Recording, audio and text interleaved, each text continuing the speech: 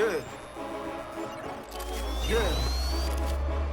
Hall of Famer, how did you not know? Championship, about to win a Super Bowl. Fans in the stand, love it when I'm in the dome. Touchdown dance, celebrating cause I'm home. Fleeks on my feet, running routes all day. Shotgun, wildcat, I know all the play. Could've been a quarterback, just put me in the game. I was born a champion and I just want the ring. MVP, I'm the best on the list. You can join the team cause we headed to the ship. Hey, you looking at a champ.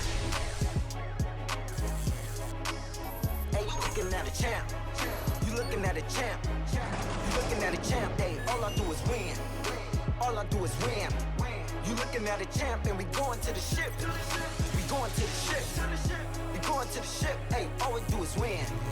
You looking at a champ. You looking at a champ. Hey, all I do is win. You're looking at a C-H-A-M-P. Every time I do it, make it look easy. Better be prepared when you come for me. Don't talk me to death, you know that stuff cheap. I go hard on the west, I go hard on the east. It don't really matter either way, I'ma eat. You know I do numbers, 1, 2, 3, count on me like work easy. I can do it in my sleep, I do not know defeat. Championship rings on my hand, go bling in games when I please. Good night, R.I.P. Ain't no OT. You are not a champ, boy, you don't wanna be. You looking at a champ. You looking at a champ. You looking at a champ. Hey, all I do is win. All I do is win. You looking at a champ and we going to the ship. We going to the ship. We going to the ship. Hey, all we do is win. You looking at a champ. You looking at a champ. Hey, all I do is win.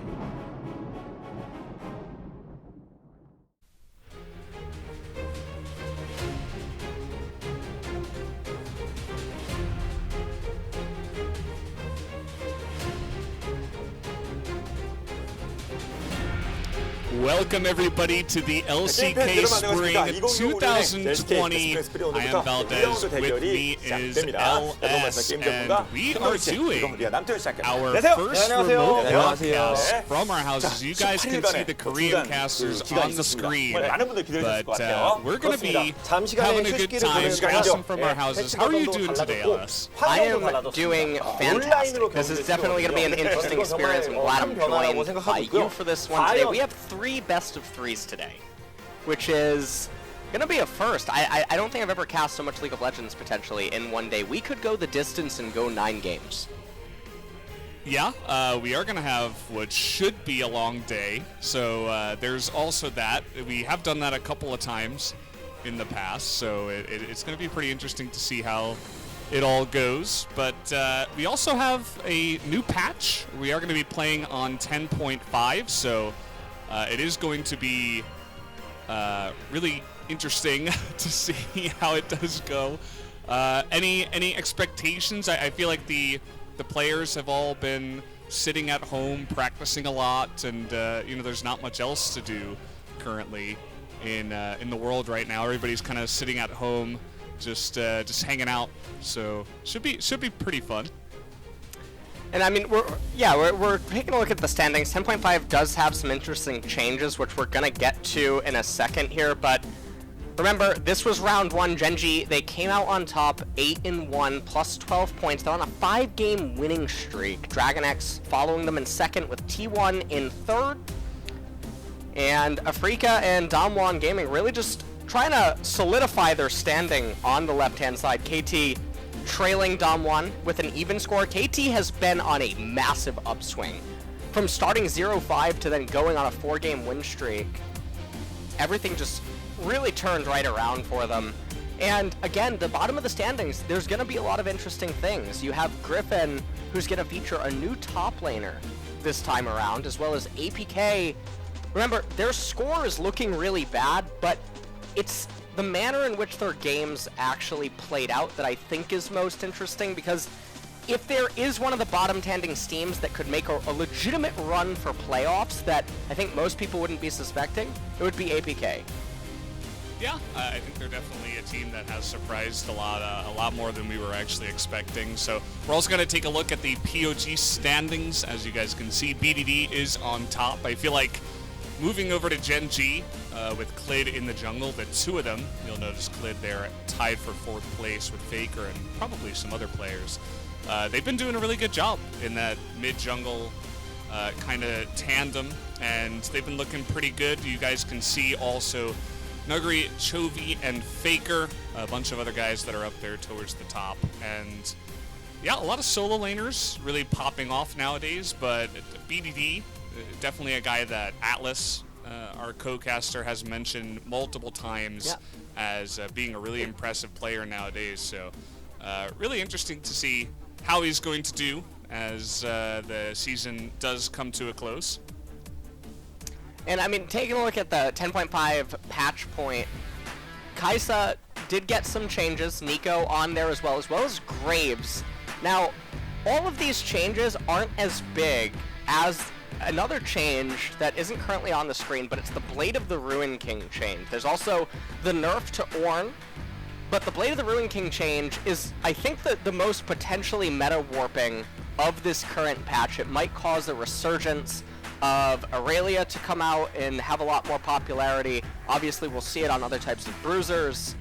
And other than that, I mean, Ornn probably still should be a meta mainstay in patch 10.5. Graves, while he has been popping up in solo queue popularity in the West, not really so much inside of Korea. The Nico change doesn't really do enough for her. Kai'Sa is a champion that is on the rise, though, in the AD carry position. Yeah, we're taking a look at more of the changes here. I like the little captions that we have. Sit up and flex is not easy anymore. For Set, we were talking about Ornn there a little bit, and the Korean for the Graves is also funny, where it's like, even if he gets buffed 6 times in a row, you're still not going to use him. So will be interesting to see if they do pick up some of these new picks. Obviously, some other buffs and nerfs along the side, but generally small stuff that we don't really take too much notice of. Obviously, a pretty big patch in terms of the amount of changes, but as you were mentioning, the effect, the actual change of the game that we will see from those nerfs and buffs will be interesting to see. Yeah, I'm looking forward to seeing how these two teams are going to adapt. Finally, on our screen is the top lane significance. This is the change to the Hydras, as well as the turret plating is another big one. That does mean that the Demolish Rune also gets some added effectiveness. Blade of the Ruin King, 8% to 12%. It's really, really big. Depending on what kind of bruisers we can end up seeing, I think that's going to be the most formidable change. Obviously, the change to the support items is also nothing to really scoff at in terms of they removed it so that you can't have the supports that just go into mid or top lane, buy the support item, and then sort of cheat through laning phase like before. The tribute procs now require a nearby ally. Yeah, and you can see some of the other changes down there, like some changes for the boots. I don't think they're going to make too much of a difference, but it could affect, especially with the mobility boots, junglers and their timings on when they do pick that up. You know, they might have to clear an extra camp, or they might have to stay out on the map a little bit extra. Maybe we'll see some more Swifty boots, as they have gone up, I think it was 5 MS, but either way, pretty interesting to see all of those changes. And for you guys who are joining us a little bit late and you're wondering, why do we sound different? That is because we are casting remote. Of course, the coronavirus has got everybody kind of on lockdown. So for now, we are going to be just, chilling at home, just hanging out, me and LS, and of course, the collective at home. So I hope you guys can bear with us during this hard time, and we can have a fun time finally getting back and watching some Korean League of Legends. Yeah, absolutely. As we take a look at some of the points of the match, LCK is back after a 19-day hiatus. It was a really long break, and obviously this is because of the coronavirus. It's affecting everything worldwide, and almost basically every country. It's having an influence to some extent. Second match point, 5 loss in a row versus 5 win in a row. Each side with the opposite momentum. Will the break turn the tide?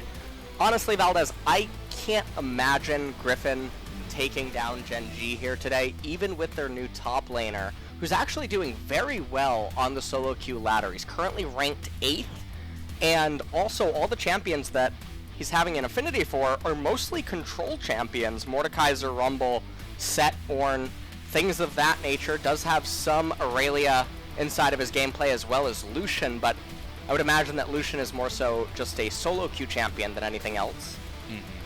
Yeah, I mean, if he comes out here against Gen.G and pulls out the Lucian top, that would certainly be making a statement, maybe something we can look forward to, but as you mentioned, a little bit less likely compared to some of the other choices. You guys can see the difference when it does come to the stats. Obviously, Gen.G, probably alongside T1 and Dragon X, known to be up there towards the top, but Gen.G currently does hold that first place standing, and their stats absolutely back it up. You know, sometimes we say the stats don't matter as much, but when it comes to these two teams going head-to-head, first against 10th, definitely is going to mean something in this matchup. Really is, and here is the new top lane substitution being shown on your screen. Hoya is going to be up there in the top lane along with Tarzan, UCal, Viper, and Irove still. And some people, they might be wondering, doesn't Hoya's name seem awfully familiar to the Jax god? No, that's Hushin Huya. That is a different, it's a different person.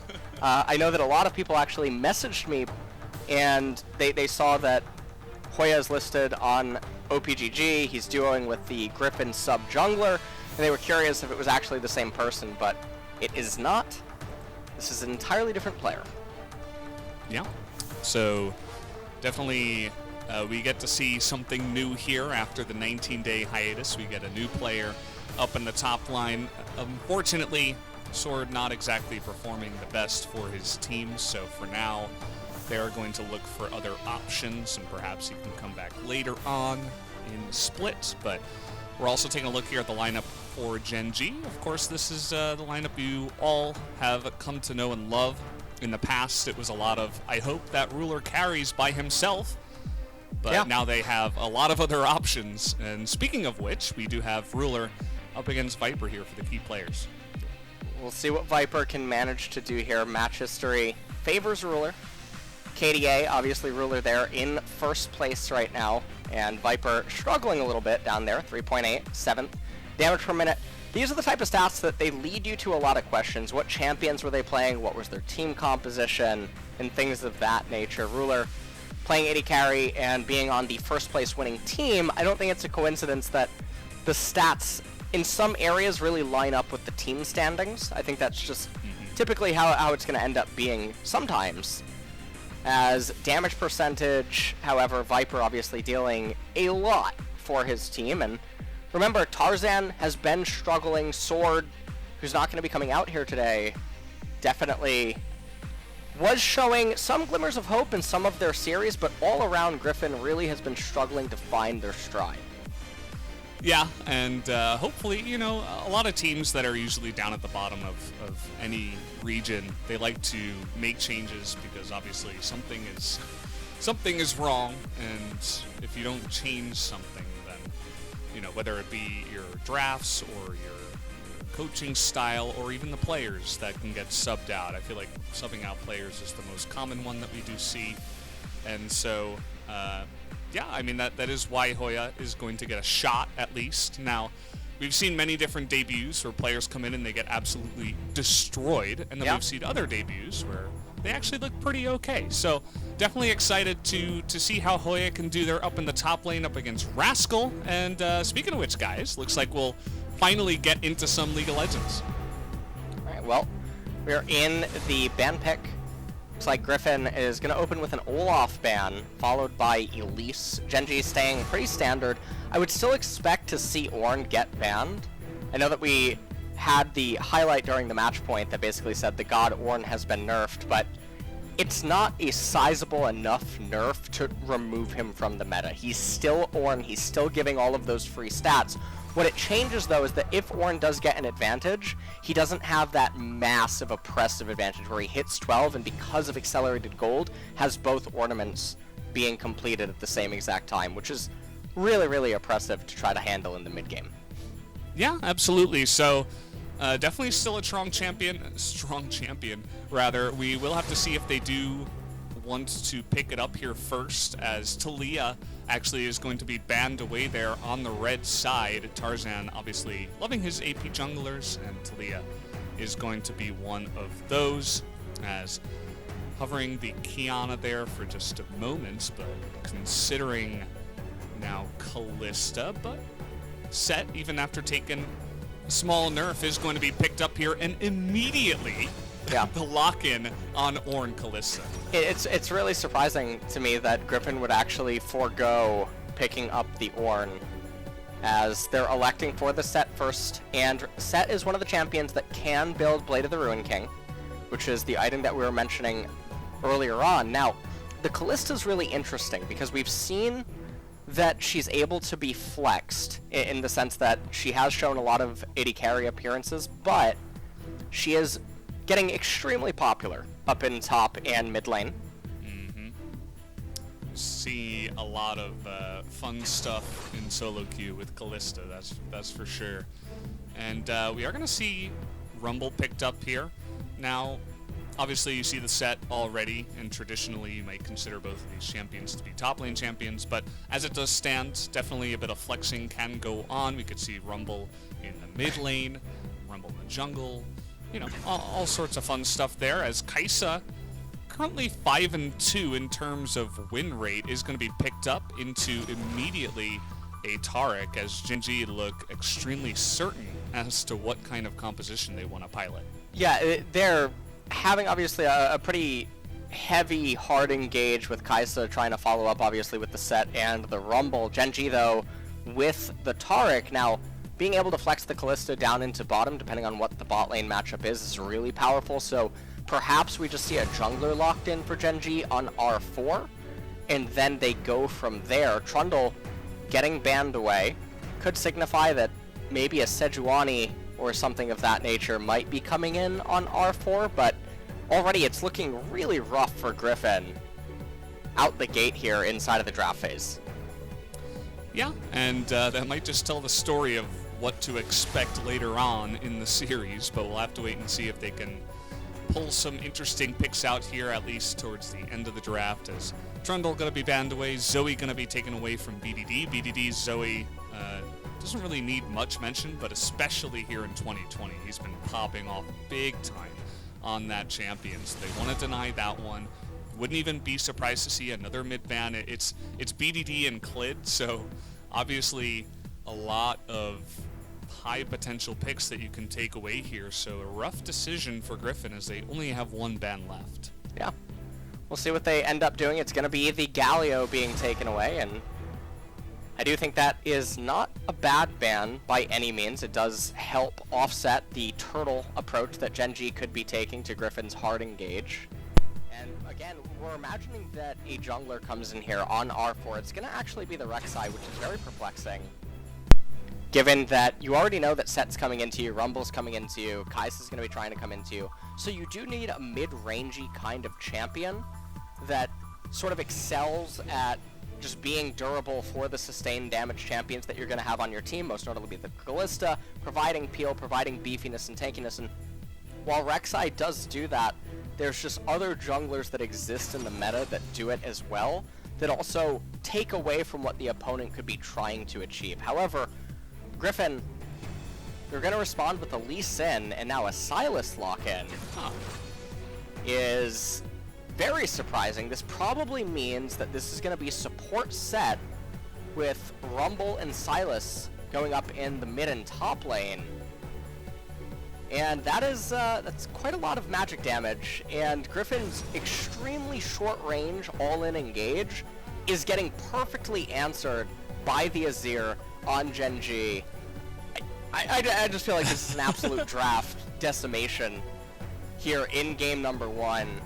And Griffin, I mean, they just kept walking into it from their B1 pick to the follow-up commitment after seeing the Ornn and the Kalista so early on. They just kept going down that road.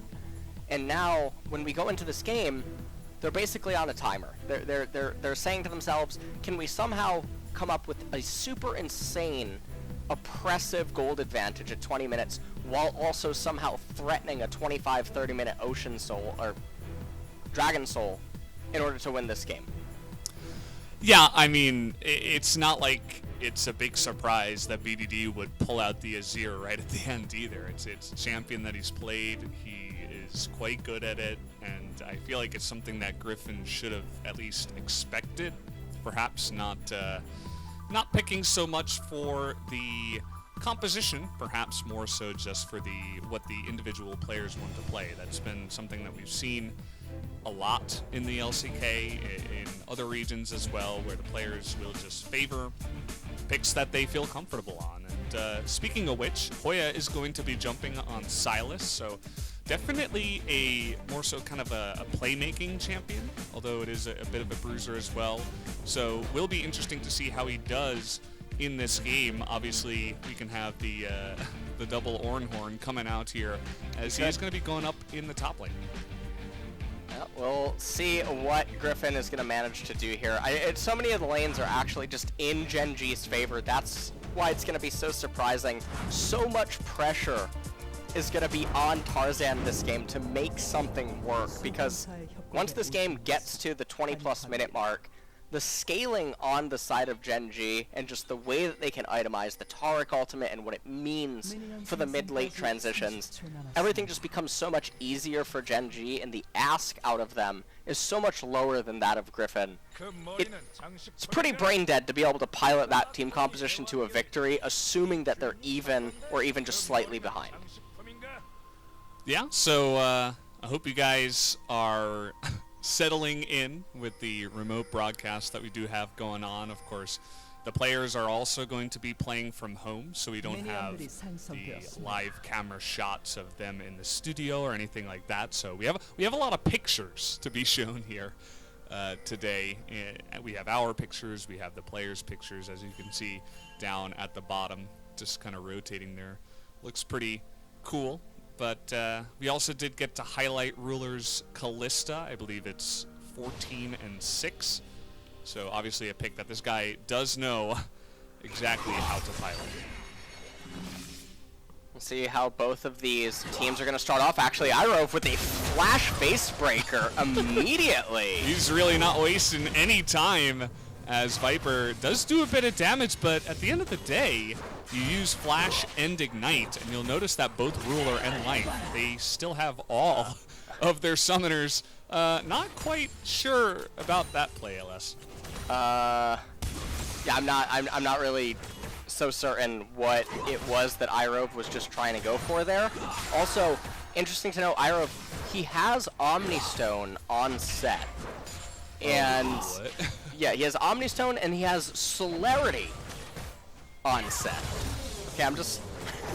You think maybe he I'm pressed not the trying wrong to criticize button? runes, 2 minutes into the game, but we do have something that is definitely going on here. It's very peculiar. Also, we saw that Rumble had the Scorch in the mid lane, but Rumble versus Azir, it's never really a lane that you can find a kill in, and Irove is just continuing. Oh, no. Yeah, I mean, he is the set. He is going to be pretty tanky and take decent trades, as you can see. It looks really silly to play as well as the rune choice, but he's been able to make some of the trades work. It's just that summoner trade is absolutely not worth it in the end, as Ruler and Life, they have the sustain with the tower. They're going to be able to eventually get back some control there as Clid, considering a dive up in the top side. We'll see if Rascal can land this stun, or if, okay, he's going to get the knockup first into the double knockup, and just like that, not even going to go down here. Rascal takes an extra turret shot, but it just does not matter, as that whole wave is going to be missed as a counter dive in the bottom side. The teleport is going to come in, and it's traded back by Gen.G, so a 1-for-1 down in the bottom side, although they did have to expend their teleport.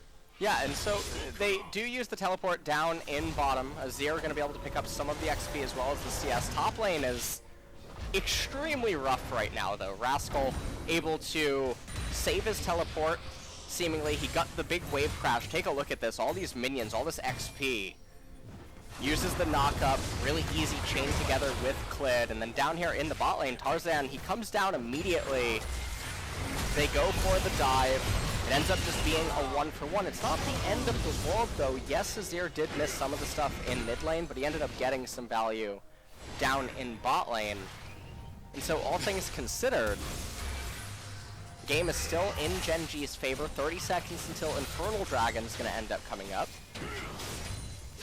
Yeah, that is going to be the first Drake of the game, so that will, of course, improve our chances at a Cloud Drake Soul, if that does come along here. As Irove is, I feel like, he like picked the wrong runes, and he's like, you know what? I'm just gonna roam. We'll see how that works. As he's got Hex Flash, and I mean, ganking in Azir is not an easy feat as a set, so really kind of confused about what some of the plays are that he's trying to make.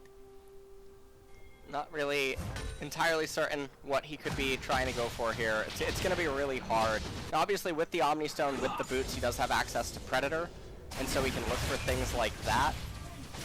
But really, all of these lanes on Gen.G are really, really hard to gank unless the laners make massive mistakes, and that's part of what we were trying to talk about earlier on outside of the draft phase, where the laners have to really manipulate their lane states to be favorable for Tarzan, because if they just continuously go even and coast into the mid game, they're going to be at a massive disadvantage for all of the team fights that end up breaking out.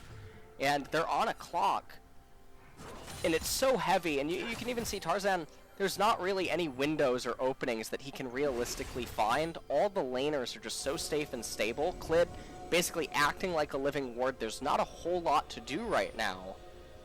And so if you're Gen.G, you just want to make sure that you locate Lee Sin, keep tabs on his CS count, know what camps he does and doesn't have available, and then just play around that endlessly. Eventually pick up maybe the Infernal Dragon, like what Clid is trying to solo right now. They have really good priority in mid lane and bot lane. They're going to be able to achieve this.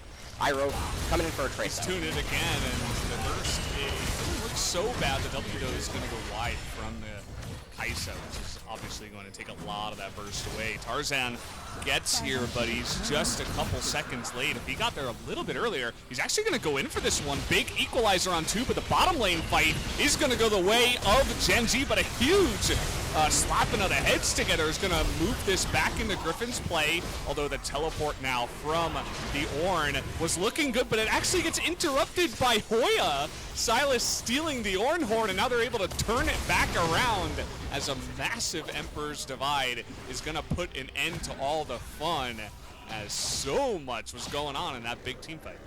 Yeah, and at the end of it, I mean, Gen.G, they got the Infernal Dragon to conclude everything here, and while a reset does end up occurring, nothing super meaningful ends up happening for Griffin, and so it's going to ultimately be a pretty big loss for them.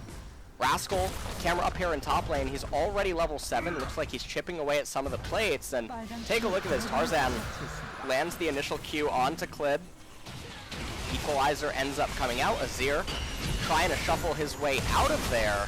Clid barely getting away at the very end. Life also managing to sort of get away. Hoya cancels the teleport that was coming out from Ornn, stealing away his Ornn horn. Yukal trying to get more damage, flashes to try to get something to happen, but then the Shurima shuffle pushing him back.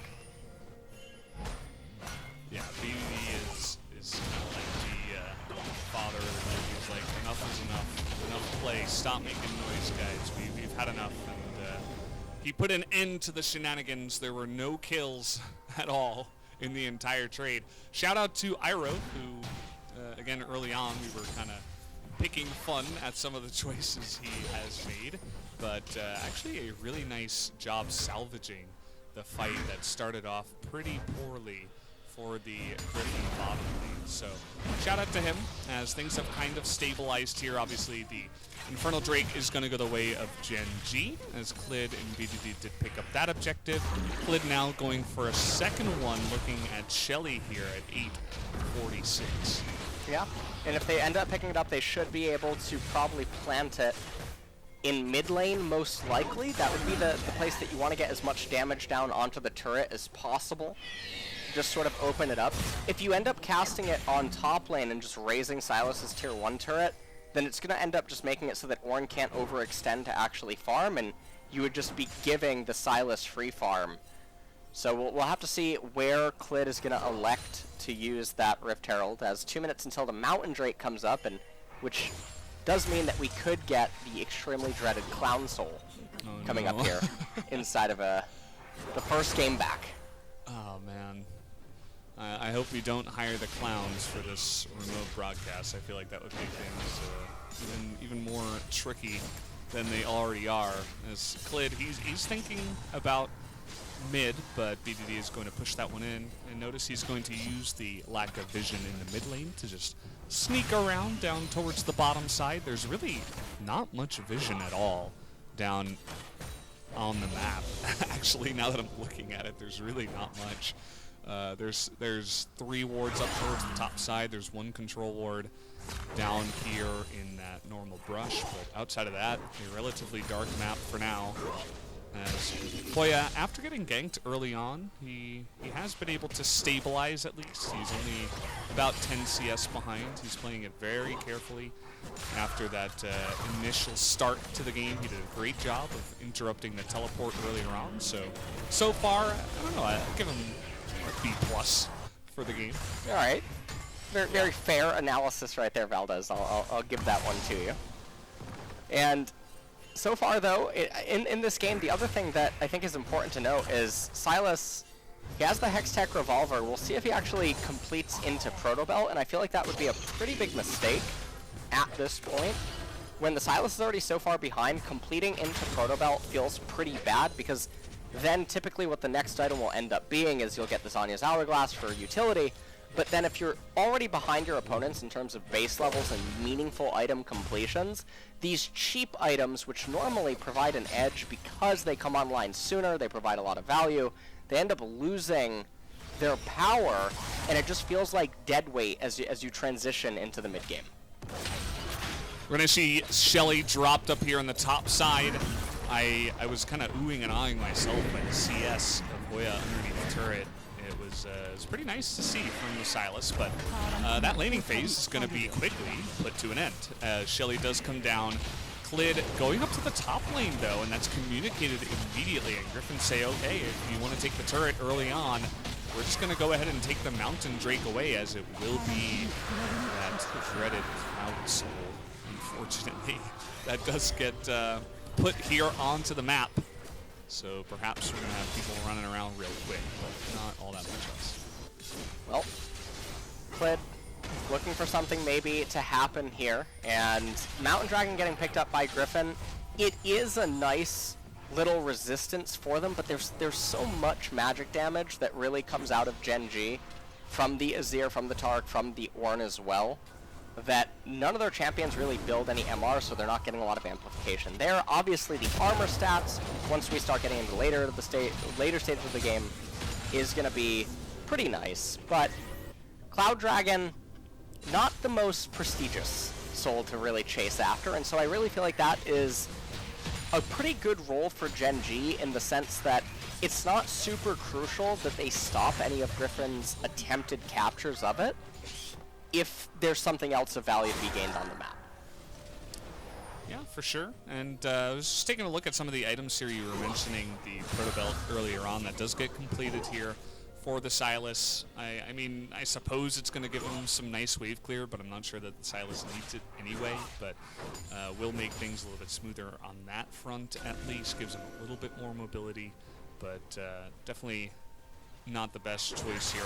But I did want to bring your attention to the mid lane of Griffin. He's built an Oblivion Orb and then went straight into a Ruby Crystal. You think maybe we're going to be avoiding some Relanonicons today? I think that probably could just be a Haunting Guise getting built second, and then probably going into Leandre's Torment after that. Just sit on the Oblivion Orb with the Stork Pen Boots to get the 33 pen. And other than that, though, we definitely are back to literally can't kill Valdez. I have missed this. I saw some comments about it. Okay. Tarzan, you okay over there, buddy? He wanted to actually be like one of the in the movie, right, where the monkeys are like swinging on the vines. Yeah. That's actually exactly what Lee Sin just looked like right there. He was swinging through the jungle. It looks like he was sucked through a black hole or something. Yeah. He went from all the way on his side of the jungle to underneath the turret in under 2 seconds, just like going for a crazy ride. So he did get out alive though. So I suppose he's watched that Interstellar movie more than once. Knows how to make it through that black hole.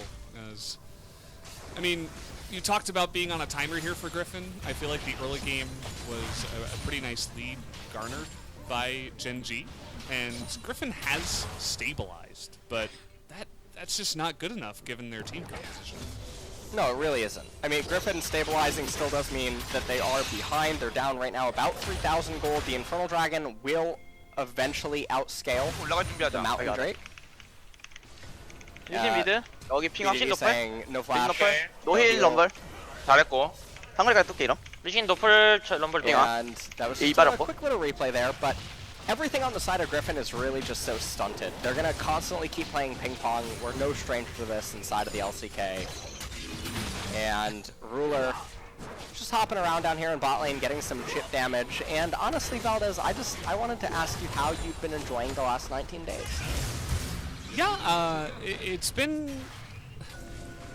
I can't really say that it's changed my life all too much, to be honest. Like, I'm absolutely, a gamer through and through, and a lot of my time was spent out indoors, rather. In the past, I used to, occasionally meet friends and maybe take the train a little bit more often, but outside of not doing that as often as I used to, kind of just, sticking around at home, playing games, chilling out.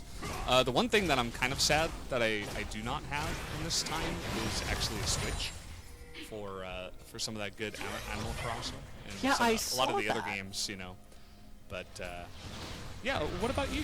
What have you been up to?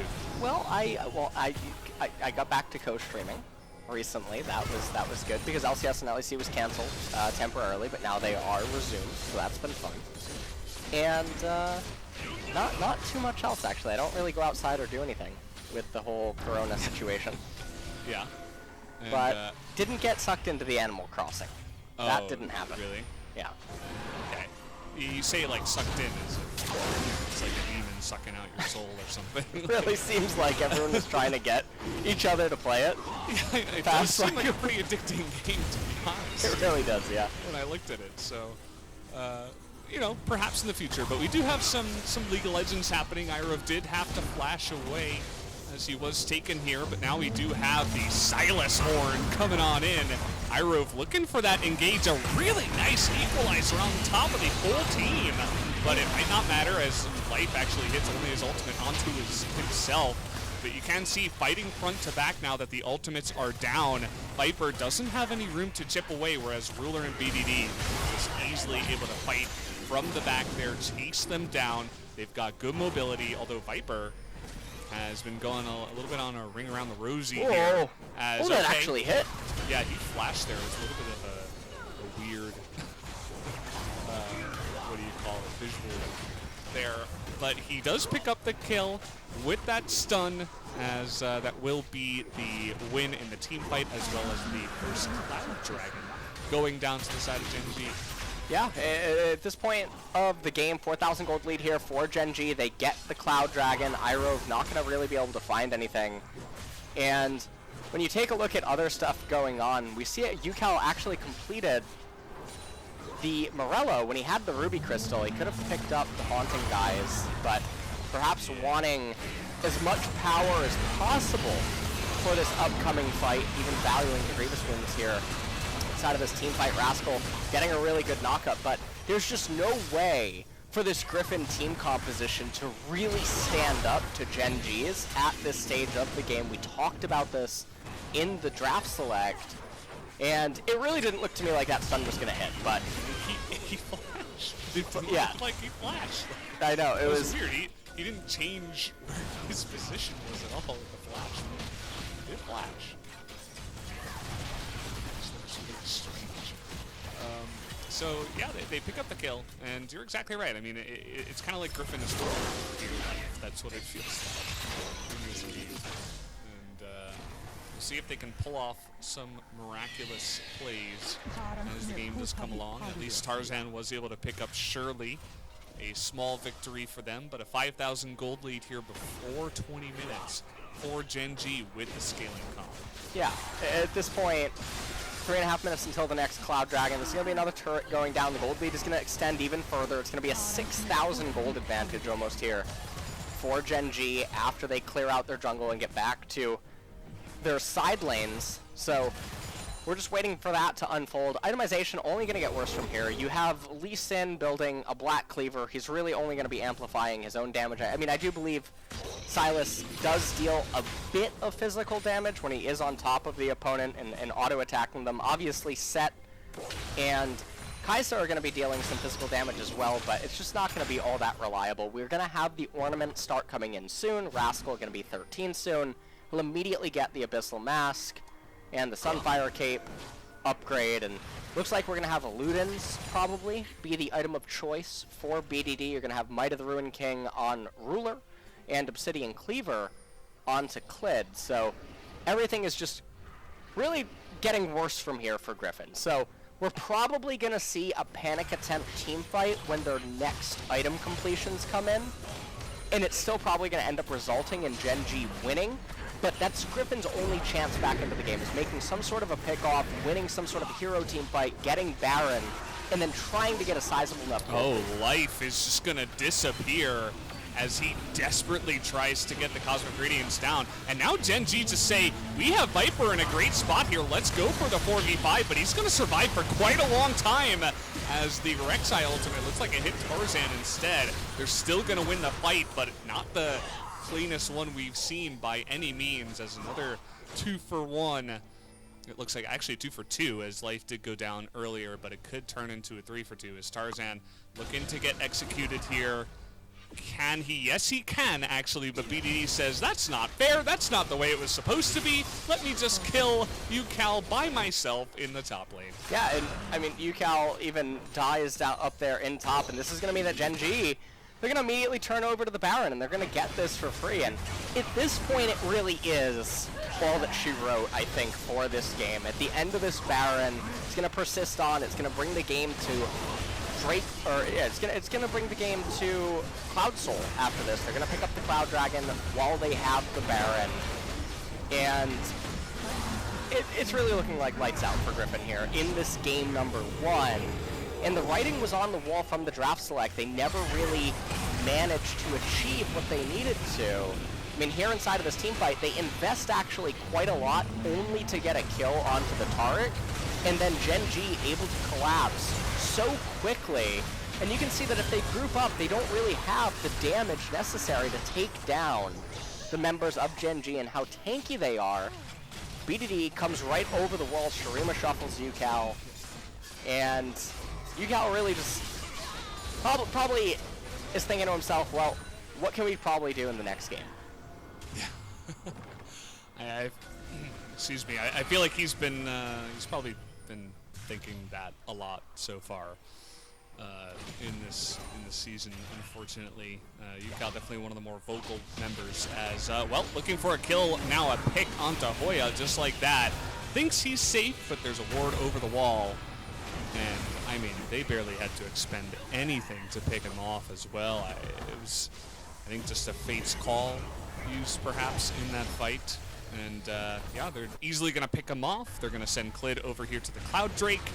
And you mentioned all she wrote. I feel like that might just be the case here, although they are going to go for one last attempt as Iroh, he's got a really nice position right now on the flank.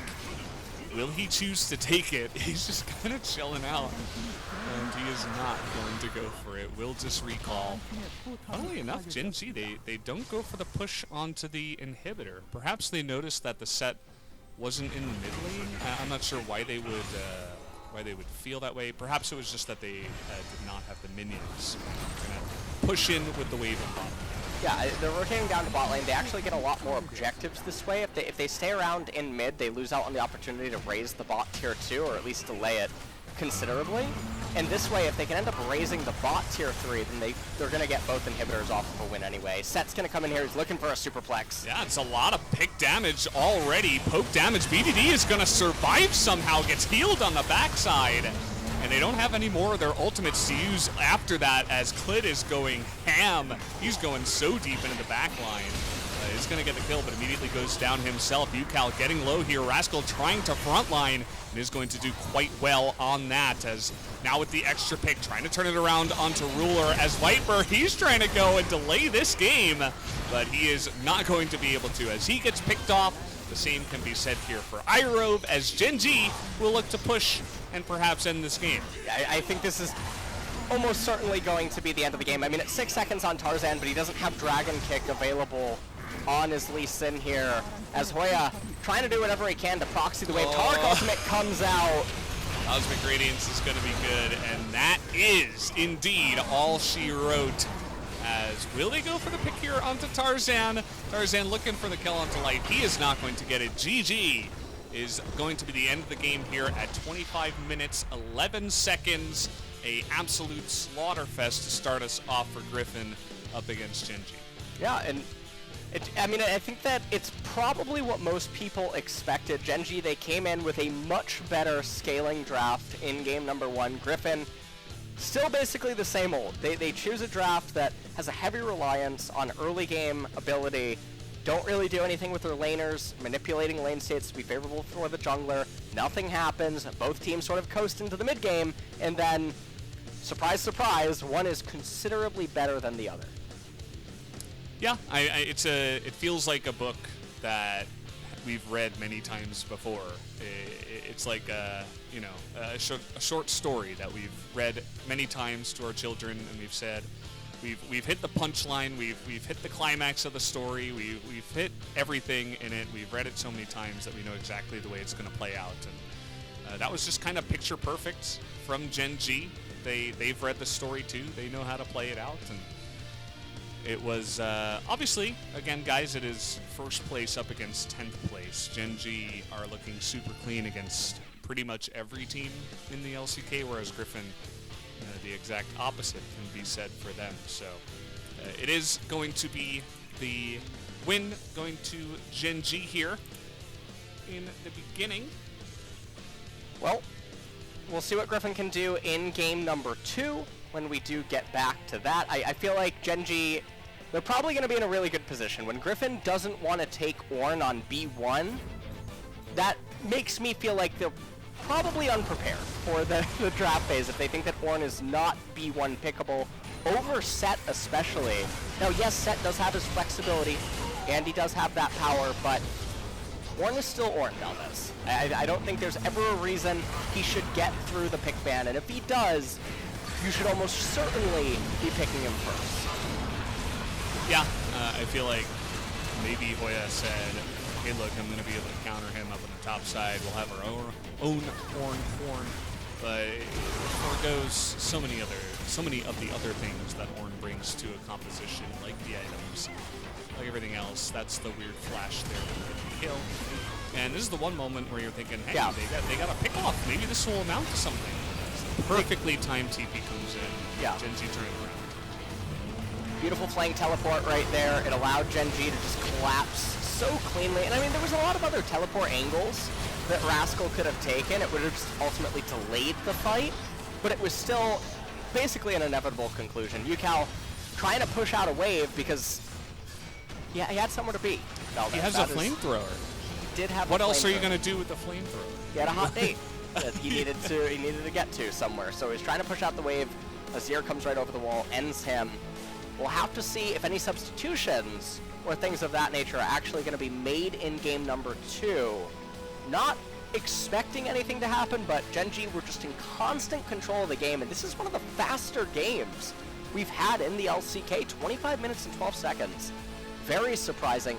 Love Gen.G's team composition, and they're living up to the hype here in round number 2, or in round 2. Yeah, they certainly looked pretty good in this game to start us off. Wouldn't be surprised if we do go into a 2-0 sweep for Gen.G, although I do not want to count Griffin out. If we do switch sides, maybe they will have some kind of tricky draft to bring into game number 2, and if you can get ahead early, then anything can happen. So we'll have to wait and see if they can pull this one back, as again, for you guys, I mean, this game was pretty straightforward. Gen.G kind of just clapping them in game number 1. But again, guys, we are doing the remote broadcast. That's why we are sitting very still on your screen right now. We are actually photos on your screen, and we're just doing this from home. We're having a good time. We're just happy that the LCK is back. Yeah, I am extremely happy the LCK is back as well. And now during the break, I'm gonna hopefully find something that isn't, this kind of mic. Okay, we'll see if that can happen. But guys, we'll be back after about 5 minutes.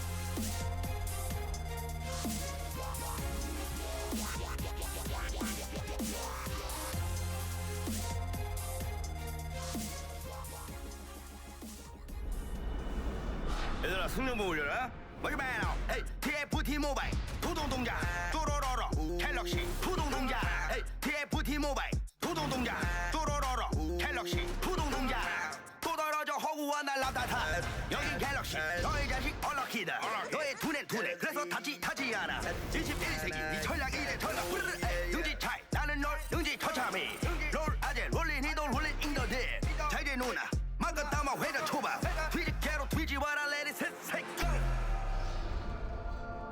에이 TFT 모바일 도동동작 또로로로 갤럭시 푸동동작 에이 TFT 모바일 도동동작 또로로로 갤럭시 푸동동작 라이어가 멋이 도동동작 에이 TFT 모바일 푸동동작 에이 온유월 서리 가득 찰롯동작 또로로로 갤럭시 푸동동작 하다 현타 푸동동작 TFT 갤럭시 푸동동작 유체 뉴 시너지 전설전자 멋이 팬츠 우주 푸동동작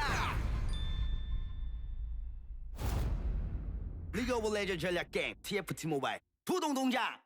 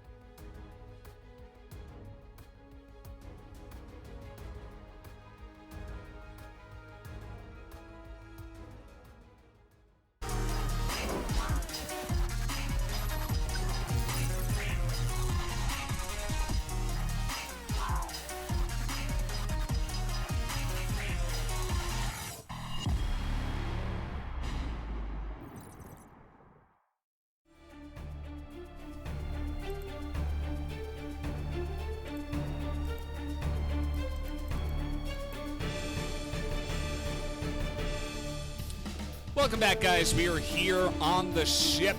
It's the waters are a little bit rough, and I'm here myself, Valdez, with lost sensitivity. How are you doing over there? Are things okay with your mic? I think I managed to fix my mic. I mean, we're obviously waiting on the verdict from the collective, but I do believe that it should be fixed now. I think I sure hope so. The collective saying it's not fixed. I mean, it sounds the same to me, so Okay. All right. we're going to go for that. Rascal is going to win player of the game. He did have a bunch of great play-making, how do you say that? Play makes in the game. And he did a good job on the Ornn. If I had to give my MVP to a thing that was not a player, I would have given it to Ornn, as he is the true MVP in all of our hearts.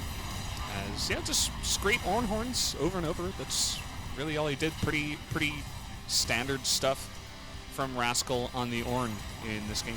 Yeah, I think he had a pretty good performance. Obviously, he was lane kingdoming his opponent up there in top lane. Hoya not really having the best debut here inside of the LCK, and it was a tall ask for him to come in here. He's replacing Sword. I think a lot of attention on him coming into this game, and just a lot of stuff is going on that really is sort of outside of his control, but he did have a rough lane phase there, and so we'll see what can happen in game number 2, where hopefully Griffin can find themselves with some better matchups, because game 1 was really a nightmare, and it's pretty hard to imagine what would be going on. Yeah, we're taking a look here. At least I think you guys can see it. We can see it. The player of the game, 5 out of 9, was votes for Rascal. And yeah, I was the only person who ended up voting for Clid in that game. I feel like he did a good job with the ganks and just getting the ball rolling for the team. But definitely Rascal and even BDD, the second most voted for player, did get a bunch of great engagements and damage down. Even the disengage in that early fight down on the bottom side was quite nice. So good stuff from all the side of Gen.G. They're going to be moving over to the blue side, and we'll see if anything changes, if Griffin can actually make the game a little bit more even in game number 2. Yeah, we'll see. Again, once we get into that pick ban. Now remember, these teams are also playing from their home, so this is going to be where they're assumed most comfortable. And so that's always going to be really interesting, especially as we see more teams play now in the LCK. I believe it was Nuggery talked about how Damwon always performs really well in scrims, and maybe that's due to like the comfort of being in their own home, their environment, where they play solo queue all the time, they play the scrim. So it'll be really interesting to see if there's any sort of major changes with teams as the split now draws on, and assuming that it continues to basically only be played online. Yeah, I mean, the way things are going around the world, things are kind of stabilizing here in Korea in terms of the coronavirus, but everybody's still got to be careful, so I wouldn't be surprised if we're doing this for quite a while, as, yeah, we're going to be going into pick ban now for the second game. Of course, Gen.G on blue, Griffin on red, and it'll be interesting to see if Griffin leave up the Ornn, because that was a huge thorn. Get it? In their side. Yeah, that was very funny. That was actually really funny, yeah. They're actually going to ban it themselves. Didn't expect that, but I suppose they say it's not first pickable, or we just want to first pick something else. Well, let's see if maybe they have their sights set on a different kind of B1. Maybe it's going to be the Kalista, and it is going to actually be that Kalista. It's going to get locked in there. Now, again, this is a triple flex champion. It's able to go mid, able to go top, able to go bot lane as well. As Griffin now, they're maybe looking to neutralize it, and Hoya is, honestly, he's talking a little bit of smack right there with the Teemo hover.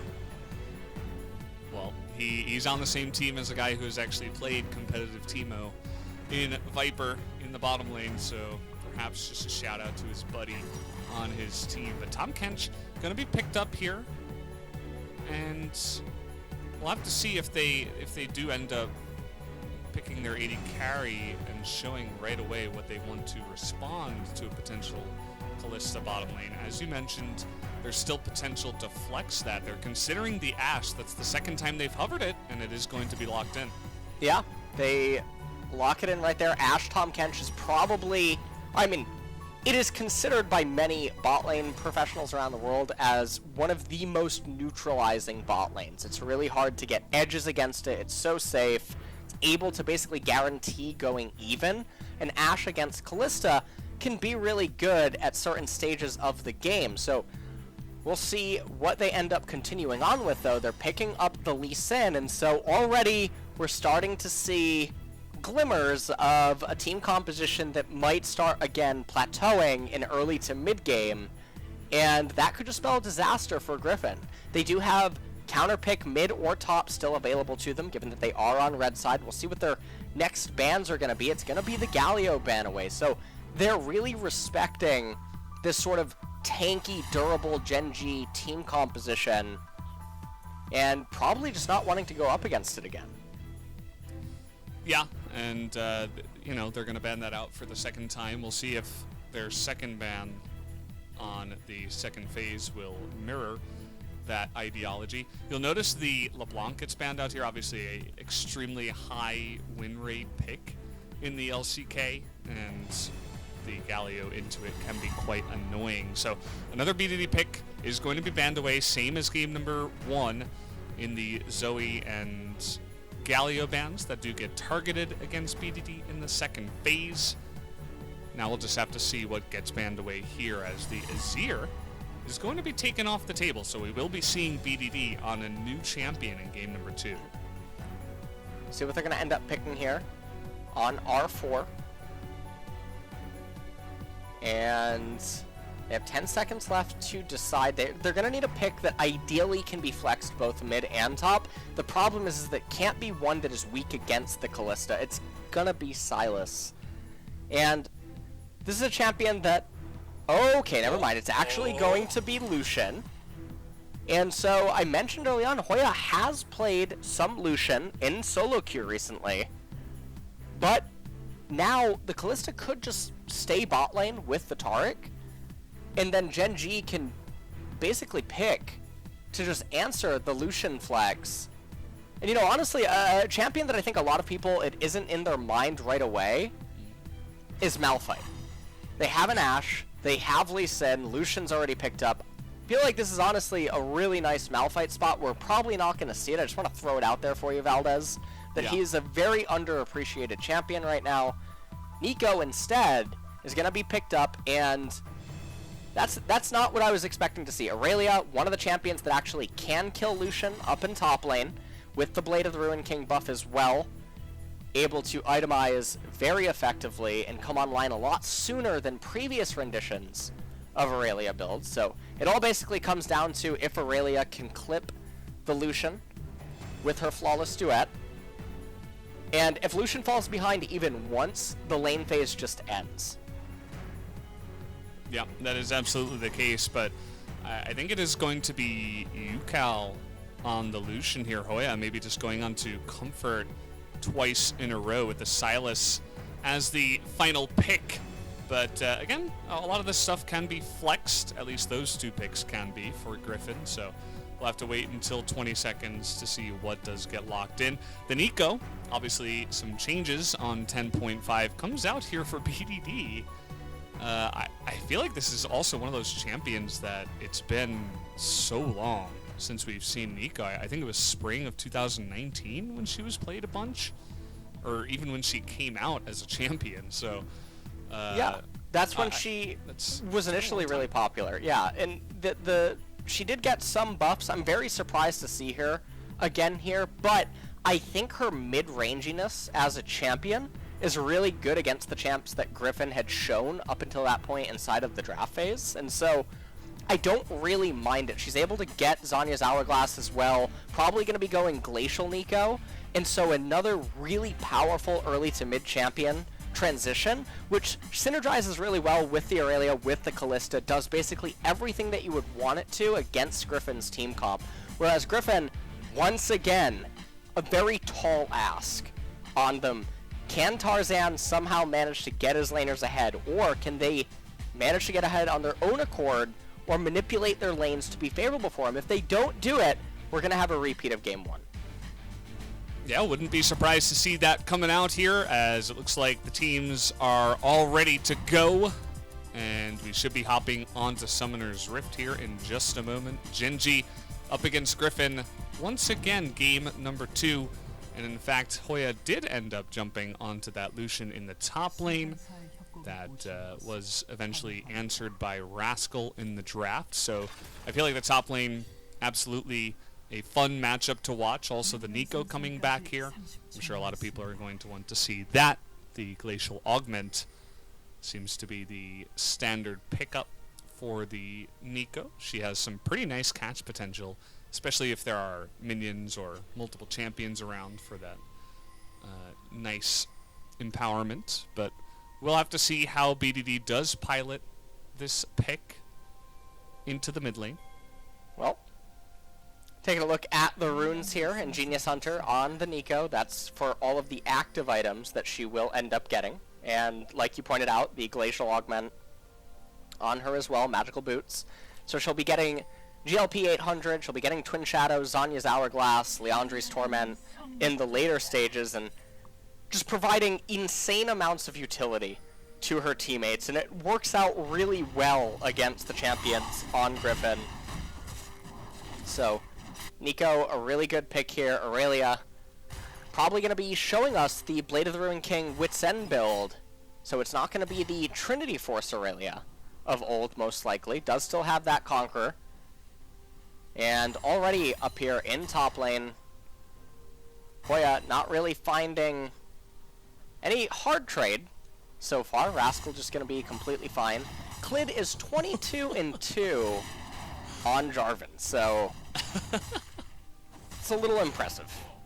I see those stats and I just think to myself, how is it even possible? Like, the amount of great teams and players that Clid has played against, and he's still able to have a 91.7 win rate. It's just unheard of. I mean, it's like he's better on the champion in competitive than even what anyone can do in solo queue. As I suppose that's not the most fair comparison. The solo queue, there's a lot more variety, let's say, with some of the teammates that you can pick up.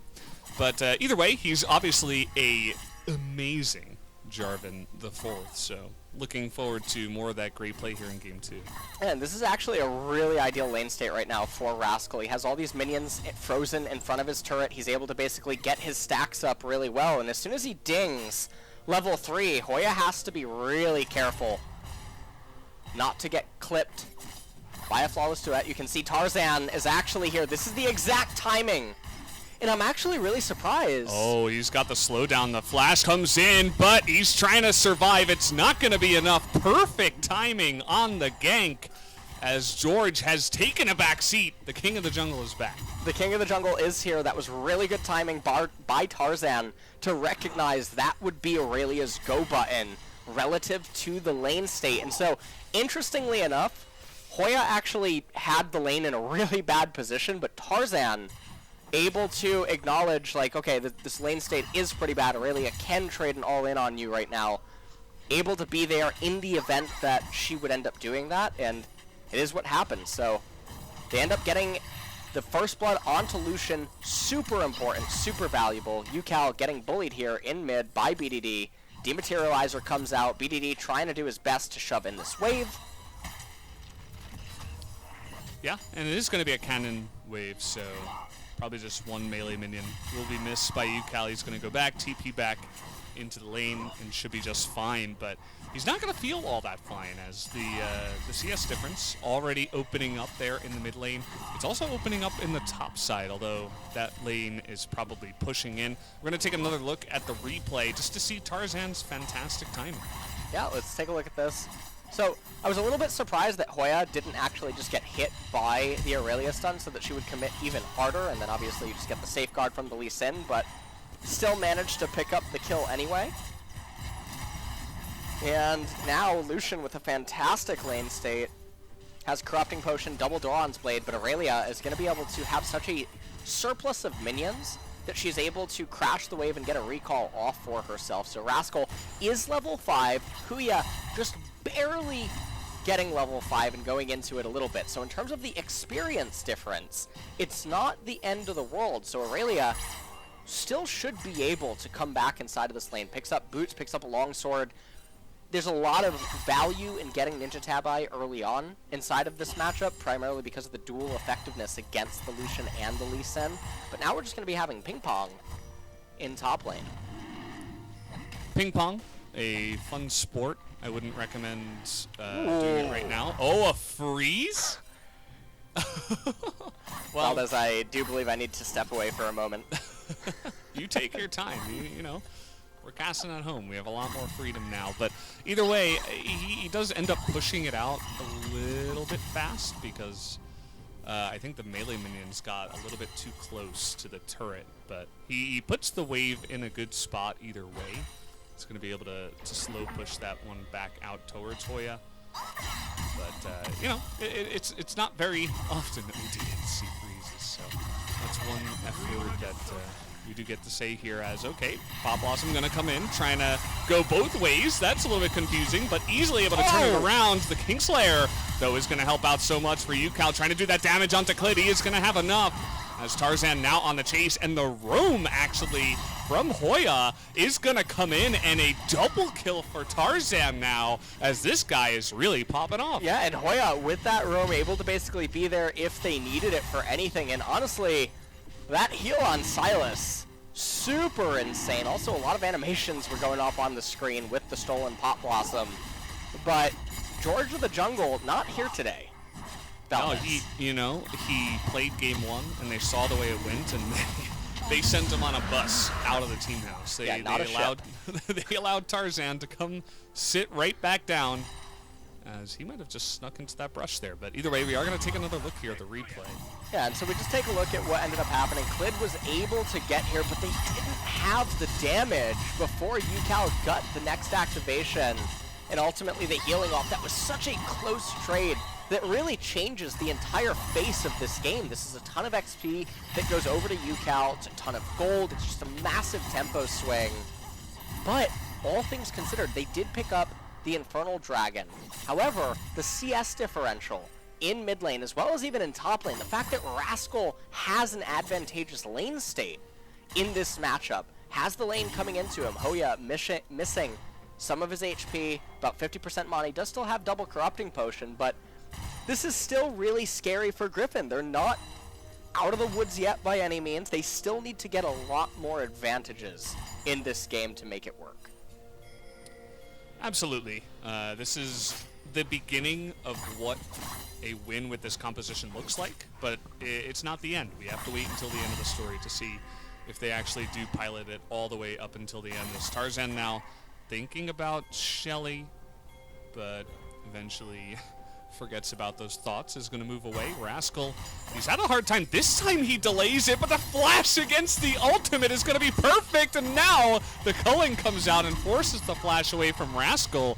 Great just individual mechanical play there from Hoya after Rascal tricks him. Just a absolutely awesome display of League of Legends. Yeah, and Hoya manages to outplay that.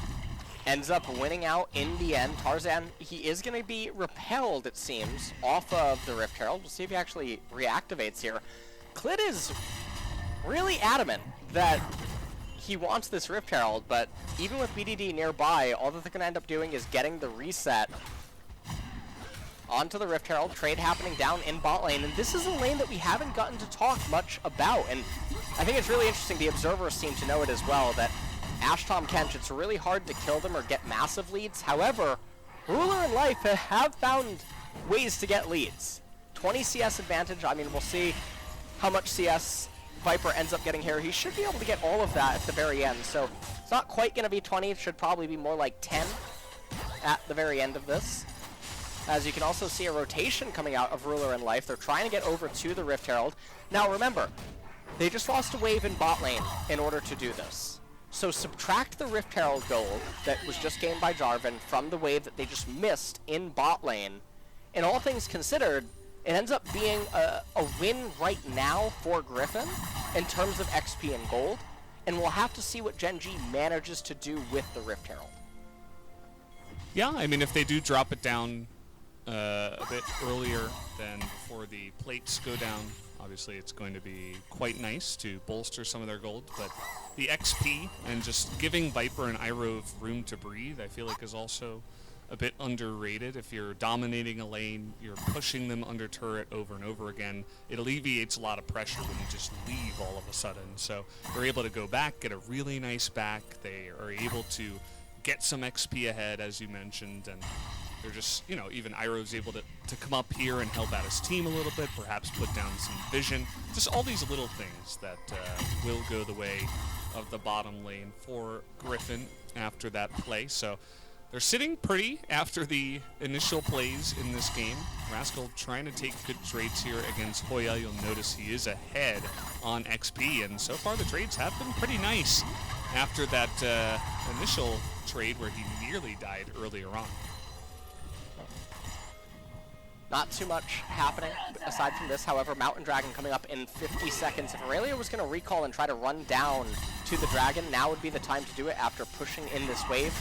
Double Bilgewater Cutlass and Berserker Greaves on both of these 80 carries right now. Ruler and Life are the ones with priority. Tarzan up in top lane.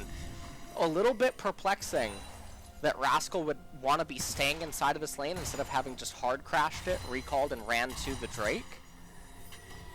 And so we'll have to see how this all plays out now. Silas has the Proto Belt complete. GLP 800 still going to take a little bit more time. You can see UCal being very respectful of Nico inside of this lane. Tarzan in somewhat close proximity to mid. We'll see if they're just going to rotate and try to immediately take this. This is really scary. Silas is very strong. And they are going to go for the root first, saying that's the way they want to go for it. And it does land. Clid, though, stuck in here trying to bait UCal into the fight.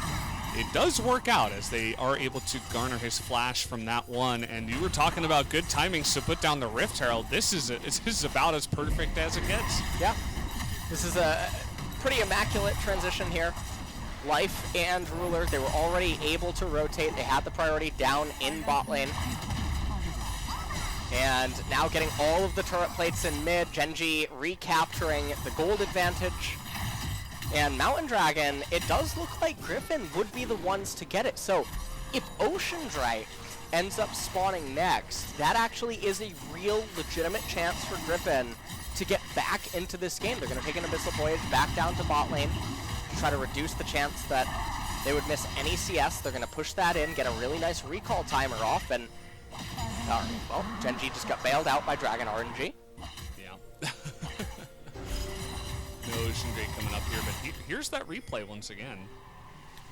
And the replay, Nico just with a really good setup initially. UCal and Tarzan were both approaching that blindly. UCal not able to really do anything. He ended up getting the Cataclysm off of the Jarvan. And so now, meanwhile, up here back in top lane, Rascal, he has yet to lose a turret plate or anything meaningful. And so, all things considered, yes, Rascal did die. Yes, First Blood did go over to Hoya. But, meaningfully, nothing was really achieved. And so this Lucian is going to probably feel like a bit of dead weight once we now transition out of early game into mid. And things are going to start getting a little bit rough. Griffin, they started off fantastically. Tarzan was basically getting everything going. And laners weren't able to really do too much off of the small victories that they did get, and they just got slowly outplayed. So Gen.G, they find themselves in a really comfortable advantage right now. Yeah, that's what I was talking about. You know, they can start it off well, but if the story falls apart halfway through, it's not going to be looking too good. As looking for that stun onto Hoya, he's not going to dash until the end, and you can see that I think Clid was waiting for it, but kind of a mix-up in terms of the mechanics there from Hoya catches him off guard. So Tarzan, or not Tarzan, Jarvan, I suppose those two words are kind of similar. He's just going to kind of AFK up there and then go for a recall. And I really like the story that Gen.G was telling. It basically making it look as much as possible like there's no way that Clid is actually here. With the way that they've been playing the lane out, the way that they just moved all together, the way the combo came out, etc. Probably not very believable that Jarvan could be here. Now, Hoya could maybe think that Jarvan is around now, because so much time has transpired, they don't see him anywhere else on the map. Okay, you finally went for it. There's no stun available, but we do have that ultimate out of the Aurelia, and that is going to be enough damage that comes down onto Hoya. He decides, what is Flash? I don't need that. I'm going to die anyway. And so he doesn't bother to use that summoner, and he will go down. And I suppose all of that AFKing and waiting around actually turns out pretty nicely for the top lane. Yeah. And now Aurelia really far ahead of the Lucian, all things considered. Rascal gonna shove in this wave. Hoya does not have teleport available, so it's gonna be Tarzan that's left to pick up the remnants of the wave. Sylas in mid lane not really able to achieve all that much. Shirley is available for whichever team wants to capture it. Clid as well has a full camp, or basically every single camp is up. He's able to just transition right now into full clearing, and this is where the game can enter a lull state if Gen.G wants it to. There's no more turret plates, there's no meaningful objective up. Sure, Shirley is available, but what does that really mean when all the turrets on Gen.G are full health? It is so hard for Griffin to siege a turret. How can they do that? With a Lucian, an Ashe, a Sylas, Lee Sin, and a Tahm Kench. How can they actually split push when their split pushers lose to Aurelia at this stage of the game? There's just not a whole lot of options for them, and they're going to eventually just be reduced to shooting Ashe arrows and pray. Yeah, and we have seen that before. It doesn't tend to work out too well in the LCK when we do see these kind of compositions get behind, but you're absolutely right. I mean, highlighting that Aurelia pick up against the two split pushers, she's going to be really good against both of them. As 큐 있지? 대답을 해줘. 큐 있어. 핑 하나 줄게요. listening in. 여기 있다 얘네. 나이스. 대답해줘 대답. 대답 잘해줘. 의장 풀 Answer well or something like that. Probably mishearing that. The voices were very low in my headset. But either way, a big nicer comes out from the side, and that's all you guys really do need to know. As, yeah, they take the bottom turret. They have this Aurelia that was a response to both of the split pushers that were shown before the Aurelia was even picked. And then they say, well, let's just sit back and hang out and scale up. And you know what? I can think of no one more I would rather sit back and hang out with right now, Valdez, than the collective. You probably thought I was going to say you. No, so I was leading you on right there. I knew absolutely you would never say that. I've known you for a long time. I've heard that one before. Didn't catch me off guard this time. But, not a big deal. Yeah, we got the collective. That's all we need. And yeah, looking to follow up engage here. The Devourer is down, and that is when they're going to go. Just kiting down Iroh as the Fate's Call is going to come in. Life is unsure about what to do. Decides, okay, I'll just back away from this one. Perhaps calling for Rascal to rotate from the top lane, but he never actually did. So ends up not amounting to too much, but now we're looking for a follow-up engage, but the Devourer is back up, but the double stun by the Taric is huge, so they're gonna get that Ashe, and they're gonna get Iroh in the backline as well. The Taric ultimate keeping everybody safe and sound, and a clean 3 for 0. Probably gonna be even more as the slow is gonna come down onto Tarzan here. Nice little kick, and actually a flash. I think he's gonna get away with the Cloud Drake Soul, as he's gonna hop the wall here. Was considering queuing back to potentially get in there. Oh, he sticks around and then he just gets flashed on by BDD. No idea why he was sticking around there. There was no way they were gonna turn that one. So essentially just gives another kill to BDD. Meanwhile, Ruler just hanging around in the mid lane, gonna take down another objective as Gen.G looks like they should change their name to GG, because that's what this game looks like right now. The double TP is going to come in, and, well, they look like they are going to get life. BDD coming on in. Not sure if they really have to engage here. Really trying to force it, but they do have Rascal in the back line, but UCal able to pick up the 1 kill, the stun. Not going to be enough. Life just barely going to survive on the backside. And that is all she wrote. So the double TP looking to turn it around quick here for Griffin. I'm really curious if they're going to try to Hail Mary a Baron capture. Look at the size of the minion wave down and bot lane. That's the iceberg that sunk the Titanic, Valdez. Okay, that is what it is. Oh no, the ship. The ship. I am not sure that they're going to make it down to that bot wave, but we see the team fight end up brewing, and the real question is, what is Griffin fighting over, right? We talked about this a couple of minutes ago. They look for a team fight here in a wide open area, and their champions aren't really suited to win at this stage of the game, so things get a little bit ugly for them. BDD comes in here with the Pop Blossom, tries to lock up and do a lot of damage, but everyone on the side of Gen.G really needed a reset. All the camps are up, they're all stockpiling a lot of gold, and so this was a really good collapse attempt by Griffin to try to get something back going for them inside of this game. They're not even seemingly going to be able to make it to Cloud Soul. They're down a little bit over 5,000 gold right now, and things are just really looking very rough if you are a Griffin fan. And if you are a Griffin fan, you're wondering, well, how can they actually come back into this game? It's going to be really hard. Again, you're going to need to pray that an Ash Arrow can remove someone of value like Ruler or like BDD, and even then, it's still kind of rough because the other 4 champions do just have so much power with each other that it doesn't exactly mean that you can go and start Baron. I'm happy that you mixed Prey into your sentence talking about Ash. Just a nice little tribute, whether you meant it or not. As of course, we miss Prey after his retirement, but Viper looking to do him proud here. We've had some nice Ash performances in the LCK, particularly Mystic has popped off on this champion earlier on in the split.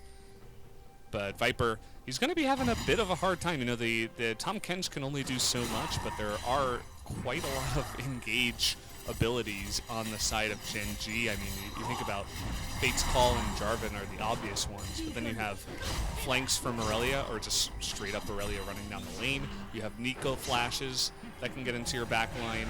It's really hard to separate yourself away from, okay, not sure about this one. They're going really aggressive onto Life, as the culling is going to come in, but okay, with the Ash Arrow, that is going to be the kill. So you were talking about Hail Marys. That's one way to do it here in this game.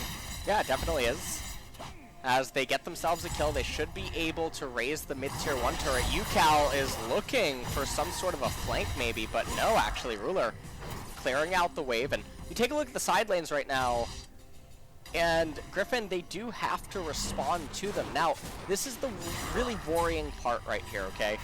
Ash has Blade of the Ruined King, and probably going to complete her second item shortly, but did stunt her build ever so slightly by getting the Executioner's Calling.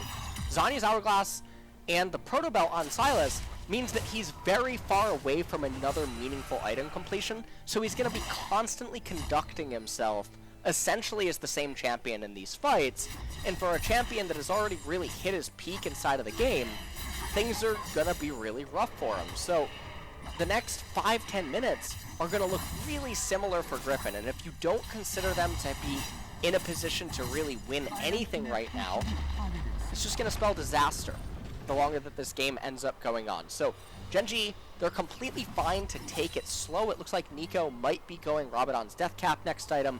They can wait for Rascal to complete his second core item. You already have the Runon's Hurricane on the Callista. I love the Frozen Heart on the Jarvan because it influences all of the champions on the side of Griffin. This is sort of like what I was mentioning in the Champion Select about how Malphite is very underappreciated because he's able to build these kind of items. He has the cripple to the opponent's attack speed and just overall mobility. Okay, Ash Arrow is going to come in. Great engage follow-up by Tarzan as Life is going to bite the dust once again. Slow's coming down onto Ruler. Has to flash to get out of that one. as finally we're talking about Ash Arrows in terms of engages. They get the 1 kill, and without the Ornn, it's definitely harder for Gen.G to force fights even when they are ahead. So it's definitely a much more effective pick, I'd say, here in this game number 2. It's right before the Cloud Drake. They're able to come on over here and they can threaten the Cloud Soul. Obviously, not the best soul in the game. It's actually the worst. But either way, it's still going to be a nice little objective that Griffin can slowly pick away at here. Yeah. So we'll see what they can manage to do. You can see Ruler and Life actually getting just a little bit over eager. An Insect by Tarzan, removing Life from the equation. And BDD just trying to slow up everyone that he can. And this game is really going a bit different than I think some people would have expected after that mid-game blowout that initially occurred. And 5,000 gold advantage here for Gen.G still. We're going to have another team fight. Yeah, they get the slow here onto Irove. He is a big boy, that Tom Kent. Do they have the damage to chip away at him? Klid is going to go deep and pick it off. Nice Cataclysm into Stopwatch in the backline, and now with Rascal here, and the follow-up engage from Klid is just unbelievable. That is going to be the sweep right there. The ace comes in for Gen.G, and they're going to win the game right now. Yeah, this is it. This is absolutely how this game is going to end, and I can't believe it. Mostly because everything was just going so slow, and then for it to end like that, not over an objective, not over anything meaningful, but just because someone was up a little bit too far, and then this happened. It's all because of Sir Thomas Kench. I think he was trying to bring him to the ship. No one wanted to go. Yeah. You know, you got to be careful who you bring to the ship. It can be pretty dangerous, and we saw that actually happen there. So GG, Gen.G is going to win 2-0 over Griffin tonight, as it is the result that we expected, but it was a couple of games that were especially clean and just quick as well. You know, you sometimes have teams that are better than other teams and they win slowly, you know, over 40 minutes, but this is kind of a new look to Gen.G, who used to be that kind of team that took longer to slowly chip away at games, but with Klid in the lineup and his Jarvan that game, absolutely should be the player of the game. I mean, they hit fast, and it seems like they're just really smart in the way they play as well. So Gen.G, clean win here tonight. Yeah, and Klid does get his 23rd win on Jarvan. And he had a really good performance. I agree with you as well. I would find it pretty hard to believe that he doesn't get the MVP performance. Upcoming Life Pog. Yeah. He was so aggressive. You know it's gonna be real. Couldn't not vote for him. Well, we shall see. Like you were saying, Gen.G, they came out tonight to I think they had much better team composition. Yes. And they piloted it very much better. You like that? I was really trying to weave that one in there. Yeah.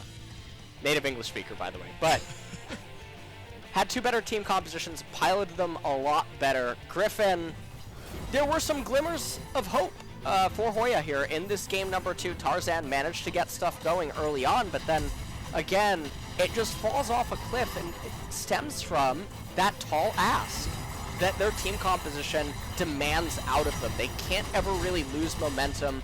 It also didn't really help that Cloud Dragon was the third one to spawn inside of the game, so it doesn't really give them an opening or a window to get to like Ocean Soul or something meaningful like that. And things just get really rough. This was right here, Yukal and Tarzan trying to approach into River, but on entirely different pages, walking at that Fog of War. They thought that they were already on the Mountain Dragon, but in the end, they weren't on the Mountain Dragon, Valdez. They were Jermaine. Yeah, you know, you're right. They thought they were on it, but they were not. And yeah, it just felt like this entire game was piloted by Klid. I mean, you watch every single highlight, actually. That was a positive thing for Gen.G. It was all piloted by Klid. His engages onto Ashe there, his engage onto Tarzan, the AFKing up on the top side that ended up being extremely worth. Nice little usage of the Nico passive there, by the way. Didn't notice that in-game, but BDD pretending to be Jarvan on the control board, as Jarvan was actually alive and in the game, but it ended up being sneaky Nico. Nice little pick off here from Griffin.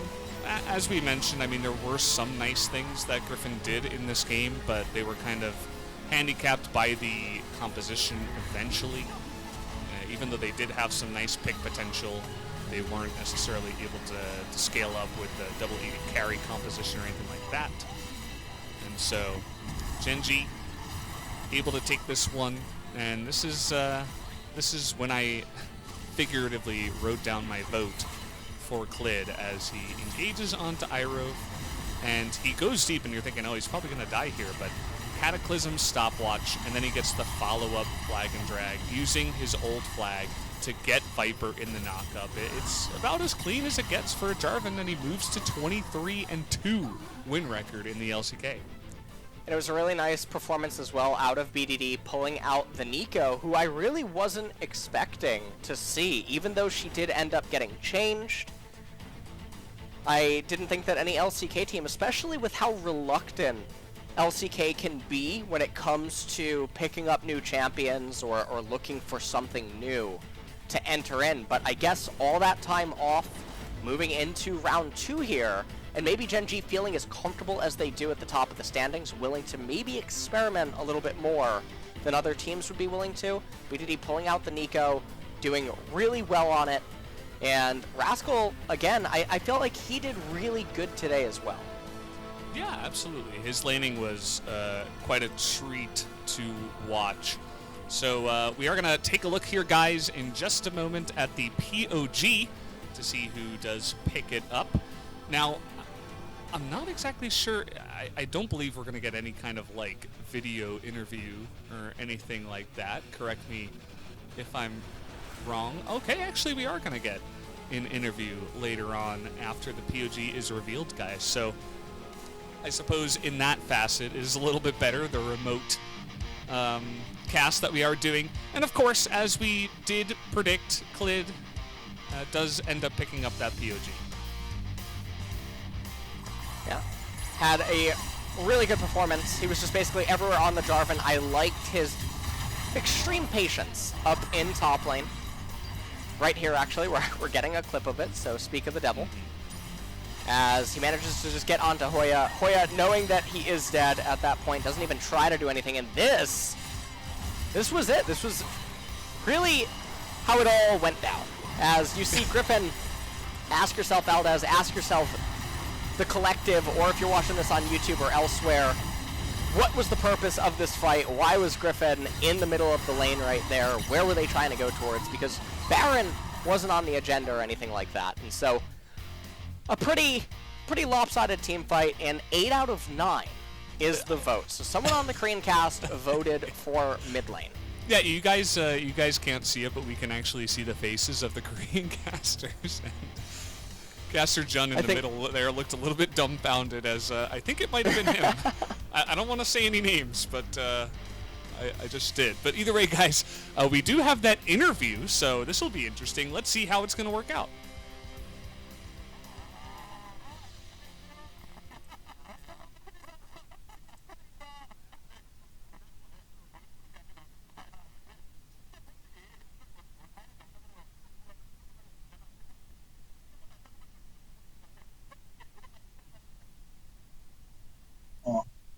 안녕하세요.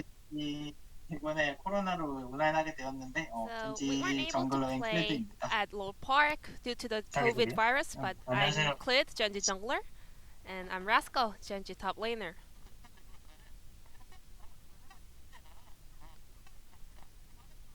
어떤 느낌상의 변화가 있었습니까? 어땠습니까? So 실제 how was 롤파크에서 하는 playing 거랑 at your 본인의 own 숙소, 우리 facility, 청담동 아니에요. your gaming 거기서 하는 house? 건 어떤 느낌이었어요? is it different? 일단 뭐 편안한 느낌은 I 있는 mean, 것 같고요. 근데 it is 아직 indeed a little bit 경기 more comfortable. 현장감이나 그런 거는 아직 But you know, 좀 we 적응이 안 cannot 된 것 같아가지고 kind of get 좀 많이 used to 해봐야 the 좀 new 좋을 것 같아요. atmosphere playing at our 예. own 아까 gaming 그 house, so 경기 we have to 매치 adapt to 소개할 this. 때 제가 그런 말씀을 팬 여러분께 So before 드렸었거든요. going into the 요즘 match, I 젠지가 actually mentioned that 스크림에서 다 Gen.G 때려부수고 nowadays, 다닌다. they 그런 are the real 썰이 scrim gods. 들려오더라. 스크림 I've been 도를 hearing a 이미 lot of 수사하겠다. rumors 뭐 and 이런 얘기 제가 sources 경기 때 about Gen.G, 들었거든요. how strong 그거에 they 대해서 are. 혹시 해줄 수 있는 말씀 So, any 있으실까요? comment about that? 뭐 승률 자체는 Well, 잘 나오고 있는 것 We are having a decent win rate currently. 대략 몇 퍼센트 여쭤봐도 될까요? Can you give us a number? 그거는 좀 Well, 이건 that's 좀 a bit too much. 알겠습니다. 네. 오늘 본인들이 각각 그 승리를 기록한 그 So, POG 챔피언이 Rascal, 오늘은 뭐 8전 you played 전승이 됐고 Ornn 뭐 and got the 자르반 POG, 선수, 8-0 so far, and Clid, you also on J4. You guys are showing great win rate on those two champions. So as soon as you guys locked in such champions, do you guys feel extra confidence? 일단 뭐 뱀픽 자체에서 저희가 유리한 것도 있고. So yeah, we had a very winning matchup during the pick and bans, and also we also preferred those champions. So yeah, we kind of get boosted in terms of confidence when we are able to pick those champions. When your opponents let you guys like take J4, Ornn, Zoe, do you guys feel mad? I mean, like, you know, we're happy. 생각을 안 했는데 그 클리 선수가 I guess we are disconnected and back on. 땅굴갱을 봤잖아요. And Clid, you were like AFKing on the top lane, so I guess you took a lot of XP from Rascal. 그게 정글러 입장에서 상대를 압박하는데 So as a jungler, it actually affects a lot in terms of pressure, you know, sharing that XP, because in solo queue, players don't really like it. I mean, junglers did get that XP, but I mean, we took down the laner, so I mean, players should kind of like it. It's like helping each other. You know, I get some XP, and top laner also get a kill. What about you, Rascal? Are you on the same page with Clid? Let's just be honest. I mean, he was saying that forever. I mean, if he only took the XP and went back home, if it was a solo queue game, well, I would have been unhappy about it. But anyway, in the end, we got the kill, so it doesn't really matter. What if he didn't get a kill there? I mean, we're asking the Rascal, please. Rascal, what if Clid didn't get the kill? I mean, it's a team game, so I wouldn't really express it, but, you know, inside, in my heart, I would be a little bit sad, you know, when there is a visible top lane difference. So this was the first remote match and first match of round 2, so any goal for the second round robin. So we're having an online series over here, so we will do our best to improve our performance, and maybe in the future we will be able to hear from the crowds, and I'm really wishing for it. So this was our first try playing remotely online, so it was not easy to adapt to it, but we will do our best to get rid of the mistakes and show flawless performance to our fans. Thank you for all the love and support. So this was the 2 POGs coming out of Gen.G, picking up 2-0 victory up against Griffin, and I'm gonna wrap up this interview translation. Thank you. 젠지는 이 팀의 강점인 부분 이렇게 뭐 뱀픽도 그렇습니다. 뚜렷한 부분들이 많아서 이런 모습 계속 진행될 것도 같네요. So yeah, that was the interview. Good to hear from them. Thank you, G-Sun, as always, for the wonderful translation and keeping this ship afloat. As Gen.G move up to 9-1, Griffin going to move down to 2-8. As you guys can see there, a 6-game winning streak for Gen.G will be continued. A lot of streaks continuing on the side of Gen.G after today's game. So gotta be feeling good, even, you know, moving into round 2 to continue their dominance here in the LCK Spring. Yeah, and we'll see what they can do for the remainder of the split, because it really just looks like they are not slowing it down whatsoever. Griffin, They are continuing to lose, and honestly, this past series they just played against Gen.G is really worrying. It's the same types of problems just being exacerbated over and over by their playstyle. Yeah, so you guys can see the next match down there on the bottom side. KT up against Down 1. Actually, I'm not sure if you guys can see that, but will tell you guys that it is KT up against Dom 1 for the next one. So KT on a bit of a streak, looking a lot better in recent times up against Dom 1 that has been not as solid, we can say, as last year, but still pretty good. So I think it should be a nice little matchup coming into the second matchup. But guys, it looks like that's going to do it for now. Again, guys, we have a 10-minute break after this series to go into the next one, and then after the second match it will be a 30-minute break. So for now, only 10 minutes, so we're not gonna have that year-long break like we usually do, and we will be going into that next one relatively soon, as looks like we're ready to go to that break. Guys, we'll see you guys in 10 minutes for the next matchup.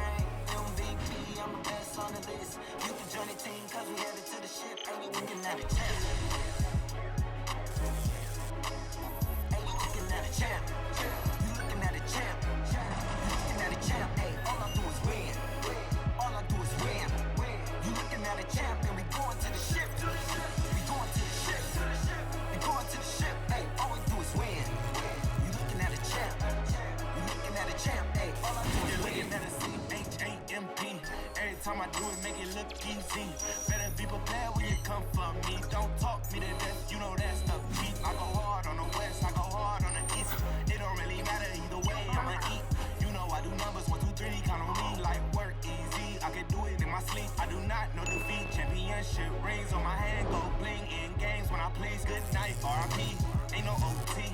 You are not a champ, boy. You won't wanna be looking at a champ. You looking at a champ. You looking at a champ. Hey, all I do is win. All I do is win. You looking at a champ, and we going to the ship. We going to the ship. Going to the ship. Hey, all we do is win. You looking at a champ. You looking at a champ. Hey, all I do is win.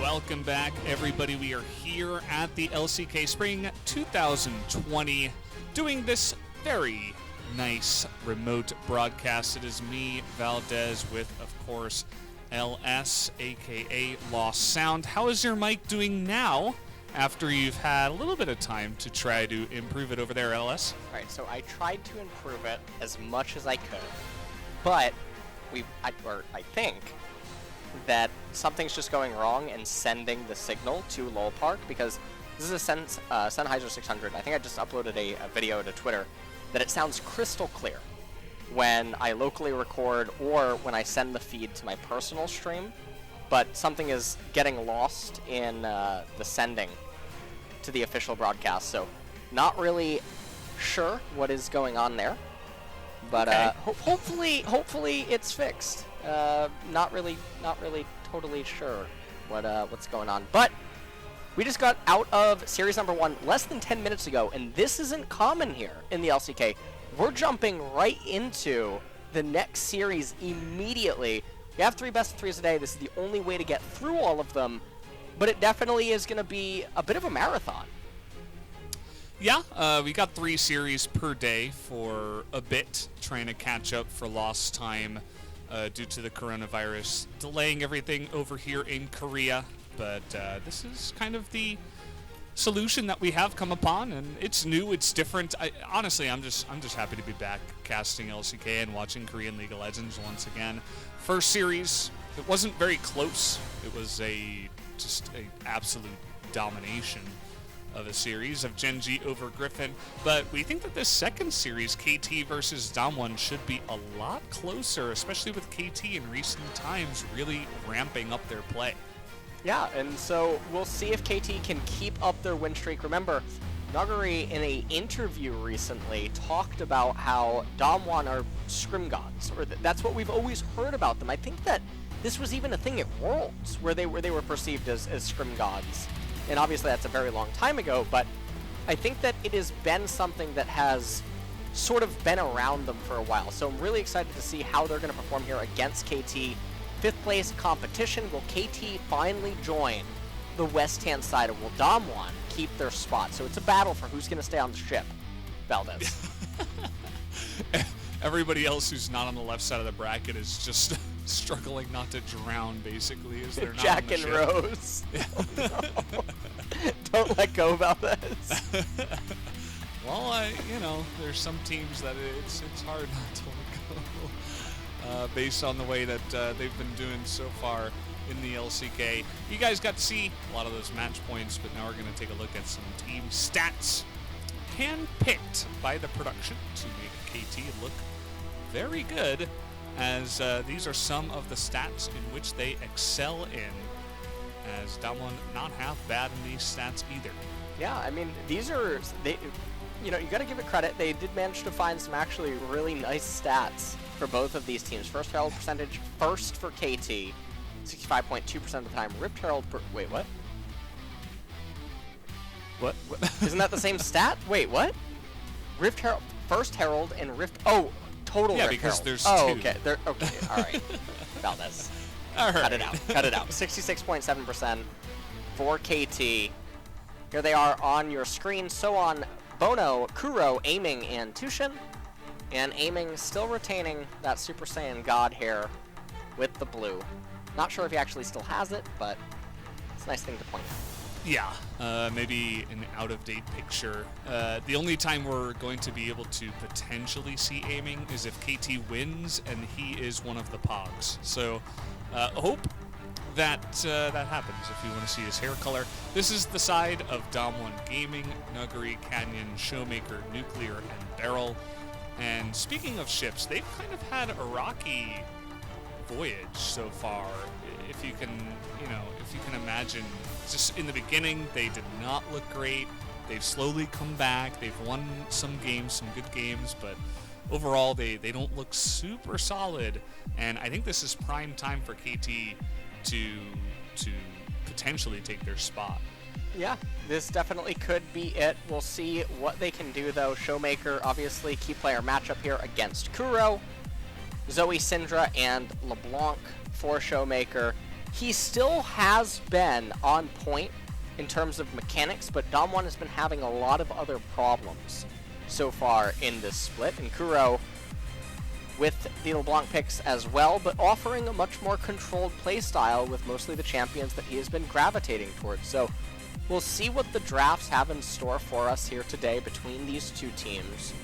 And I'm looking forward to it. I'm also looking forward to seeing what some of the changes could mean, because Aurelia is one of the champions that I think of when I think of Nuggery and when I think of Showmaker. And with her getting the buff via the change to the Blade of the Ruin King, I'm excited for that. Now, will Dom1 not forget to ban Ornn, though?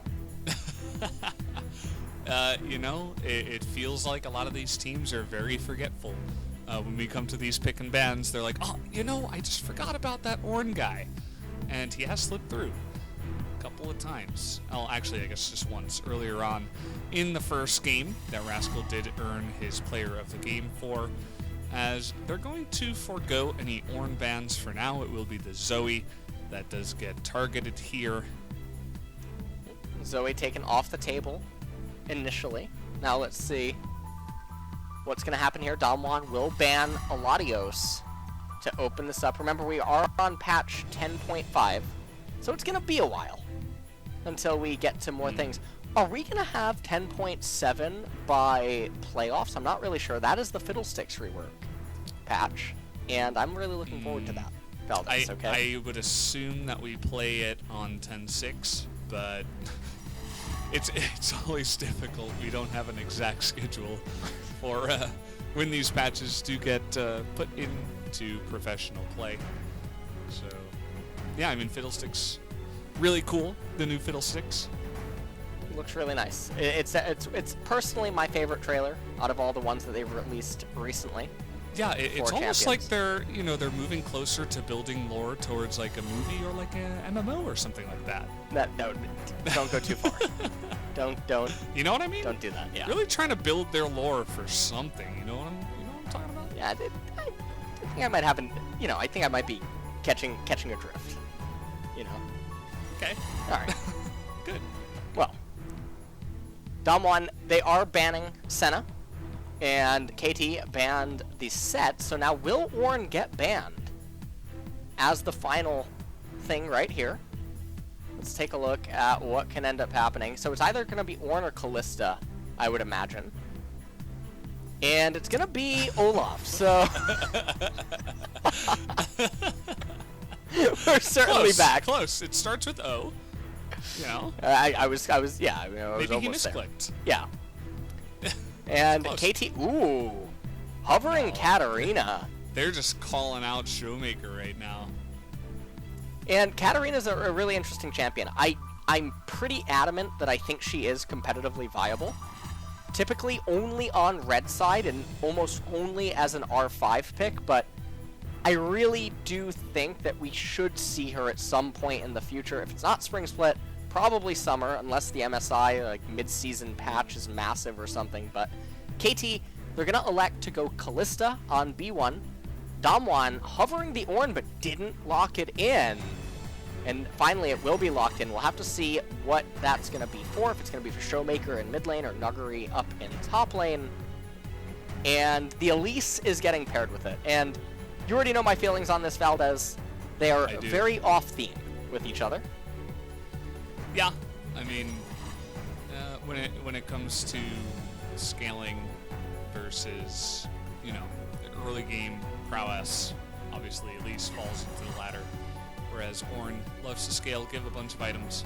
It almost actually looks like we're looking at constructed decks right here or something. KT with the Callista into the Jarvan Taric. I have a feel. I think we've seen this somewhere earlier today.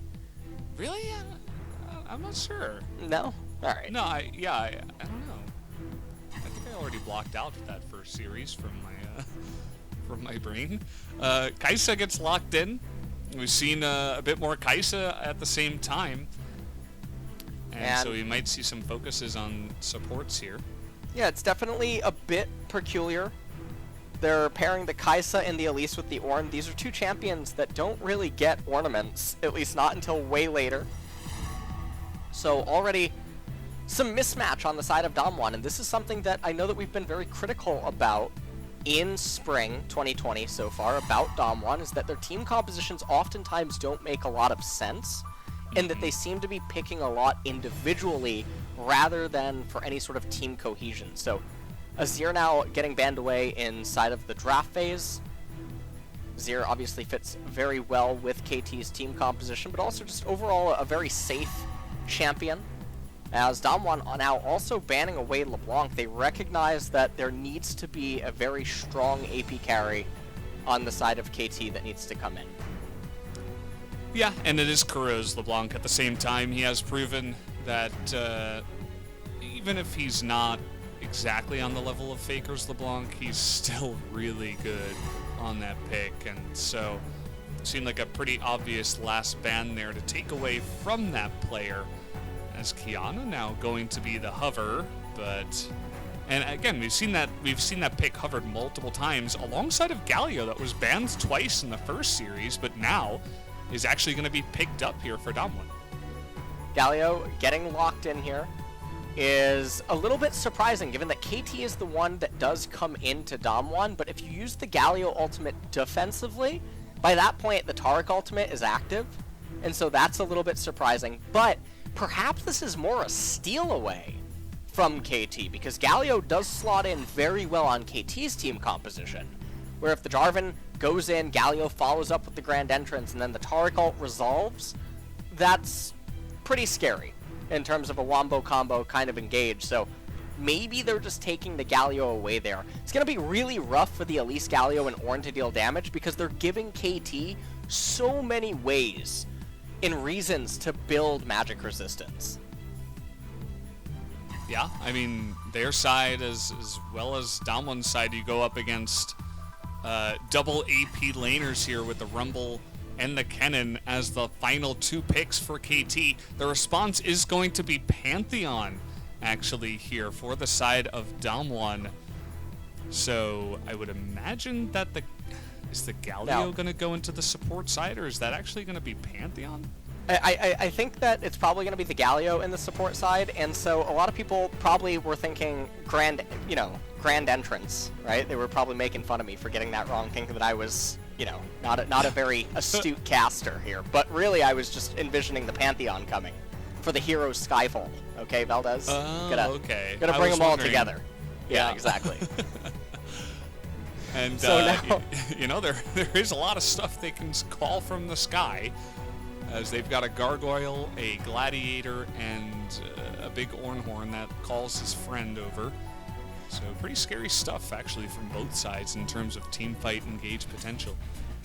Well, Ornn, Elise, Pantheon, Kai'Sa, and Galio. So a lot of long-range engage potential on the side of Damwon, but a massively mid-game dependent team composition. If they fall behind, despite having an Ornn and a Kai'Sa, there's actually sort of not a lot of late-game insurance policy. However, with the rounded out picks on the side of KT, Rumble, and Kennen, it does make it so that some of the champions on the side of Damwon will be able to have a little bit more effectiveness, but the Callista is going to be such a menace, and the magic resistance is going to be such a problem.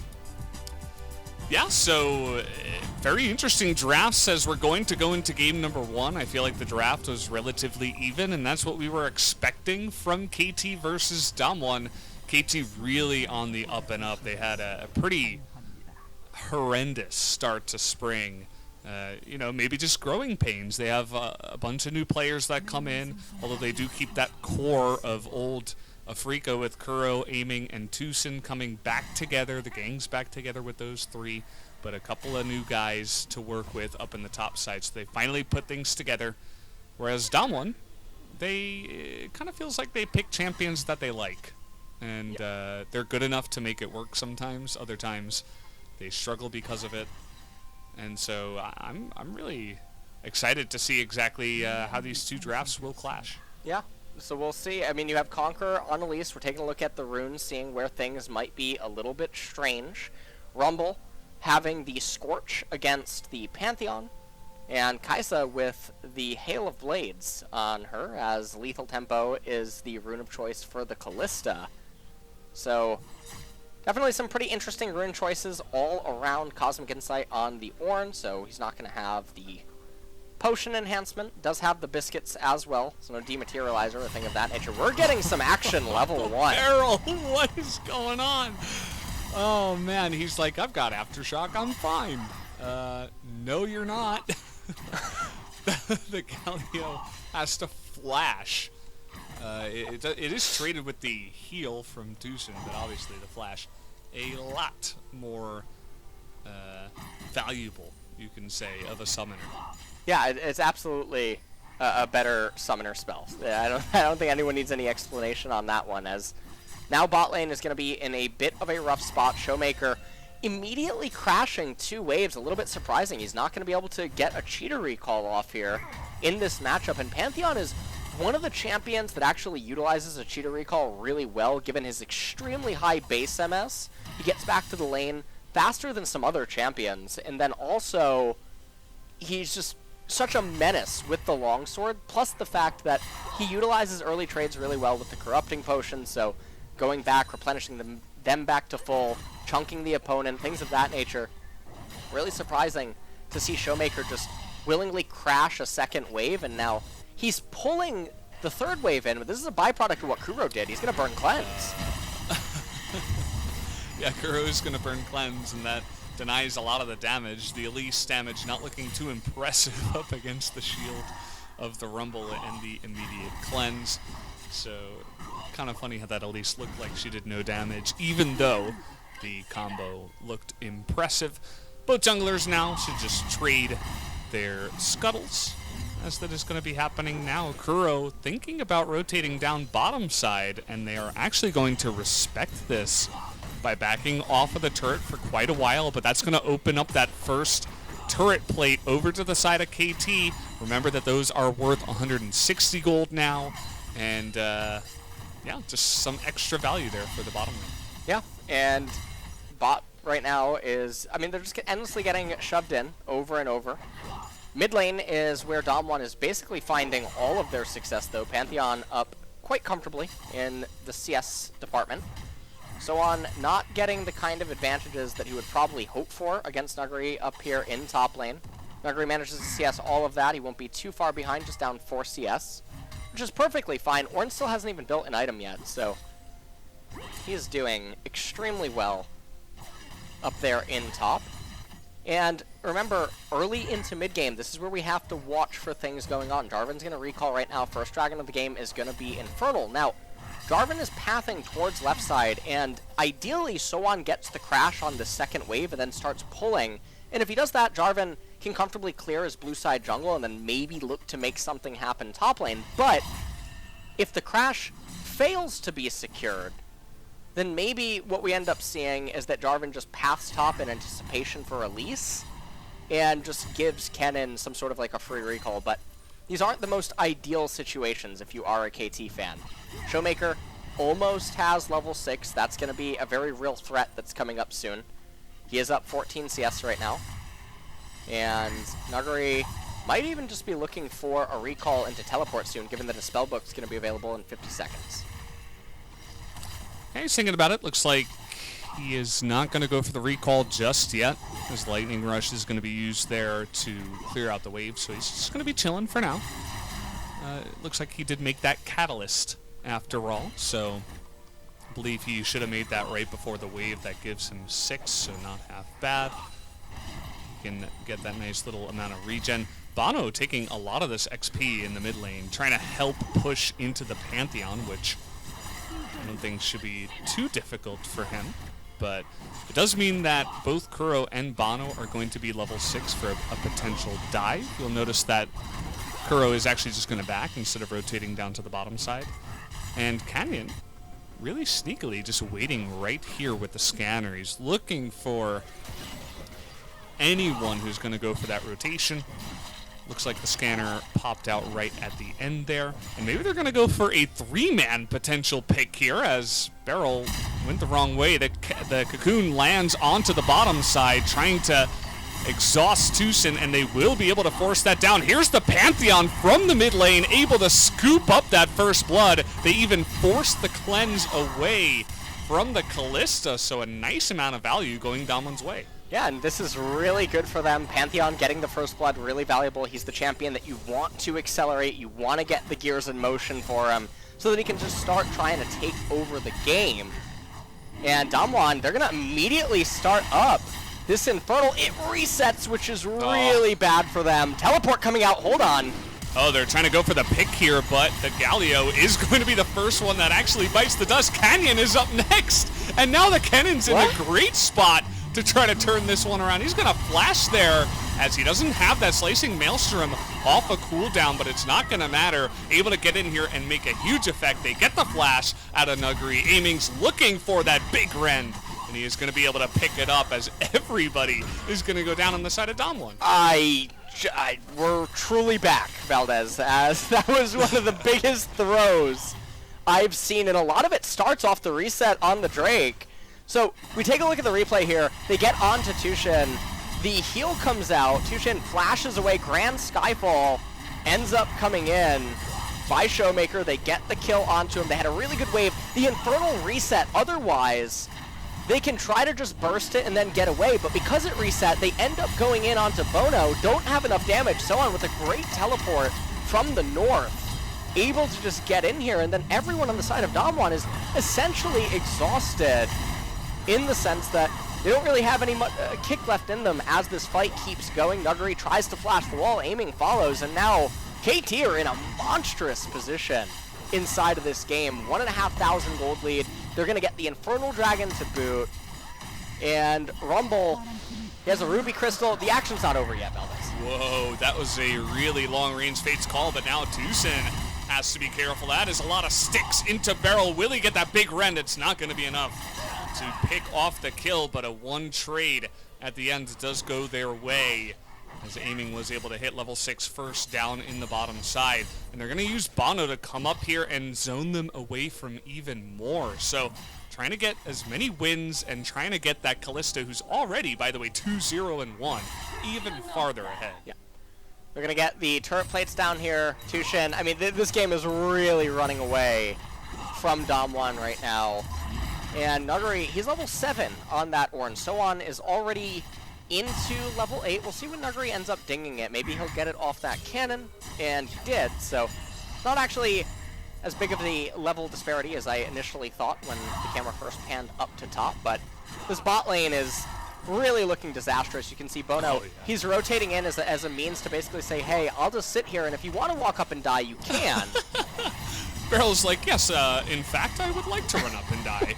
Like please take me with you. You know that Winnie the Pooh meme? The regular Winnie, and then there's the one with like the monocle. Like the dapper Winnie or something? Yeah. Like sophisticated Winnie, it should The first one says standing back, playing it safe, and the second one is walk up to turret. Walk up under a ward under turret and die.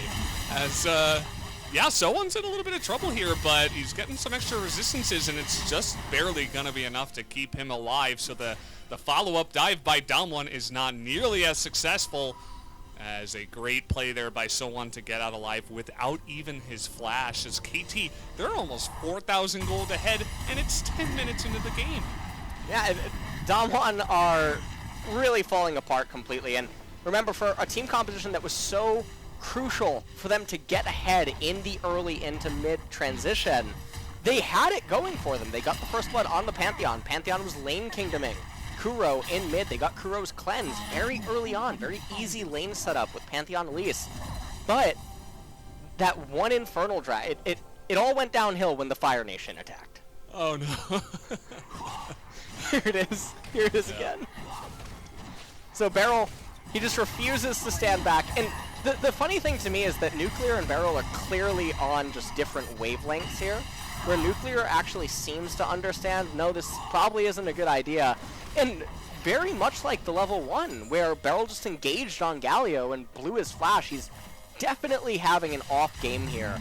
Grand Skyfall comes in, Ornn ultimate completely whiffs. Canyon refusing to let this end. Slicing Maelstrom came out, obviously stuns up the Elise, and then they just couldn't actually kill him. He lived by one auto attack. Yeah, it was extremely close. And speaking of running under turrets, Sohan understands that now is not the time. He's just going to back away and say, sure, take some wins down on the bottom side. I really don't care. I am not going to die in this game. He's 1-0-1, and he will do the right thing for his team. He's going to group up mid, try to clear out the wave, or at least help with some moral support here. Ends up stealing away that cannon, I believe. But either way, at the end of the day, Aiming and Tucson able to push extremely fast in the top side. And take a look at the gold tier of the Callista, nearly 6,000. He's already 2,000 gold ahead of Nuclear in this game, his counterpart. This is not close for Aiming versus anyone else in the game in terms of gold. No, and honestly, KT are just, they're playing this so well with their lane allocations. Cloud Dragon's coming up next, the second dragon of the game, so it's not important at all. KT can just forego that in favor of bolstering their economy by staying inside of lanes, getting all of the waves, getting the jungle camps, things of that nature, and letting the opponent be the one to rotate to the dragon and pick it up, potentially losing themselves some lane XP or even some jungle camps that they otherwise would have been able to get or defend or something like that. But they are looking like maybe they're going to actually initiate a lane swap back. Callista and Taric are, I think, heading towards mid lane now, so we could also see a team fight break out here. Callista does have the Blade of the Ruin King, haunting guys on the Rumble. Kennen doesn't have his Proto Belt yet. He might have it on recall, but they would be favored if a team fight did break out right now. Yeah, they absolutely would, and no doubt if Damwon wants to hand it over to them, they will take it with open arms. Will be the first time it is not a Cloud Soul in this game, the first of 3 games, so we'll have to see what it is. This Cloud Drake is going to go the way of KT quite easily. Damwon don't want any part of this, and it is going to be the Ocean Soul that does come up here. So 2 Drakes away. Excuse me, and KT is going to be in quite the nice little spot if they can secure those objectives. Well, let's see if they do manage to get to it. So it's definitely a change of pace from the Cloud Souls that we had in the first 2 games of the day, but right now KT probably completely fine to just take things very slowly. So I'm just trying to get the wave crashed in here, but gonna respect the fact that yeah, this global from Pantheon and the global from Beryl, basically, able to follow up he if really necessary. Wants to get this kill. The Tiamat there, nearly enough, and the W is going to sail wide. Showmaker extremely fast, but not fast enough. It's hard to catch up to the little squirrel that is Kennen. Extremely fast, able to get away from that one. They trade flashes.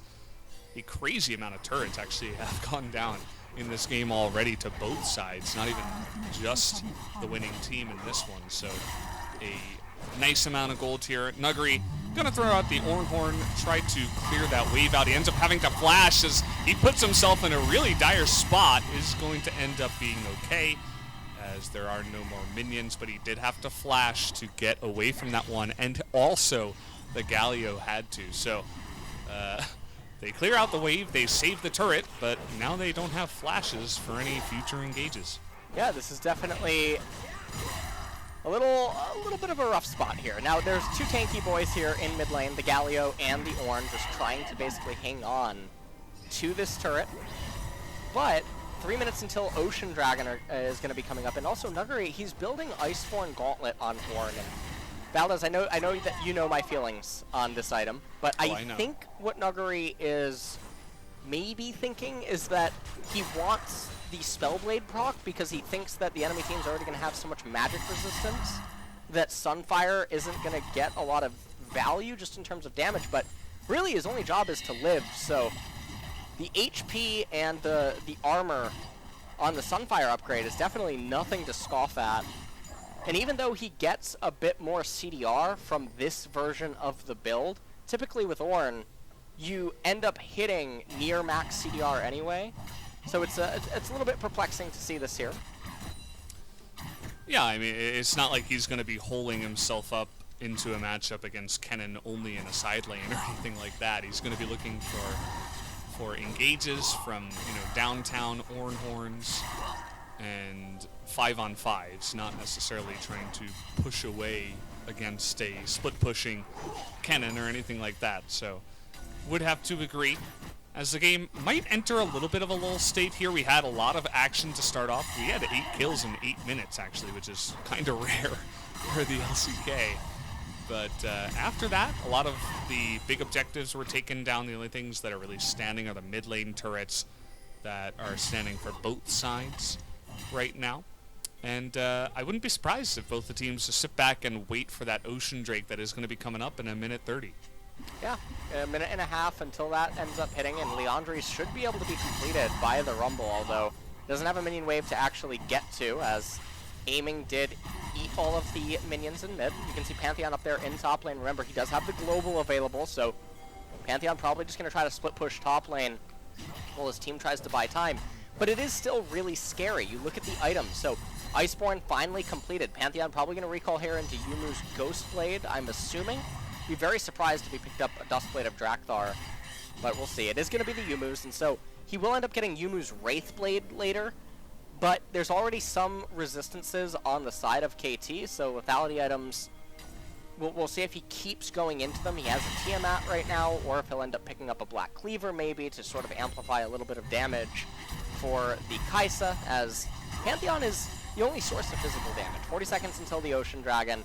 It would be a really rough fight. Also want to point out that Canyon, I think, is going Nashor's Tooth on Elise. Here we go, So-On. He's been ganked so many times. Is he going to go down this time around? Yes, he absolutely will, as the Galio didn't have to go, but they expend that Pantheon ult. They've also got Shirley, it looks like, here. They're going to drop that down and say, okay, we'll trade the tier 1 in mid, but we will get a lot of objectives and worth up here in the top lane. With Herald coming down, and you can see KT is actually rotating to it, but Bono might just actually immediately start up the Dragon. He's going to use the EQ, the Flag and Drag, to get into the Dragon Pit, and yeah, Damwon has no idea. It's so good, and that's going to be enough damage. They're going to chase down Nuggery. You got to know what's coming when you're going up against a Fed Kalista, or any Kalista at all. It just looked like a couple of members wanted to stay, and then the other 2 members wanted to get out, as the communication was not there to disengage. So that does mean that a couple more kills go to Kalista, who's 4-0, and the Ocean Drake is going to go the way of Bono. And so this is going to bring the game to Soul Point, as I don't really know what Damwon could hope to achieve at this point of the game. You take a look at the replay here, as So-On, he just gets caught out inside of the side lane, as Kennen can't really overextend against the long-range engage that Damwon has available with the Ornn ultimate, as well as Pantheon's Grand Skyfall. And then they just pushed up way too far. And like you were saying, you gotta know what to expect when you're going up against a Kalista.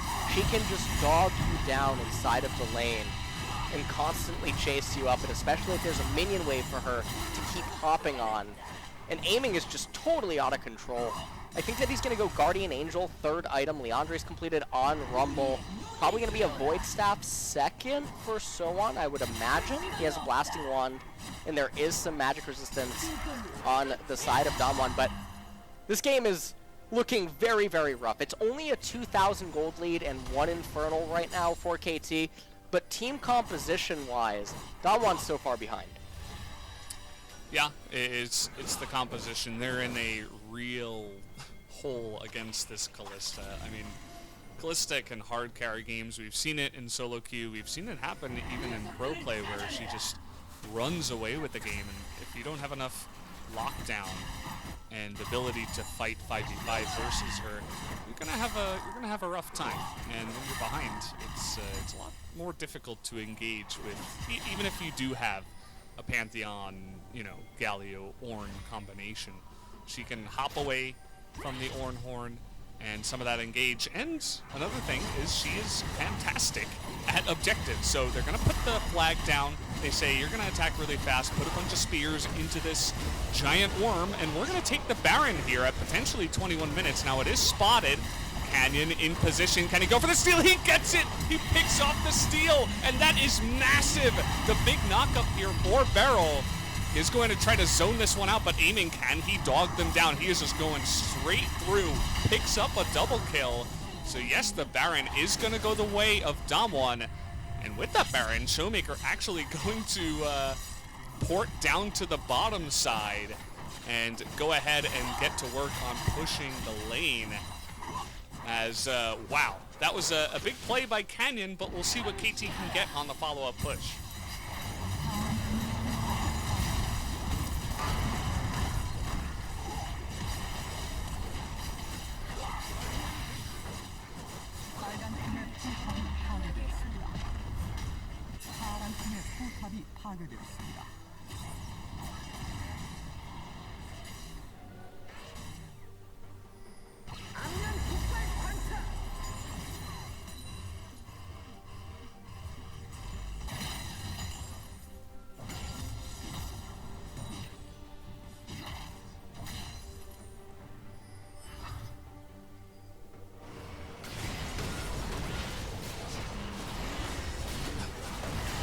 LS, I think you might be muted, so you do see that he just hops in there. He's able to Q smite and lock that one down. Just fantastic timing from Canyon, a young player with great mechanics. When your team is struggling, sometimes you forget what these individual players can do. And so definitely a big move, of course, to steal that one away. It's going to even up the gold, but obviously KT have an opportunity here. The question is, though, with this Baron buff, it's going to be up for, it looks like 6 seconds after the Ocean Drake spawns. Will KT actually try to, force picking up the soul, or will they just give this first one away to the side of Damwon? And I think that right now you don't want to just give away the Ocean Soul at this point. There's no reason not to just go for a steal, because if you end up getting it, you're going to win the game so easily at that point. KT, they're not even in a bad spot. They just completed Morello on Sohan, so that's going to be the most power that he can possibly get at this point in the game. And he had the Oblivion Orb as well, so completed that. He has Magic Penetration. Teamfight brewing, though. Yep, looking for it here, but the Tarek Ultimate, the Cosmic Radiance, is going to be massive. Big knockup and taunt here by Beryl, but you can see Bono just going man mode in the back line. He's able to get it started, and aiming has all the room in the world, just strolling down the mid lane, hopping and skipping her way to another double kill. I think he's up there at about 7 kills after that play, and with the 3 kills coming on in, they're just gonna skip as a team down the mid lane, pick off this objective, and probably just go to that Ocean Soul. Yeah, I think that they're gonna have aiming and Tushin with Sohan push the mid turret right here. You can see aiming actually affected by the turret's aggro, does miss some of his HP. They raise the mid tier 3 turret. They're not gonna push on beyond that. They're gonna get Ocean Soul, Valdez, and with already so much durability against Damwon's team composition, the Bloodthirster and the Blade of the Ruin King on the Callista, this is all but lights out, especially because you look at the Elise and the Pantheon, they can't 100-0 their opponents. They have to get in there, do their combo, try to deal sustained damage. Elise built the Nashor's Tooth for synergy with the Conqueror to try to have more late game potency, but it's just not going to be rewarded. Ocean Soul is going to suffocate any chance Damwon has back in. As Teamfight comes out, Grand Skyfall came in, Tarek Ultimate just a little bit too good, and this is what we were talking about way earlier on inside of the game, where don't let the gold scores mislead you. There is a gross difference between how these two teams conduct themselves 5-on-5. There's no real answer to Kalista. Pantheon doesn't have the damage. Ornn, Elise, Kaisa, not able to really do what they would ideally like because of the Taric and because of the durability on the side of KT. Yeah, they've got a pretty fed Kalista. She is legendary right now, and she even picked up a QSS and a stopwatch because why not both when you're this far ahead? I mean, you don't necessarily need damage. You need ability to hop around and do that damage and survive against any kind of big engage. You know, if you get caught out, at least maybe you're going to be able to QSS and stopwatch, wait for Taric to come on over, Cosmic Radiance, and save you, and absolutely you can turn the game around. Look at the total damage on the left side of the map. The next person is below half of what aiming has done in this game, and that really just tells the story, and I believe that's why we're seeing so much priority on Kalista nowadays. Not only is she really good in the bottom lane with multiple different supports, not just Taric, but she can also be flexed, which we haven't seen yet in the LCK, but definitely just raises her value in drafts to unbelievable levels. Yeah, and I think that a lot of people, they might be wondering, where is this Kalista change really coming from? Kalista got a couple of buffs in the last couple of patches where it really helped put her... Oh, hold on. Ono is going to be knocked up here as the Ornhorn looking to push through, but the slicing Maelstrom just gonna slice through Canyon. And in the middle of the map, by the way, aiming is just going 1v2 by himself, as the other two weren't even able to join up in the fight. That's a cute little knock-up from Nuggery, but that's basically all that he's going to be able to do, as aiming is now 10-0-2 and might just end the game by himself. And it does look like aiming, he's just dancing around in mid lane. Showmaker, he's going to come over and try to maybe do something, but I do think that it's probably all that she wrote. Beryl will have the Galio ultimate available. We'll see if they actually even bother trying to do anything, or if they're just going to let KT raise their Nexus turrets. They might try to make one last stand right here. Nuclear is coming up as well. A little bit too late for that, though. Tucson, extremely tanky, and they're actually just going for kills here. Gonna back away from that hero's entrance as, hey guys, let's boost our DPS numbers. They're gonna do that, and then end the game there at 28 minutes. So GG, what a unbelievable stomp, as we had so much action early on in the game, and then aiming on that Kalista just getting way too out of hand. Yeah, and the Kalista is just really popping off, and I'm really excited to see her coming back into competitive play. She got a buff in 9.17, she got another buff again in 9.22, and then she got one of her more recent buffs this season was in 10.1. And so all these little things, with the fact that Senna and Aphelios and Misfortune and the other champions inside of the meta kept getting hit, when that happens, suddenly they get knocked down to par with some other champions. So all things considered, the meta's in a really good place for Kalista. Her flexibility to mid and top lane, even though we haven't seen that yet in the LCK, I feel like she's definitely going to become a meta mainstay.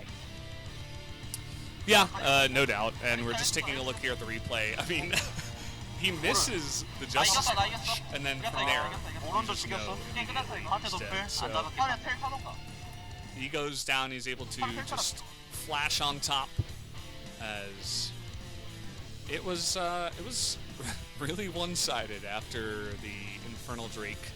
The Fire Nation attacked, as you said, and that was pretty much it afterwards. So KT looking really strong. Again, they're looking to continue their streak, whereas Damwon, in both the draft and the game, just a bit too inconsistent for how well KT is playing. It really, I mean, KT are really turning over a new leaf, and I feel like that leaf might just get them to the ship on the west side. Oh, okay. And I think I can sense that you're getting excited. Yeah, I'm getting really excited, actually, for KT. Big fan of this team right now. They've really impressed me overall, and after the beginning in this first game, I just can't help just being elated and totally excited I just can't wait for them to come into game 2 and win again.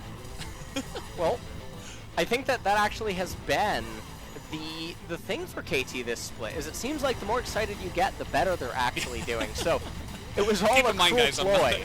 I'm not actually biased. Yeah. I'm just kidding. I'm just memeing. So just because I know there's going to be a couple of people out there that are going to clip this and be like, Valdez biased? Oh my god. This caster is ridiculous. As aiming doing so much inside of these highlights, I would be so surprised if he doesn't end up getting the Pog. But so on, getting caught out right here. This is one of his unfortunate deaths. He managed to evade death so many times this game, except for that moment. This was Canyon's miracle steal. He goes into the pit, and 46. 46, yeah. Very unfortunate if you are a KT fan right there, but it didn't matter. They were so far ahead at this point. Aiming the Pokemon, yeah. Pokemon trainer just throwing Tushin right into the enemy team, going over the wall.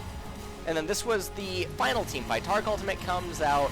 Pantheon, he lands without anything to do because everyone is affected by the Tark Ultimate, so Pantheon just can't do anything. When he finally does, the only target he can jump onto is Bono, who is the opposite of who he should be looking for inside a team fight. So Pantheon gets neutralized, Elise can't do anything this game, and Kaisa was just so far behind out of the laning phase.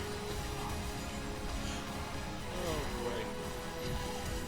Yeah, I mean, he flash taunted here, but it didn't look like Kaisa was ready to output that burst damage in any way. I mean, the lifesteal probably would have just outdone the damage anyway.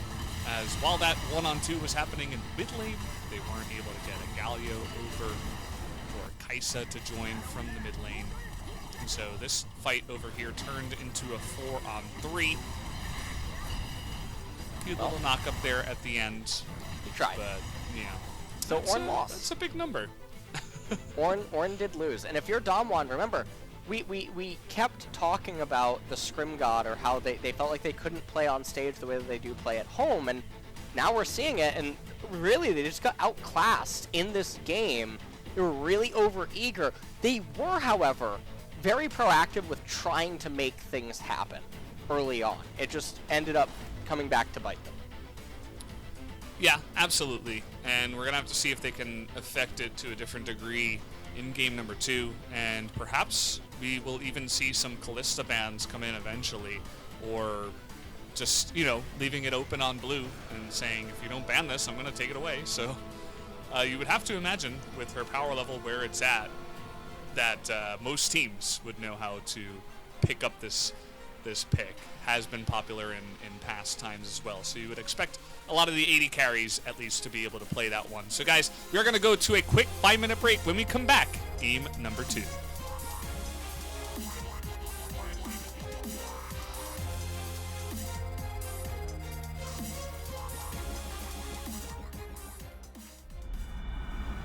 얘들아 승령 올려라 먹여봐요 에이 TFT 모바일 부동동작 또로로로 갤럭시 부동동작 에이 TFT 모바일 부동동작 또로로로 갤럭시 부동동작 또 떨어져 허구와 날라다타 여긴 갤럭시 너의 자식 언럭키다 너의 두뇌 그래서 타지 않아 21세기 네 전략이 이제 털다 눈치 차이 나는 널 눈치 터차미 롤 아재 롤린 이돌 롤린 인간들 잘돼 누나 망건 담아 회전 초반 뒤집개로 뒤집어라 레디스 새끼 에이 TFT 모바일 부동동작 또로로로 갤럭시 부동동작 에이 TFT 모바일 부동동작 또로로로 갤럭시 부동동작 나의 여가머신 부동동작 에이 TFT 모바일 부동동작 에이 온유한 소리 가득 찰로동작 또로로로 갤럭시 부동동작 하다 현타 부동동작 TFT 갤럭시 부동동작 유체 뉴 시너지 전설등장 머신 팬츠 우주 부동동작 리그 오브 레전드 전략 게임 TFT 모바일 부동동작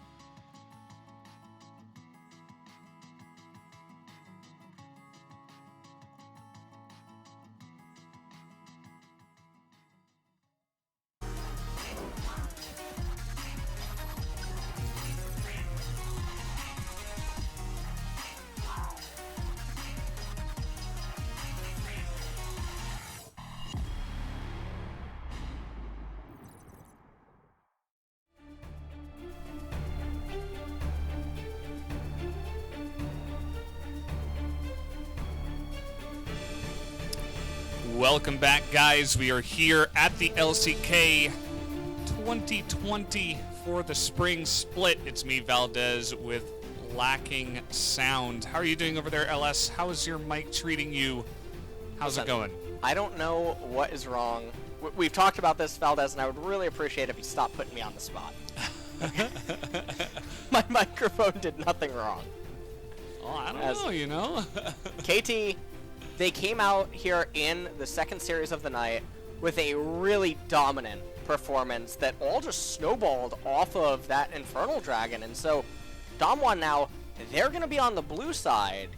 And that honestly has me a bit worried for them, given that Showmaker and Nuggery, their two pillars, are probably going to find themselves in non-ideal matchups this time around, and that's a little bit worrying. Kalista, where's she going to end up on the priority list? We might end up seeing variations to the ban phase now as we move forward here in the LCK, where she might become a real chopping block ban for the red team, and that might mean that Senna or Aphilio starts getting left open, because I don't think that you can allow Ornn through.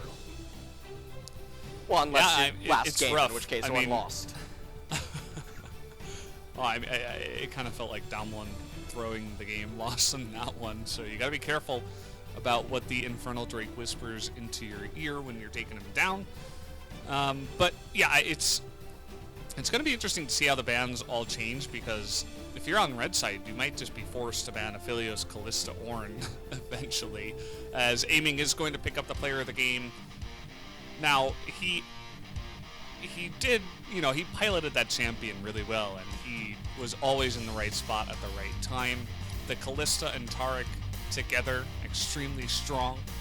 So he is going to pick this one up. 46.2% of the team's damage, as you see him just hopping over there on the right side. And if you're going to give a carry that is this strong right now, this many kills early on in the game, yeah, you're not going to have a good time. And so, Aiming having a super impressive performance. Also, just KT played everything pretty clean outside of a few blunders. And honestly, this Kalista, it's always exciting to see Kalista piloted efficiently, as Nuclear and Beryl, they found themselves in the wrong place right there, as a unanimous 9 out of 9 vote. It is not on your screens, you guys cannot see it, but we can see it on the Korean feed thingy-majiggy. 9 out of 9. Yeah, the Korean feed thingamajiggy is telling us all the information we need to see, and you guys can just see our faces staring into your souls on the stream, so hello.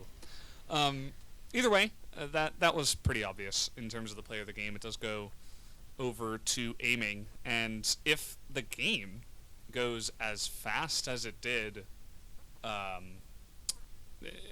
just all of today have been super fast games. I mean, we had 25 minutes, 26 minutes, and now 28 minutes. And so if this keeps on going, I mean, KT, I know everybody's getting really excited for KT, and they really want to see them win in game number 2, as is the way for KT. But we'll have to wait and see how things go in the draft first. Well, Damwon now. See what they ban away first. It's going to be the Elise, which is very surprising. I really feel pretty strongly that I don't think that she's a champion that deserves getting banned, when there's so many power picks that are available right now. KT, there we go. We're already seeing an adaptation to the red side bans. Kalista will be on the chopping block, and we'll see if KT just goes Senna Ornn and gives away Aphelios. Yeah, I mean, it's going to be interesting to see how they decide to go for it. I mean, KT know the power of this pick. Do they know the power of some of the other picks? Will they let some of them through? I think that's what they're thinking about right now. But Aphelios is going to... It is going to be banned here. So really the question remains about Ornn at this point. It's going to be either Ornn or Senna. And fasting Senna does have answers. that we've seen, even in the LCK. You can either approach it with double mage, or you can try to use the lethality Varus against it.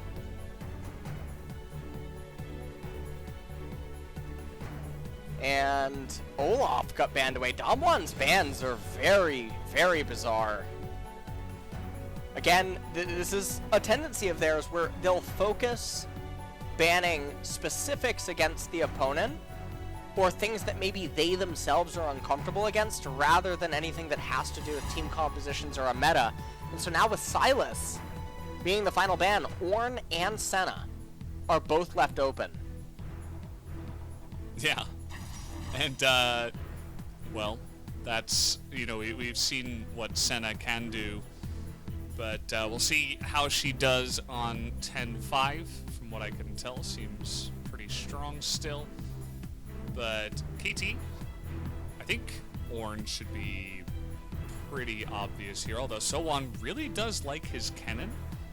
We've seen him play Kennen for so many games, probably like 5 out of the last 6 games, but either way, they're not going to pick the top lane at all just yet. They're going to go for Varus and the Jarvan early. This leads me to wonder if it's going to be an Ornn lock-in here for Damwon. And I'm really curious to see what sort of evolution we might see paired with Senna, in the sense that is it just going to be the boring and bland Tahm Kench that gets paired with her, or are we going to see a different kind of melee champion? I mean, you could even have set support down there get funneled by the Senna, because the other stuff like Volibear, we've seen that inside of the LCK. You could have Galio. You could, there's just so many different possibilities, so we'll have to see what Damwon is going to go for. I like this set Ornn, because the Ornn is flexed mid and top, set flexed mid, top, and support, and it really conceals a lot. So Damwon already off to a much better start here in Game 2 in terms of how the draft is going. Yeah, and in a way, it feels like KT allowed them the opportunity to go for that. The Sylas ban is questionable. I know he's decent right now, but then you give away the Senna, and then you don't even pick Ornn or Set in the second round. And yeah, okay, the Varus is going to be pretty good into the bot lane, and Bono is quite the Jarvan player, but is it worth giving Damwon all of those power picks just for that? I'm not so sure. Karma. And Maokai now is going to be the first ban away. And we have been seeing Maokai pop up elsewhere around the world.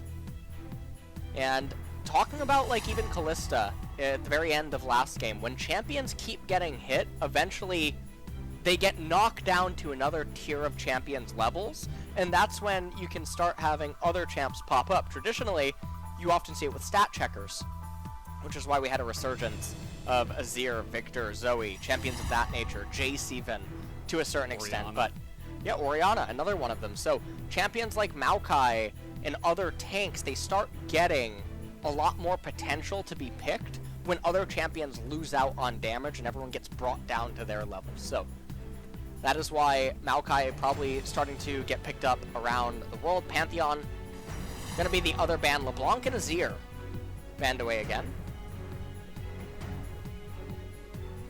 Yeah, they just don't want to see Kuro on those picks, and as I mentioned, Sowon really loves his Kennen, so he's going to play back into the Ornn. It will be that same matchup up in the top side again. There can be flexes, so we'll see if maybe Nuguri wants to pick something a little bit more carry-oriented, because Kennen mids, flexing that is kind of not great, so you would imagine that Sowon is definitely going to be piloting that Kennen, so it does give an opportunity.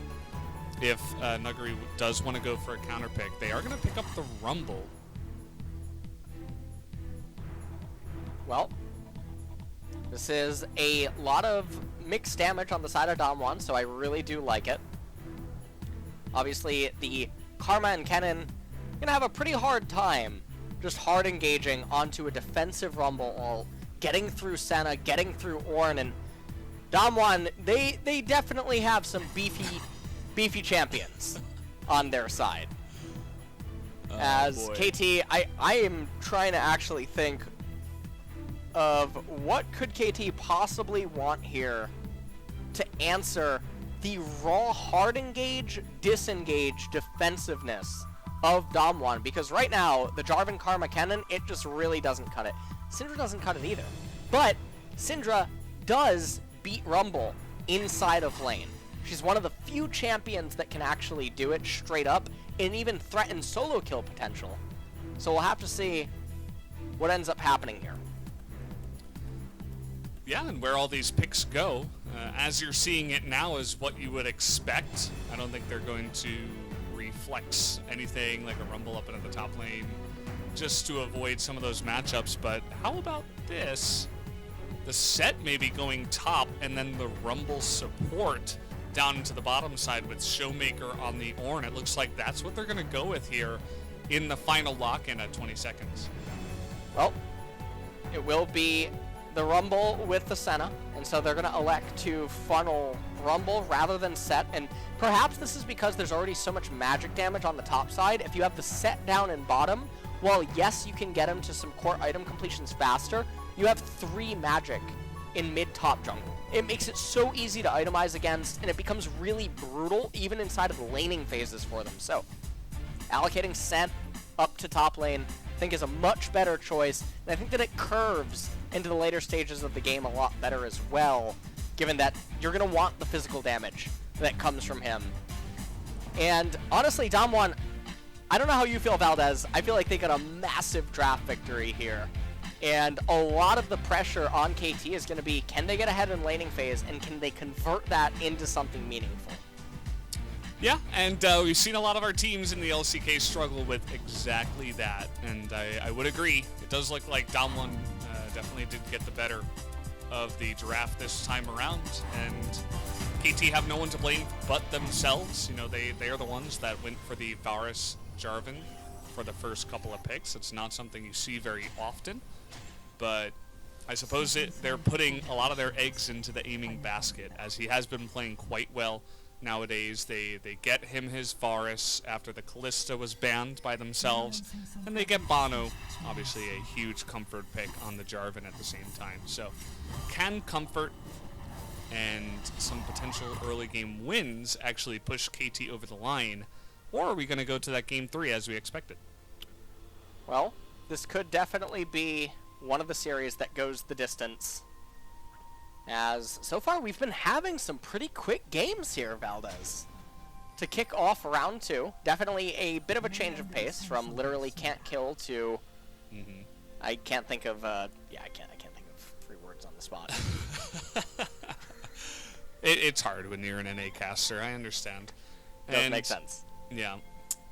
We're gonna need Alice to can we phone a friend? Like, we're on the remote broadcast. We just add him to the voice call. But yeah, it's been a lot more action, especially in this series early on, as we did see that in game number 1. They're gonna go for a bit of a late invade. We do have Canyon and Nuguri up there, just getting to work. As Nuclear, really nice sidestep down in the bottom side, avoids all of that Mantra Q damage. And aiming and Tushin down here, just trying to get as much poke as they possibly can. Remember, this is fasting Senna. And Senna is able to still exist in this state, even with the change to the support item, because all that it does is require an ally to be in tribute range. So Nuclear are going to try to get as much souls as possible while trying to funnel all of the gold into Rumble. And Rumble, even with just 1 or 2 core items, is still a champion that deals a lot of damage. So the Varus comes out here. Now he has lethal tempo. This doesn't mean that he can't go lethality. We've seen that from UCal, and we've seen it from some other Varuses and solo queues across the world at high MMR, where you have the lethal tempo so that you have 2 modes. You have the ability to do the poke on Varus, do insane amounts of damage, but if you do have to go close quarter combat or start fighting with your teammates, you do have that option. Yeah, it's definitely a very versatile build. We'll see if he does end up going for that lethality. Looking for the gank here. Can they get the freeze down? That will be one big punch to the back of Sohan. A very early first blood already going to go to Nuguri. That is a very big tempo swing up there in top lane. Kennen off the recall, not even going to actually teleport, just gets tier 1 boots in a control ward, starts running immediately back up to top, and things already starting out very good for Dom1 on the top side of the map as well as the jungle. Bot side, though, can't really say the same, as Beryl and Nuclear really just getting outclassed down here. Yeah, By Tushin and aiming. They might even get dove. Someone has teleport. This maybe is why he saved it. Let's see if he teleports to Jarvan's ward, or flag. Might not even need to, actually. Bono's waiting for it, and actually they're going to have to disengage as aiming is going to get sniped by the Senna. And they had enough healing to get under turret and survive and heal up. And so no dive comes in. They're able to call it off before anything disastrous happens. Alright, well, definitely surprising. And Kuro here in mid, just doing really good at trying to farm this out, although he is very low on mana, and Showmaker doing a really good job at just sustaining. Still has his red potion available. And also a minute and a half until the spellbook is up, so not a whole bunch happening here, Veldis. Inferno Drake is the first one of the game. I think that this is probably just going to turn into mostly paying attention to the discrepancy between top and bot as this game draws on. Yeah, it does feel like, as we said before, the draft was heavily won by Dom1, and if they can get an early lead like they have already for the top lane, and they're going to get their Rumble fed, the Senna's going to be having fun. And we can see here that Canyon is just doing the Krugs up on the top side after clearing that whole side of the jungle. And they had a ward down, but it was not enough to save the life of the poor little Kennen. Aiming, just trying to maybe shove out this next wave and then immediately get a recall off. It is the cannon wave, and so Nuclear and Beryl will find themselves in a pretty good spot, as Varus just trying to shove as fast as he possibly can, but you can see that Senna and Rumble already on their way back over to the lane. Aiming now going to get his recall off a little bit later. Tier 2 boots was the first item of choice for Beryl. And Nuclear down there only managing to afford double longsword right now. And Someone's actually doing a pretty okay job up here in top lane, but Sejuani pathing to the left-hand side Scuttle Crab should be able to get that, and then they can threaten. Oh, actually. Ooh, that's a big amount of damage. Lethal. Yeah, he did. He absolutely did. The combo there is him out of lane. Facebreaker into suplex into W, and Soan doesn't have his flash available. It is 100% kill every single time that Soan has no counterplay for. So, not really sure why Nuguri wouldn't go for that. Very, very surprising.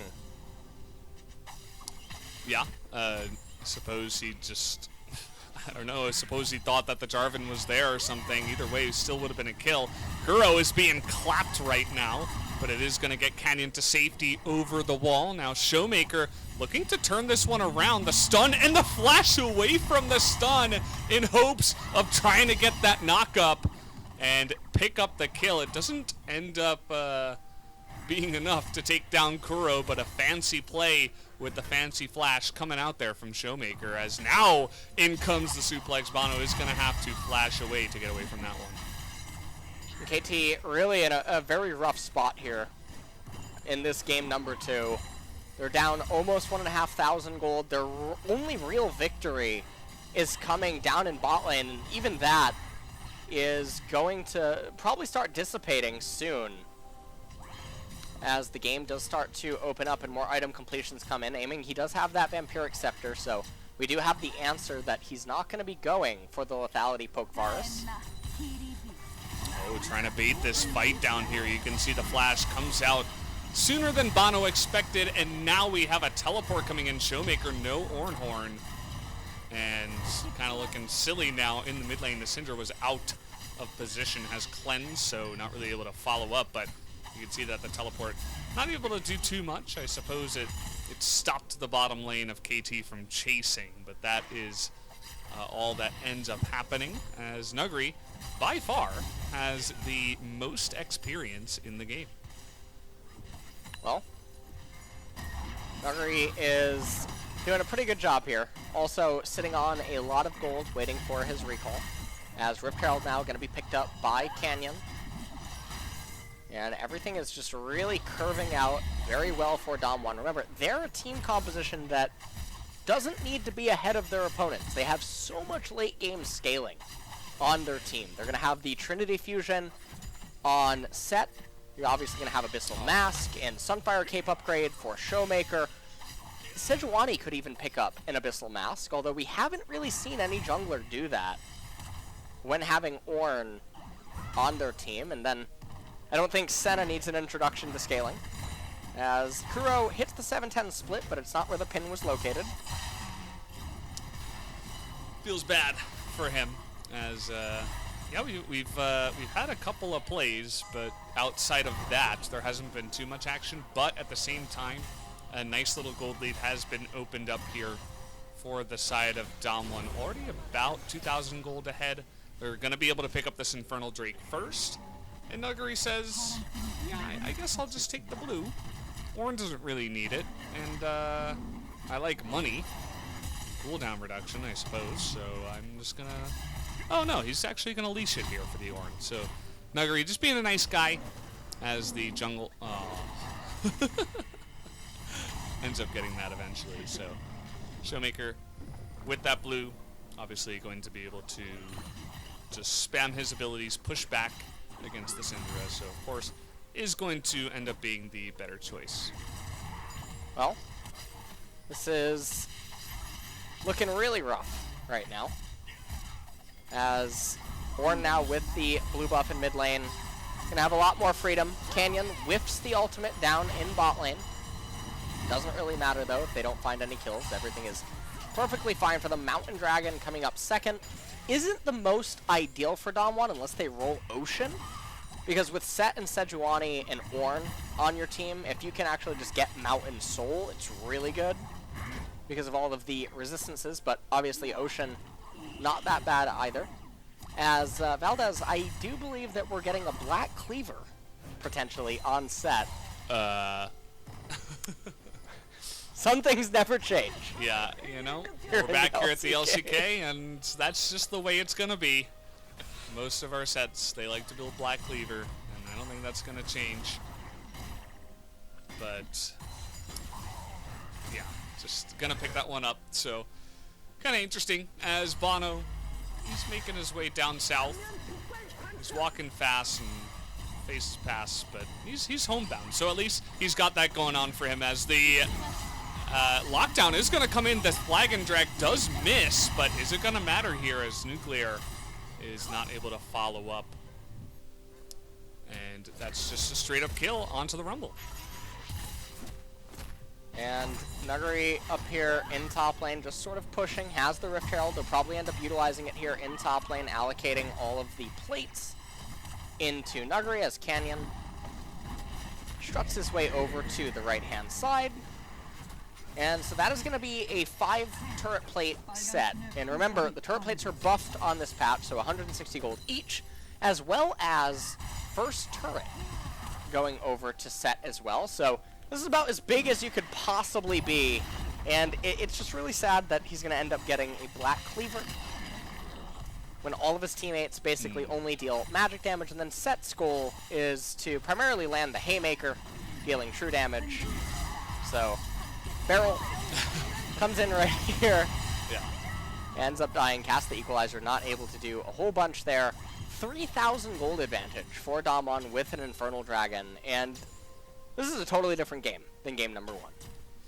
Yeah, well, they won in draft, and early on, they were able to snowball top to just... They snowball so many objectives when they do that. They're, as you mentioned, able to pick up the first turret. It's just everything. The lightning rush is down. Nuguri considering going in there onto Sohan. Here comes Bono from the jungle, but with that play. He's spotted on the ward, and they'll both back away, although Sejuani is trying to find him in the jungle here. Up a level is Canyon over Bono, and so can bully a bit one-on-one. And right now, down in bot lane, we're just basically having ping pong in all the lanes, and so we are back to a little bit of a lull state. And Valdez, I was thinking about something that you said actually in series number 1 about Animal Crossing, and I'm just not convinced. I feel like it's going to be just like Pokemon, where everyone talks about it for 2 weeks, and then the hype dies. You know, I feel like that's that's what the I'm way really it is worried with about. a lot of things So nowadays. I went to the Toys R Us. It's actually located on floor 3 of my building. So Okay. I went down to the Toys R Us. I got in the elevator. I went down there, and they were sold out. So I didn't get it. Now, one might think that I could get it in the store, but no. I want the actual physical copy. I like looking at the box. Yeah. No, I'm not gonna do that. Okay. You're gonna put the box on your desk and stare at it all day? Yeah, I'm like kind of the opposite, where I don't like to have extra things. A lot of people in esports like to, collect memorabilia and stuff like that. I have some meaningful stuff, but I don't collect literally every single thing like a lot of people do, and just clutter up their desk and apartment. I like to keep it minimalistic at some level. And that's why I didn't get Animal Crossing. Anyway, we are going to turn onto the Mountain Drake, and there is going to be no contest by KT. They're just looking for another pick with Bono. They said, hey, that worked last time. How about we try this again? Yeah, and okay, they did roll perfectly. It is going to be Ocean Dragon that will be spawning, and the longer that this game goes, the worse and worse it really gets for KT. This is absolutely brutal, because all of the tankiness is just going to start coming in. Syndra's going to basically deal no damage. Cannon is going to deal no damage either. We talked about this in Series 1 when Silas built a Proto Belt. It feels even worse on Cannon when you end up building this item, because when you're behind and then you try to transition into the mid game, it's an item that it gives you a lot of power when you complete it early, and its recipe components are also really powerful inside of lane, but when it stands toe-to-toe with other completed items in the game, it doesn't end up providing a lot of value. And when Cannon is going to be on the back foot and struggling as it is in the game, it just really feels like a death slot. Yeah, the one thing that you mentioned that's really important is the gold value comparison, because, it's not just that the one item is straight up bad. It's that there are a lot of times better options in certain game states, which of course is something we talk a lot about Morel and Namacon versus Leandries, but we're not going to get into that. Nobody's built either of those items yet in this game. Oh, actually, I was wrong. Morel and Namacon completed for Beryl down on the bottom side, so thank you for that, Beryl. He's bought one of the items. Well, Nuggery up here in top lane, 3 minutes until Ocean is going to come up, as Spectre's Cowl built on Canyon. And so that means it will not be the Abyssal Mask into Infernal Mask upgrade able to be gifted by Showmaker. So I feel like a bit of missed opportunity there because of how efficient that item is, and then how much value everyone on the side of Damwon would really just get from it, except for, I guess, Set. The Syndra pushing really far up, but had her orbs in position. So on flashes away. They're going to try to re-engage, but the suplex into the back line. Do they have the damage? Yes, they will take out Nuggery. And a huge Cataclysm by Bono is going to create so much room for KT. That's 2 kills in their favor, just like that, on a fight that Damwon opened up. And as you guys can see, after picking off those 2 members, they're going to push down the mid lane and try to get as much gold to try to come back in this game. And right now, KT now raising mid-tier 1 turret. It's going to basically bring the gold lead to just under 2,000. Let's take a look at this one more time. Damwon were the ones that said, you know what? Yeah, let's do this. There's no objective up, Valdez. There is nothing to fight over at all. So, ults. yeah, everything just going completely wide, and then KT beautiful counter engage there by Kuro to really set all of this up, and that's just 2 kills that Damwon didn't need to give over to KT, and they did, and it's not the end of the world. It's going to take a lot more of those blunders for KT to have a chance in this game. Yeah, you don't want to, it was just the 2 kills. They were able to take the turret as well, so it's a decent amount of gold to try to get them back, but as you mentioned, the game is not going to change all too much. Sohan is going to be in position here, finds Canyon, and will just back away, supporting Kuro, as looks like Shirley was the one to come on down and take out that turret. But yeah, now after that play, I mean, it doesn't look like much on total gold and on paper, but they get both of the kills onto 2 of their carries, the Syndra and the Varus, going to get a nice little influx of extra gold. They're being bailed out by the government that is Damwon right now, and getting some extra paychecks, and that might allow them to hit their timings faster and be more of a menace when it comes to the future team fights around some of these Drakes. Yeah. 20 seconds now until Ocean. KT trying to get into position, trying to have control over the right-hand side of the map right now. 10 seconds still remaining, as Damwon now moving into River. See what else can end up transpiring, but KT being just repelled immediately. They probably are still very aware that they're not actually favored in a straight-up team fight. Something would have to go catastrophically wrong out of Damwon in order to make it so that KT could somehow win a team fight. So the other thing about this is Syndra with a needlessly large rod doesn't seem to be going Void Staff, and so the Rabadon's Death Cap will help out with wave clear, but Syndra's not going to be dealing a lot of damage. Varus is really the only hope KT has right now.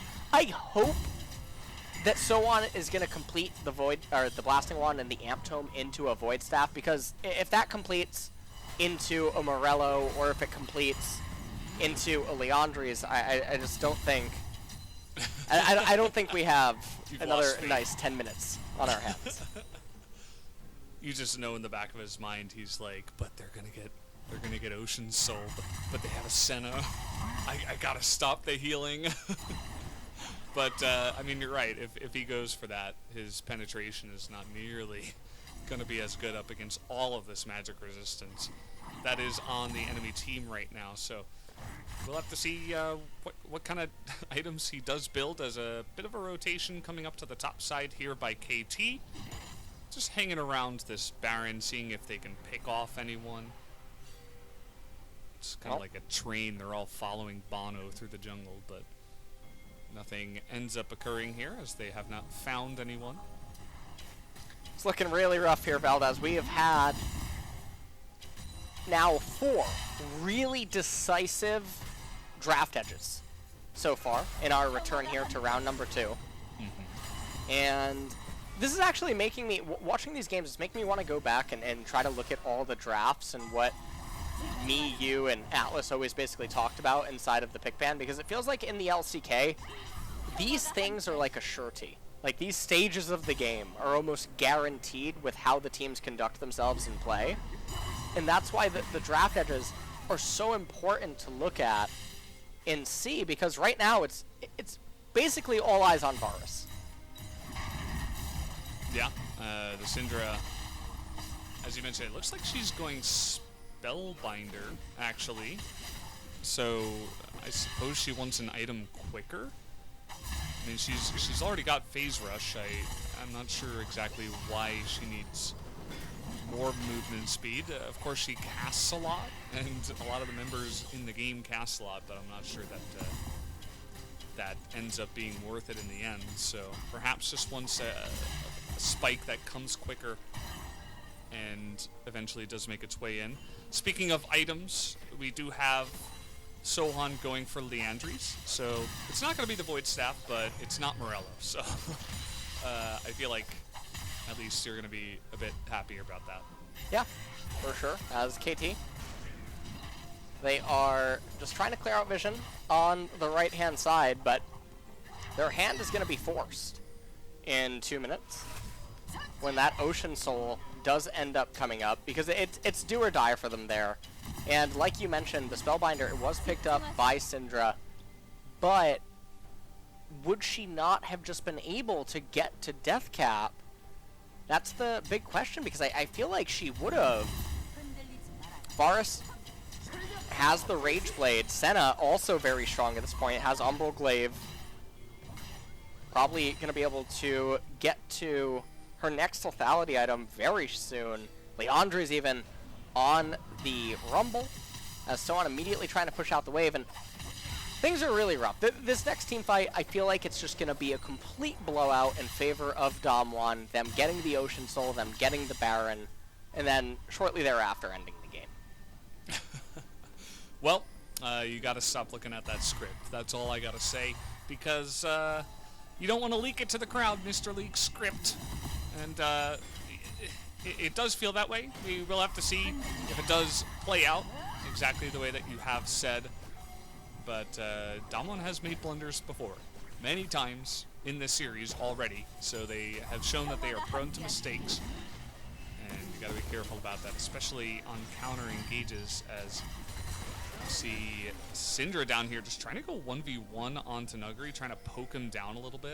Of course, not really in kill range down there, but everybody now grouping up for the Ocean Soul that's coming up in 30 seconds. And KT, they do not want to let this go down without a fight, it looks like, as Nuguri pushing forward, but not far enough. He's extremely fast with the Dead Man's plate. Well, 10 seconds until Ocean Dragon ends up coming up, and this is going to be it for KT. They're already missing some HP on some of their champions right now. Things are going to be a little bit rough, as Soan's going to have to try his best to find his way in, and it does look like Bono... Thinking about the counter engage there, he is going to go in for that, but the equalizer's so rough to deal with, and already Bono has to flash away from that one. Soan not in a great spot either.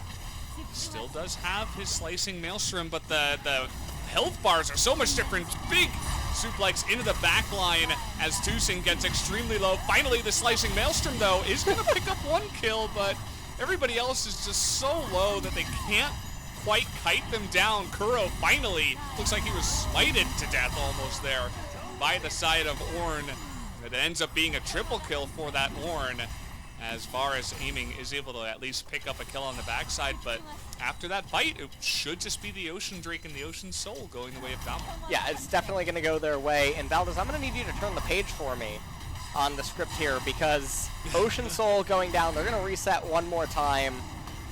Ornaments are going to keep coming in from this point. Let's just take a look at this. So, if you need more example of a team compositional discrepancy, I mean, you don't really have to look much further than this fight. Ornn Ultimate comes out, bounce onto Soan, he's missing all of his HP, and at this point, Damwon has already been a little bit sloppy, but Nuguri finds his way in with the superplex onto several members, two-man base breaker, haymaker coming out. Soan does manage to help find the target right there, and then just take a look at this. Nuclear goes forward as Sejuani in the back end did end up getting sniped, but this almost looked like it was going to be very close. Damwon just winning that fight super decisively, only giving over one member, but the end of the game is near. Probably going to have Yumu's Wraithblade picked up by Nuclear soon. As soon as he gets it, Ornn upgrades his item. Probably Rabadon's Death Cap for Beryl into Rabadon's Death Crown. Obsidian Cleaver already completed. And now it's just about, can Damwon find the ability to press R on Ornn and R on Sejuani and turn off their monitors and run at the opponents. And after R, press QW and E, maybe DNF if the time is right. Might help you out. One-on-one up in the top side. Ornn doesn't take damage. Not really sure why you're trying to 1v1 him. Maybe just trying to bait him, but down goes the Syndra just like that. Immediately just gonna disappear. That was a straight up one-on-one, by the way. As Ornn says, you're actually stuck in here with me, buddy. As down goes Kuro, and down will also go aiming. So the 2 carries immediately going to disappear, and Damwon can essentially do whatever they want. I actually think they can end the game here if they wanted to. They have a large... Okay, we are in the LCK. Yeah, so we are going to back off. I know now, it's been a while, LS, but... Kennen does have Slicing Maelstrom, so he would have been able to all in there and try to Slicing Maelstrom, kill all of the minions, but pretty sure that Damwon would still end up winning. Nuguri is just basically being the gatekeeper here. Right near the red buff, Facebreaker ends up missing. And gets the smite actually out of Bono, but it's not like he's going to go for a Baron still. Anyway, Elder, 3.5 minutes away. Senon's going to recall here, pick up an item, Sejuani as well, as Nuguri just pushes in the mid wave before resetting himself, and this game is really, really over. He said, I don't see Varus, and he said, no, I got him, by the way. I got Syndra. Get Varus. He said, let's end. I don't know who that was that was saying let's end, but clearly that wasn't the decision that was followed. I think it was Showmaker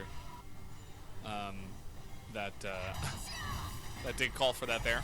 But yeah, Ornn is still pretty ridiculous. I'm not sure why the Sylas in particular was focused as a ban over the Ornn.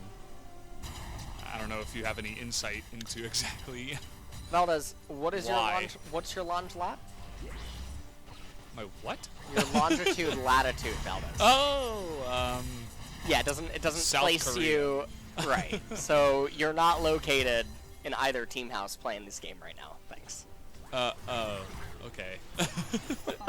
I see how it is. Not a big deal. Yeah.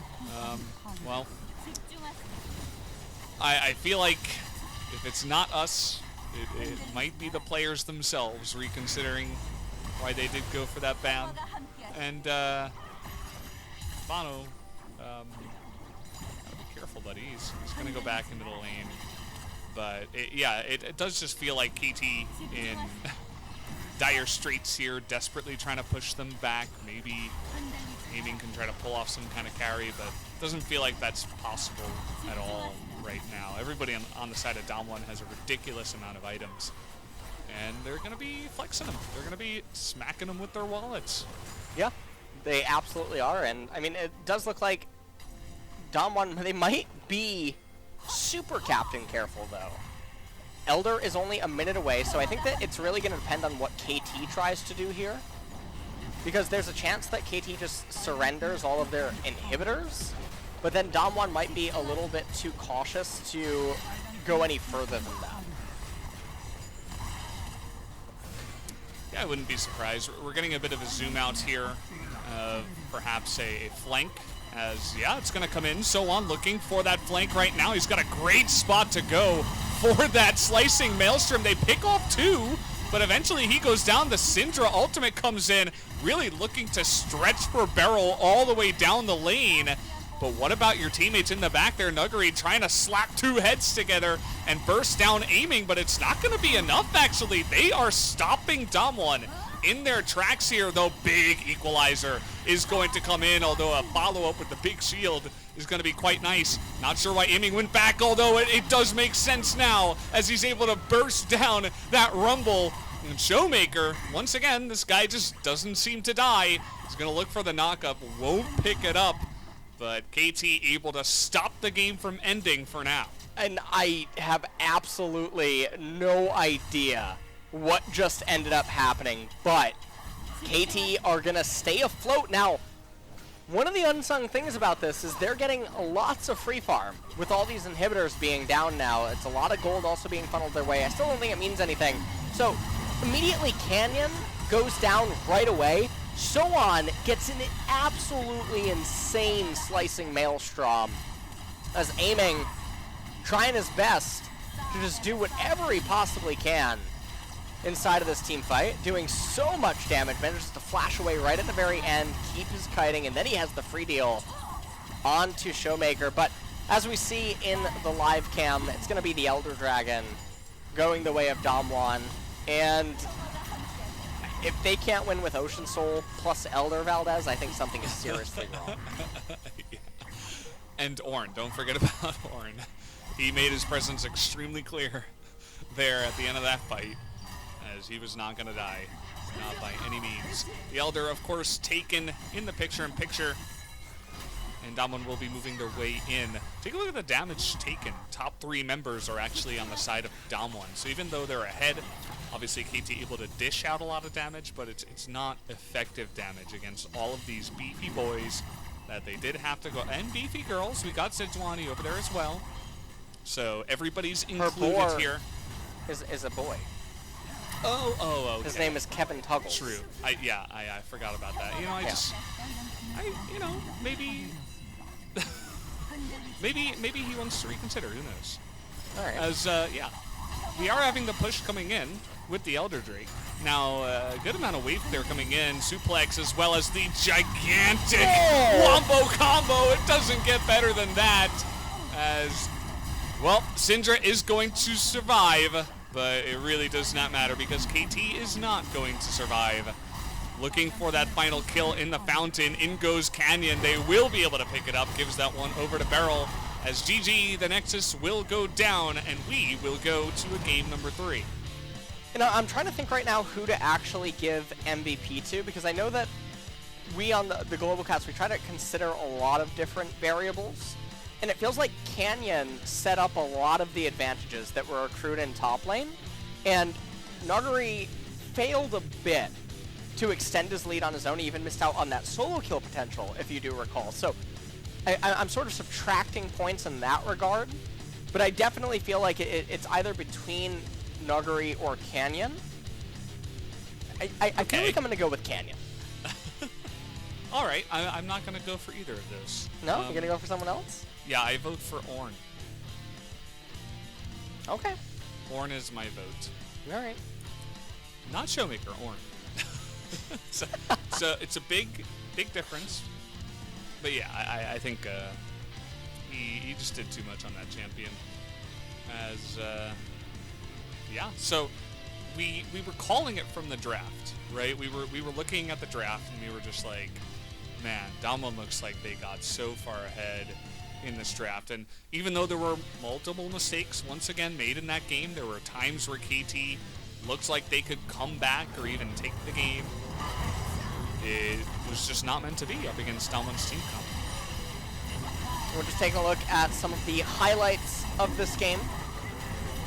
As this was the team fight that Damwon, they got very overeager, and we saw them do this a lot in the LCK, in previous series. This has been a tendency where they like to get a little bit reckless at certain points of the game, but it just didn't really matter. They were super giga mega hard carried by their team composition at so many stages of this game where things were looking a little bit rough, but it was just so hard to punt it away. All things considered, Showmaker, fantastic solo kill onto Kuro up there in top lane. Eventually turns and sends a pillar straight into Varus. And this is where Ornn really got to flex his muscles. As I think he got suplexed back into the team after everybody had flashed away. So that was a little bit weird from Nuguri on the set. But it really doesn't get better in terms of getting engages like that. You're behind all 5 members as your AP builds. And you're thinking, oh, okay, 4-on-1. Ornn's going to die. Showmaker's going to die, right? Well, Beryl's able to come in and distract them. And then Showmaker is able to live. And even though KT did win this fight by a hair, it didn't end up really changing the way that this game was going to happen, because after that everybody had to heal, they were out of position, and KT, or rather Damwon, were able to just collapse onto the Elder. And Elder Dragon really just putting on a show here at the very end.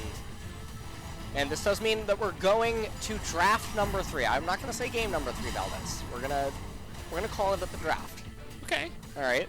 So just remember that next time. Now Nuguri did deal first in this game. I really feel like it's going to be either Nuguri, Canyon, or Showmaker getting the MVP. Okay, sure. You forgot one guy. How could you forget? Take a look at the damage. I mean, you were talking about Nuguri's damage, but look at team damage. KT's was pretty. I mean, it's nothing to laugh at, really. I mean, they were just dealing so much, but it just did not matter at all. You know, they weren't even that far behind in terms of gold score, but as we like to highlight many, many times, that is not the only thing that matters. And so, well, you know, we will have to see how that draft takes place, Ellis. Yeah, we'll see what they have in store for us. As join us for game number 3 in a couple of moments. Yep, we will be back, guys, just 5 minutes, and we will come back for game number 3 of Dom 1 up against KT Rolster. Be right back.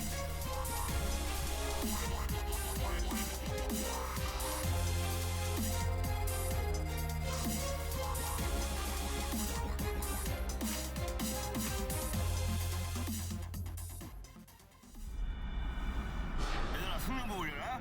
마이베노 헤이 TFT 모바일 부동 동작 또로로로 갤럭시 부동 동작 헤이 TFT 모바일 부동 동작 또로로로 갤럭시 부동 동작 또 떨어져 허구와 날라다타 여긴 갤럭시 너의 자식 얼럭키다 너의 두뇌 그래서 타지 않아 21세기 네 전략이 내 전략 눈치 차이 나는 널 눈치 터차미 롤 아재 롤린 이돌 롤린 인간들 잘게 누나 망긋 담아 회전 초밥 뒤집개로 뒤집어라 레디 새끼 TFT 모바일 부동 동작 또로로로 갤럭시 부동 동작 TFT 모바일 부동 동작 또로로로 갤럭시 부동 동작 나의 여가 머신 부동 동작 TFT 모바일 부동 동작 온유한 소리 가득 찰로 동작 또로로로 갤럭시 부동 동작 하다 현타 부동 동작 TFT 갤럭시 부동 동작 유체 뉴 시너지 전설 등장 머신 팬치 우주 부동 동작 리그 오브 레전드 전략 게임 TFT 모바일 부동 동작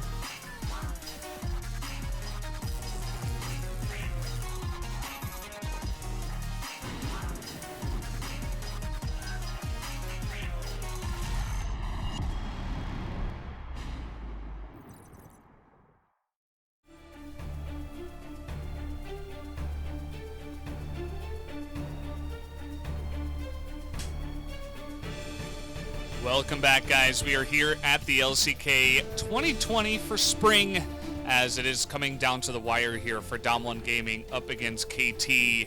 It's been a long, drawn-out second game that actually, it looked like KT was nearly able to come back in, but the draft and the composition looked a little bit too strong from the side of Dom1 on blue side. So a lot to go back to the drawing board with and to reconsider going into game number 3, Ellis.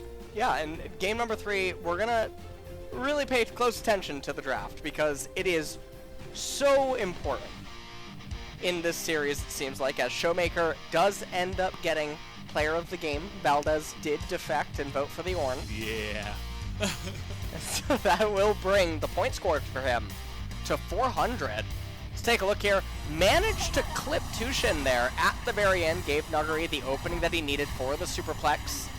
Nuguri eventually ended up getting brought down inside of this highlight, but we shall take a look at what else can end up transpiring. As you say that Valorous arrow, that is what sniped the Sejuani triple kill for Ornn inside of that team fight. He's just so tanky, and no one on the side of KT can deal damage to him. So it was just really doomed. Remember, this Ornn also had one Mountain Dragon inside of him, as well as an Ocean Soul. He's just never dying.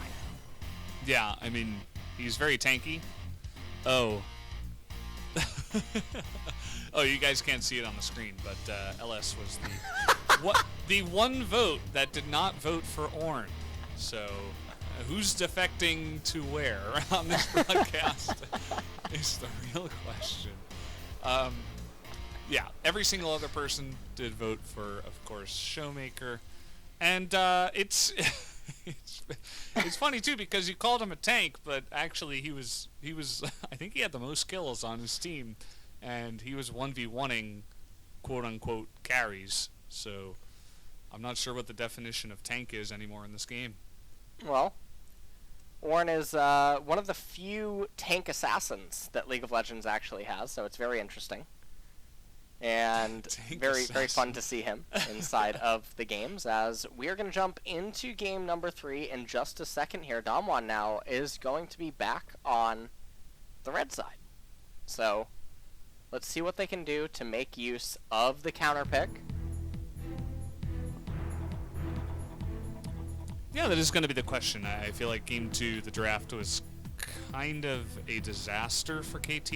I think when there's Ornn and Set available, you don't want to just let them both go. Generally not advised, I would say. And now they're on red. I mean, they looked a lot more comfortable to pick and ban on red, so maybe they'll have a bit easier of a time, as their comp in game 1 was obviously much better.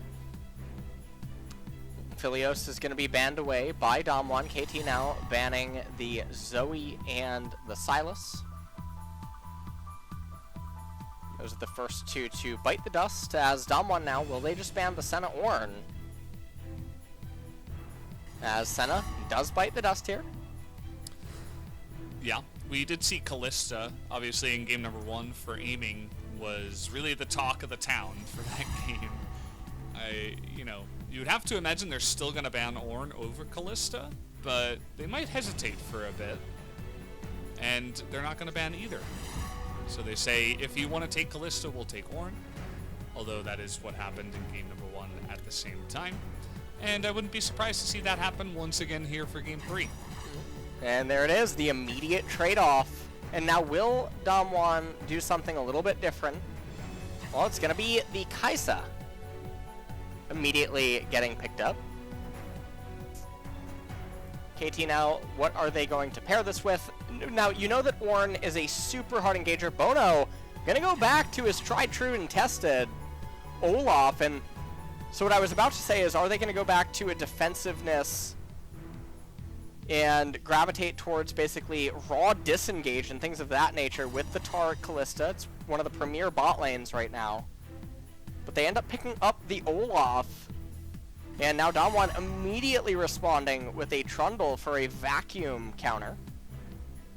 Yeah, it feels like LCK's favorite counter pick to Olaf.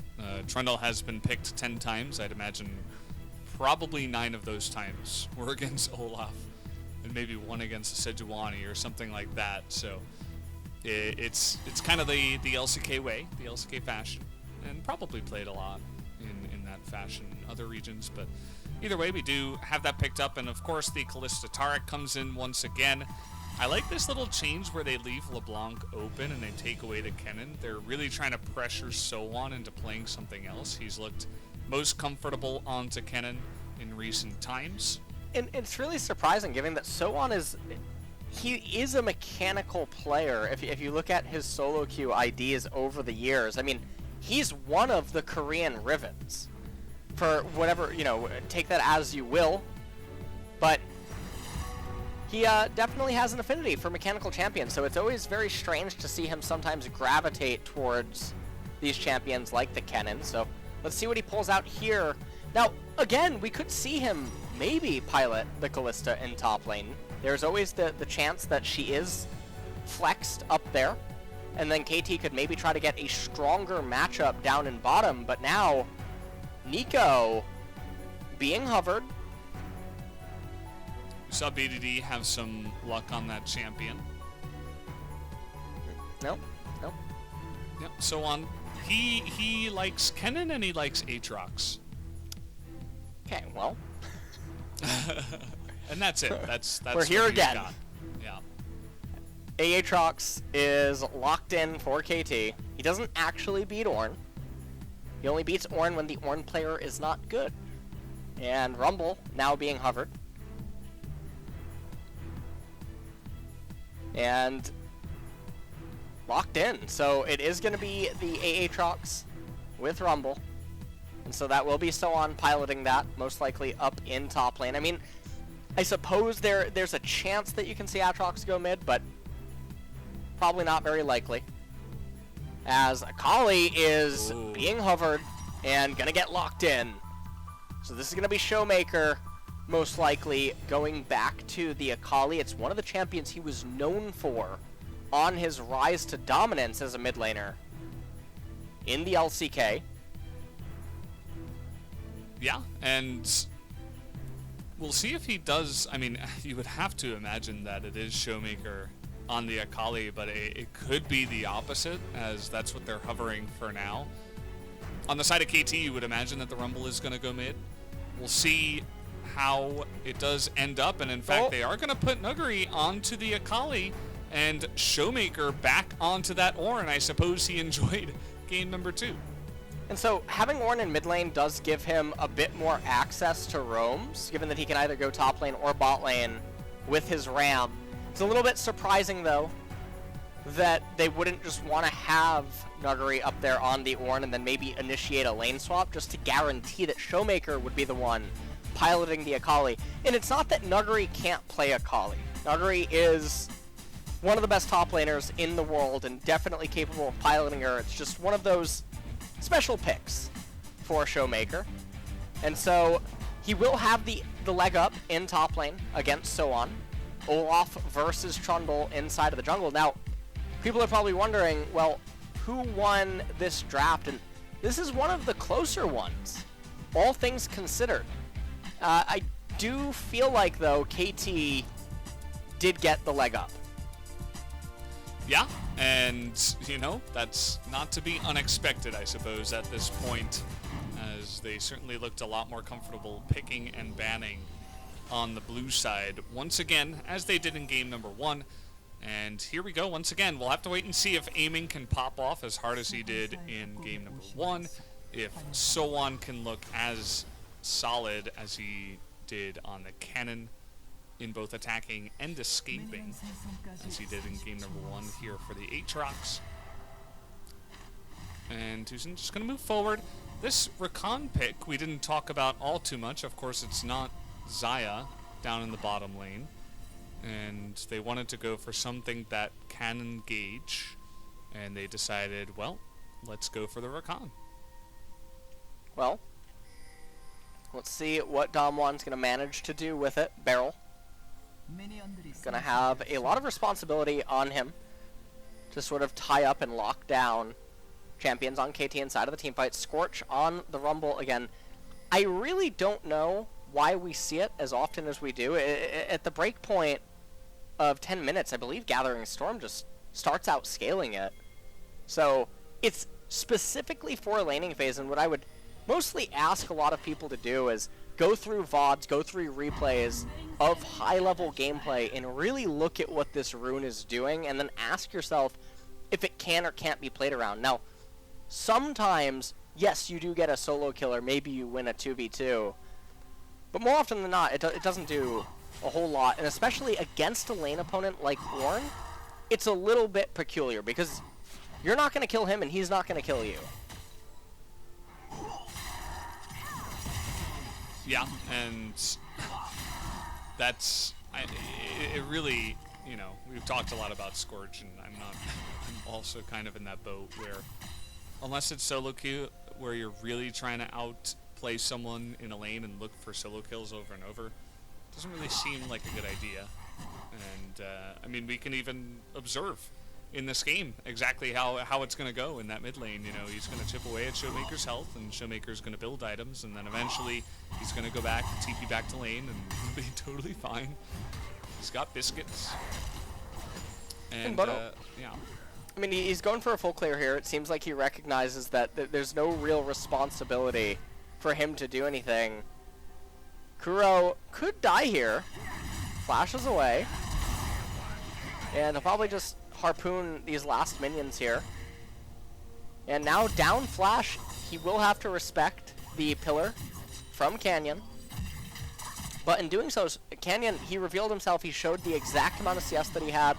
Bono full clearing on the Olaf, probably going to make his way towards the right-hand side Scuttle Crab, and he's doing this because Aiming and Tushen have the priority in bot lane.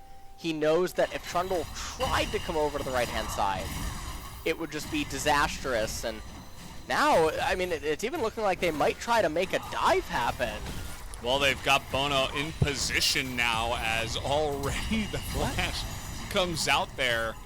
Looked pretty early from Beryl. Maybe he got stunned up and panic flashed or something, but after the flash came through and the cleanse out of nuclear, you could see that both Kuro and Bono just say, okay, that's fine. We got the wins. We're just going to back away after that. And so as a byproduct of this, Olaf slows down his clear speed inside of the jungle. This actually lets Trundle recover a bit. Gets onto the left-hand side, picks up that left-hand side Scuttle Crab. Olaf recalls now into double control ward with Red Smite. And 45 seconds until the Infernal Dragon is going to be picked up. Bono going to go back into power farming. Canyon, I don't know what he's expecting or where he would be expecting Bono to be. He does have the priority from mid lane.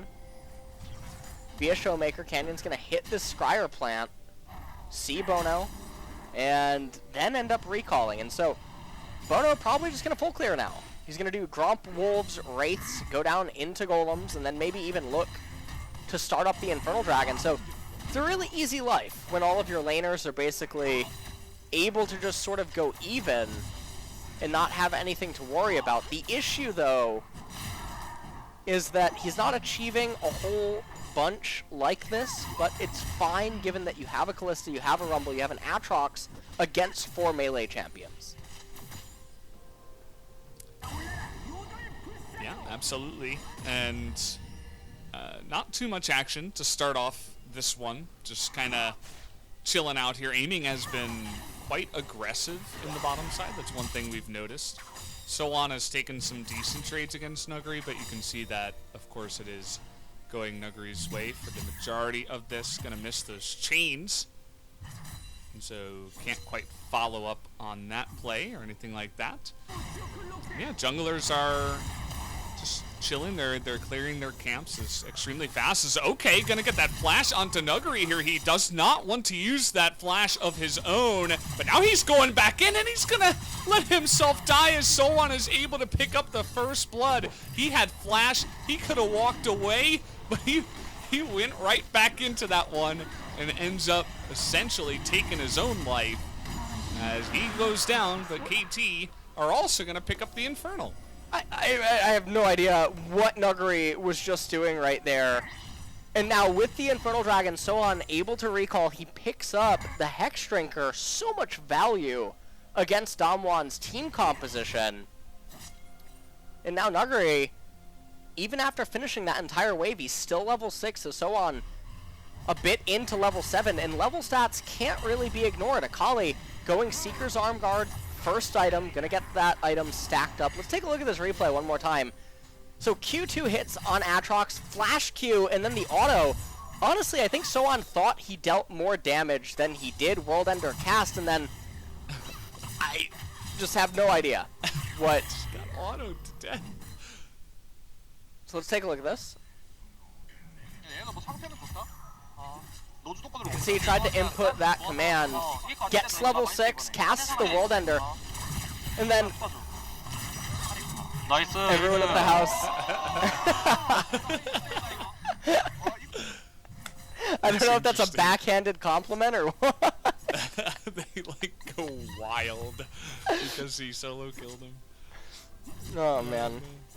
Yeah, I don't know. I don't know what Nuguri is thinking. Maybe he thought the dash was on cooldown, but even then, like, I don't think you're gonna get that kill. It just didn't seem very likely at all. So Damwon are really far behind right now, and the way that their champions are itemizing doesn't help them that much either. Akali's items are gonna really be stunted now inside of this game, because the Seeker's Arm Guard, it has value against the Aatrox, has value against the Callista, but Akali's not going to get the Gunblade when she wants it. Everything else is just going to be slowed down and delayed. Whereas the Aatrox, with the Hex Drinker, such insane value against 4 of the champions on the side of Damwon, and even Canyon, because Subjugate deals magic damage. So the resistances, even against the Trundle ult, still going to be really valuable. Infernal Dragon bolstering their stats, Ocean Drake coming up next, and if you're a KT fan, you probably want to roll Mountain at this stage of the game, because that would really cripple Damwon's chances to do anything, and it would make it all on Kaisa to try to carry. Yeah, I think that Cloud Drake here, or Cloud Soul, would be pretty negligible. I mean, you've got like an Equalizer if Fate's Calling. There are some, but obviously the Mountain is going to be much better. And you talked about crippling, especially against an Akali that's already behind. Imagine building resistances and then getting Mountain Soul. She's not going to be able to do much, to say the least. And so they'll be hoping for that. But as it stands now, just a small lead in terms of the gold. This top lane, of course, Soan is going to slowly catch up in the CS now that he's got a nice little item advantage. The mid lane, still not much happening. Would have been nice to, you know, get your first Gathering Storm proc here at 10 minutes as a Scorch, you know. Hasn't changed the state of this mid lane. You see Ornn has 3 biscuits. But I suppose we've mentioned that enough at this point, as everywhere else on the map is kind of, you know, just kind of taking it easy. Aiming and Tucson have been able to slowly open up a lead of about 18 CS. So they've also got that going for them. Well, we'll see how everything else keep transpiring here in this game. We are in a bit of a lull state, Valdez. That we are. Now, Valdez, I want to direct your attention to the fact that you do need to get a Switch. What? Okay, you do need to get a Nintendo Switch. You know, I've thought about it a lot, and there have been times where I got really close, where I was like almost even in the store. But we're gonna have to talk about what's in store here for Showmaker, as he's able to Ragnarok through that one. But Showmaker on the Ornn, of course, with such grace and beauty. Ornn has so much mobility, even in that large package. He's able to get away, and he does have to flash, of course, to help out his escape. But the gank does not amount to too much here in the mid lane. Well, that was not really the most exciting thing that just could have transpired here inside of this game. Aiming, trying to make it onto Beryl, does have the Fate's Call available, chunking him as much as he possibly could and lead up to this fight. Bono over here, getting the Raptor camp. ends up singing level 8, and so this is going to be a jungler level advantage. Not that it probably is going to influence all that much. It is still something to bring up. Aatrox here with the World Ender available. Coming down, they're going to summon the Rift Herald. There is all the turret plates in mid lane that are ready to just go the way of KT. And also if they can get any... okay, so I believe that the Herald turret plate leash range, I think is 2,000 or it might be 2,500 range. So if you recently tapped the turret, you're able to maintain the leash on it for 2,000 or 2,500 range. It looks like it only went on to Bono though. That was that was very strange. Yeah, I don't know. Looked weird. But either way, Sohan able to zone away Nuclear by himself. Nuguri really trying to get into that backline. It is going to go the way of the Olaf. Fate's Call is going to save that support who gets in the front and stuns up a couple of them.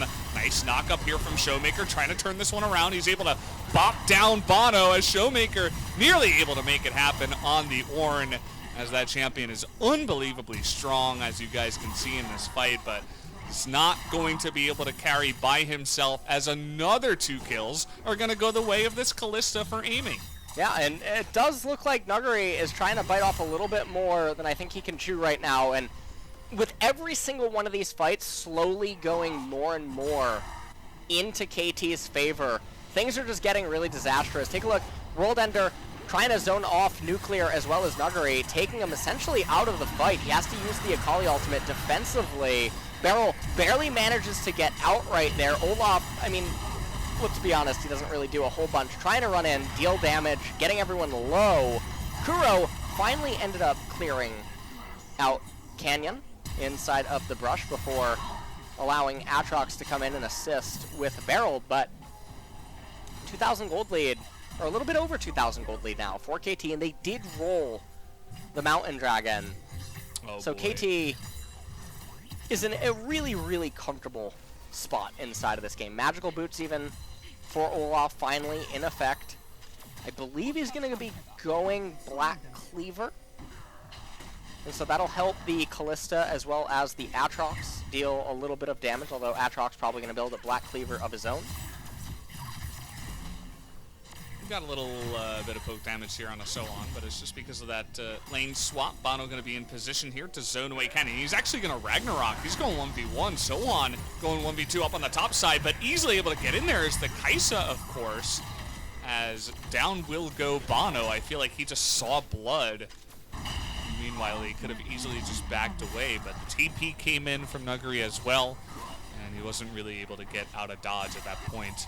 At the same time, bottom side, the turret goes down for KT. They're going to hold on to the lead that they do have, as now at least the Rift Herald will be focused down here for the side of Damwon. Let's see if KT want to collapse in here. Looks like they really do want to.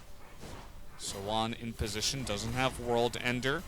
Of course, no steal is going to happen.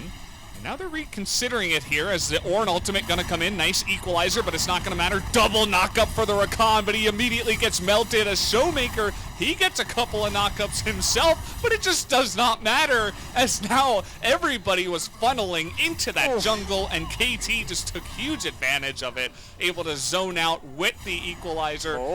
Can Sohan get this one? What? Why didn't he just auto? He did get, you know what, I think that he was actually influenced by Ezreal syndrome right there, and so he actually pressed the Q. Press Q instead. Oh man, that's that feels bad, man. I mean, KT still dominated that fight, as Damwon just, I don't know. Oh man. Well, KT, I mean, they're just so far ahead. We're going to take a look at that team fight one more time right now, as this is how it all starts. Okay, Bono, he comes up to sort of help out with whatever he can, but Olaf, he just doesn't deal any damage.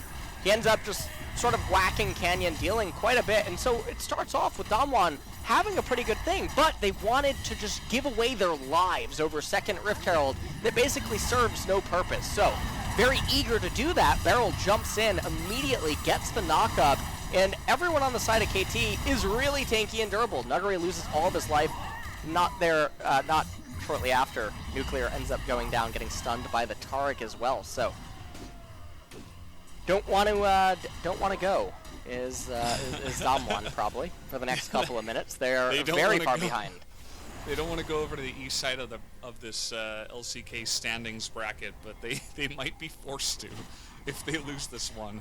And you know what? I can understand what they were thinking. You know, we have a lot of full health members. We have the Ornn. Maybe we can knock up, 3 guys in that close proximity. And the Taric looked at a position, but immediately a bunch of things happened. The Equalizer actually did a better job of zoning. Rumble was able to do his combo and have the Flame Spitter finally spat that one out, going as he was getting knocked up. And Trundle wasn't even able to get into the fight. He was totally zoned out. He was on the top side of the jungle there and ended up doing absolutely nothing. So it just did not matter that Ornn was able to get some of those knockups in there. And so another fight goes the way of KT, and now they're going to turn their attention here onto the Mountain Drake. And Damwon is just going to let it go. And so Olaf just got 3 MR and 5 armor, which it's not a lot, but he also hasn't built any resistances yet, and he's going to start doing so later. So Aatrox has the Hex Drinker, going to get also Boots soon, get a little bit of resistances there. Everything is going to start adding up, but also Mountain Soul is now being threatened. The game is now at Soul Point, and so Damwon, they have a really big problem on their hands. Take a look at Akali's build. We talked about this really early on when she fell behind and then she had to build Seekers first.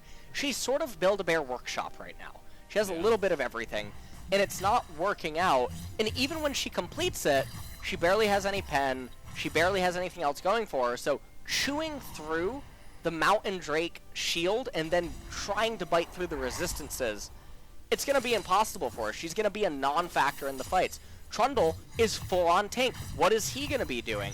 Ornn, I mean, he is a tank. Now, he's a tank assassin, but assassins don't like Mountain Drake. So, it's basically the Kai'Sa show. The Kai'Sa is so far removed from this game, nothing's going to be achievable. Yeah, I mean, Kai'Sa's not going to be able to do it herself. And we've seen what a Kalista can do when given room and given a lead. And that was up against a comp that had much more CC and ability to dive backlines than the one that Damwon has, if you can believe it. And yeah, I mean, Kalista's not as fed as she was in that game, but I feel like the same feeling stands for where aiming is in this one. Plus, he's got 2 other members who are just as fed, if not more, on the side of Sowon and Kuro, of course. So the Rift is their oyster at this point, and they say, how about top side? Wait, no, we don't want to give up anything. Let's move mid and try not to miss this. Damwon, on the other hand, they did pick up Shirley, so don't forget about that. They're going to push down here on the bottom side, and that is one thing that KT will have to actually give up. Yeah. Damwon just trying to basically scale into the later stages of the game. Ornn is level 12, but remember, this is the patch where Ornn was nerfed. Does have to wait until 13 until he gets those added resistances. The Andre's Torment already built on Kuro. We'll see what his second item is actually going to be. Has 2.5 minutes until Mountain. So, if you're KT, all that you do right now is actually nothing. You do literally nothing. Aatrox probably could have froze down in bot lane, but we don't talk about that word. That's a forbidden word here. Well, Taric has his ultimate, so he'll just be able to respond here. Aiming in a rough spot, though, is going to get jumped on here and immediately burst down as Kai'Sa finally looks like she was able to do something, but immediately gets flashed on herself. As the Flame Spare, does incredible damage. I mean, this is what I was talking about. Aiming is fed, yes, but Kuro is like, while you use literally everything to kill our AD carry, fine, I'll just kill you all. I'll burn you all down. And that's exactly what he was able to do. And yeah, it turns into a 3-for-1 as Damwon thought they found an opening. We'll see if, there is Smite available here, but he doesn't have Flash, so not able to actually get into the pit. And down will go the Baron at 20 minutes, 40 seconds. Yeah, and take a look at this one more time. Showmaker summons the Ornn Horn, goes in onto aiming. Taric ultimate comes out. They cast a pillar, but Canyon's still a little bit preoccupied with the Raptor. Taric ultimate is there. Everything comes out in this team fight. Sowon able to just do so much, wrapping up Nuguri. Takes him out of the fight completely. Ring around the Rosie at Baron Nashor. And this game is, it's all but over. 1 minute until Mountain Soul comes up. Nuguri has to flash. Yeah. He's not able to vault to that wall just yet, outside of using that flash, and now he's not going to have it for the next fight. Of course, the World Ender did have to be used as well, but it's not really that long of a cooldown. It's already almost halfway to being available. And just like that, you take away that assassin that wasn't even doing much up until now. KT just looking to clear out as much vision in this jungle and zone away Damwon so they can pick up the soul, because we've seen so many games like this before. The team that's ahead gets extremely far ahead when they pick up a good soul. And Mountain Soul against this team, they're going to be feeling pretty good. Yeah, Mountain Soul against this team is going to be absolutely fantastic. They're going to get it. 5 seconds until it ends up spawning. You can see Olaf already in close proximity. And Kalista probably going to be getting Bloodthirster as the next item, so even more shields for the enemy to try to chew through. What? Canyon you never played solo queue before, or what? He doesn't even have, like, a Tiamat. He's got Cinder Hulk, yeah, but, like, I mean, like, what? How fast is he gonna push? Like, okay. He's just like, this is what happens in solo queue, where you get out of position and you're like, well, I'm not able to do anything, so I might as well just split push. And it looks just as silly as that did, so Canyon finally able to get back here. Of course, the Trundle, he's melee, he's behind. He's not going to be able to do too much against this push. He has 0 wave clear. And KT just say, get the hell away from our inhibitor. We are going to take it down, and you got to go back to base. And now they're going to rotate to bot lane. They're going to tap that minion wave with the Baron buff. They're going to raise this tier 3 turret as well. They're going to get the inhibitor. And I mean, once a team fight ends up breaking out, it's just going to be a complete disaster if Damwon do try to pull the trigger. If they don't pull the trigger here, KT's probably just going to back up and reset. They might take away the blue buff as well as the wolves. And then recall, that was a World Ender cast. Yeah, he's got to go fast. He's got a hot date. Sanic. Yeah. He's got to do what he's got to do. Did you just say Sanic? Sonic. Sanic was like the meme version, you know, like the weird looking one. Ah, yes, quite. Yeah. Yeah. Thank you for that, Valdez. Yeah. And, well. Well.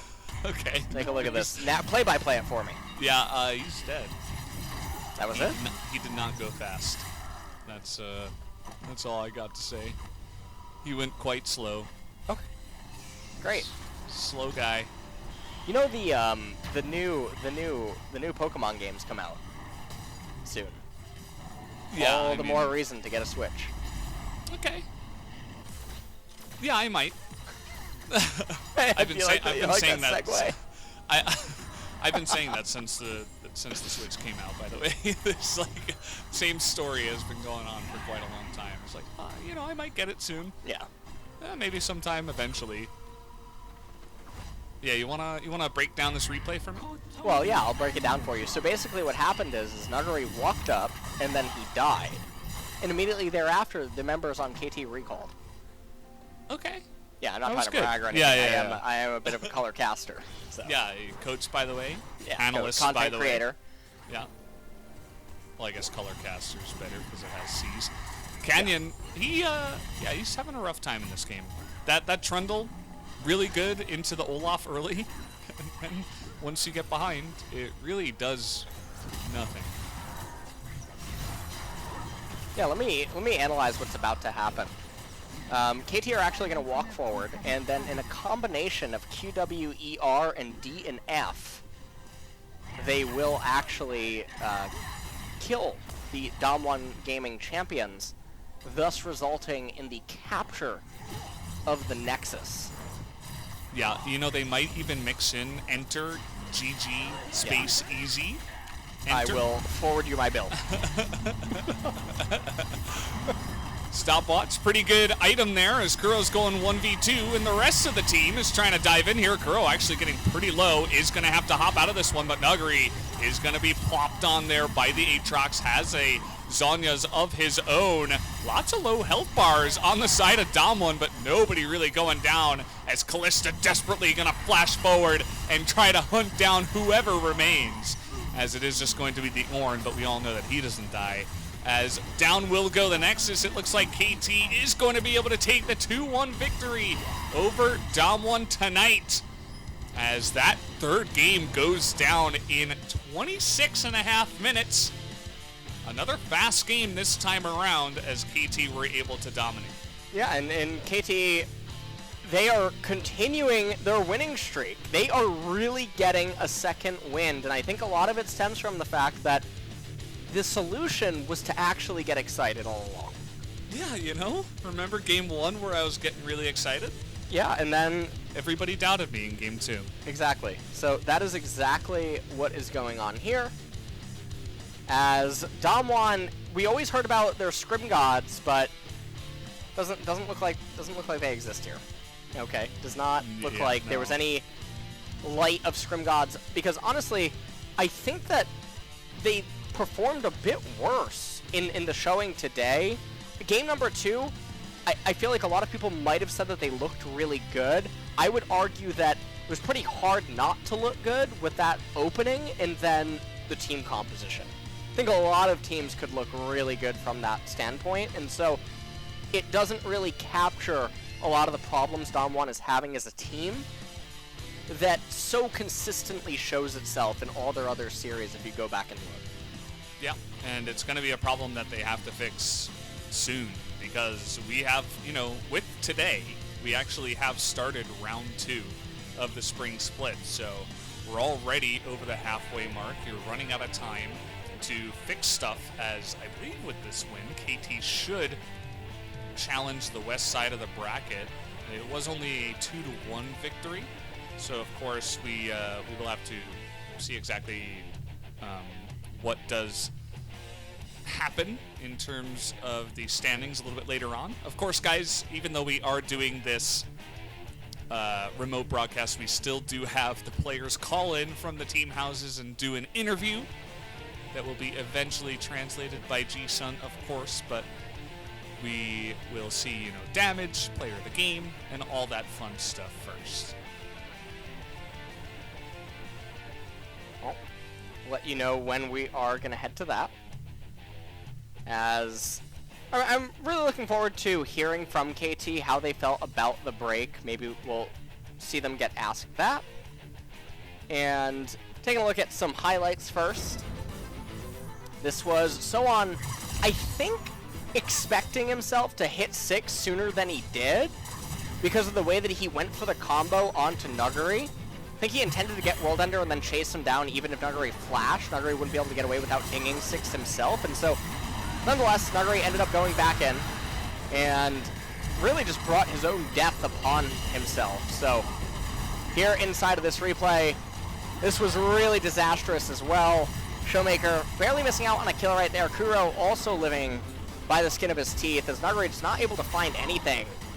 This is a pretty good argument against Olaf if you can ever find one. Champion does not really do a whole lot, but it did not really matter. Damwon really eager to lose the game as they funneled in right there.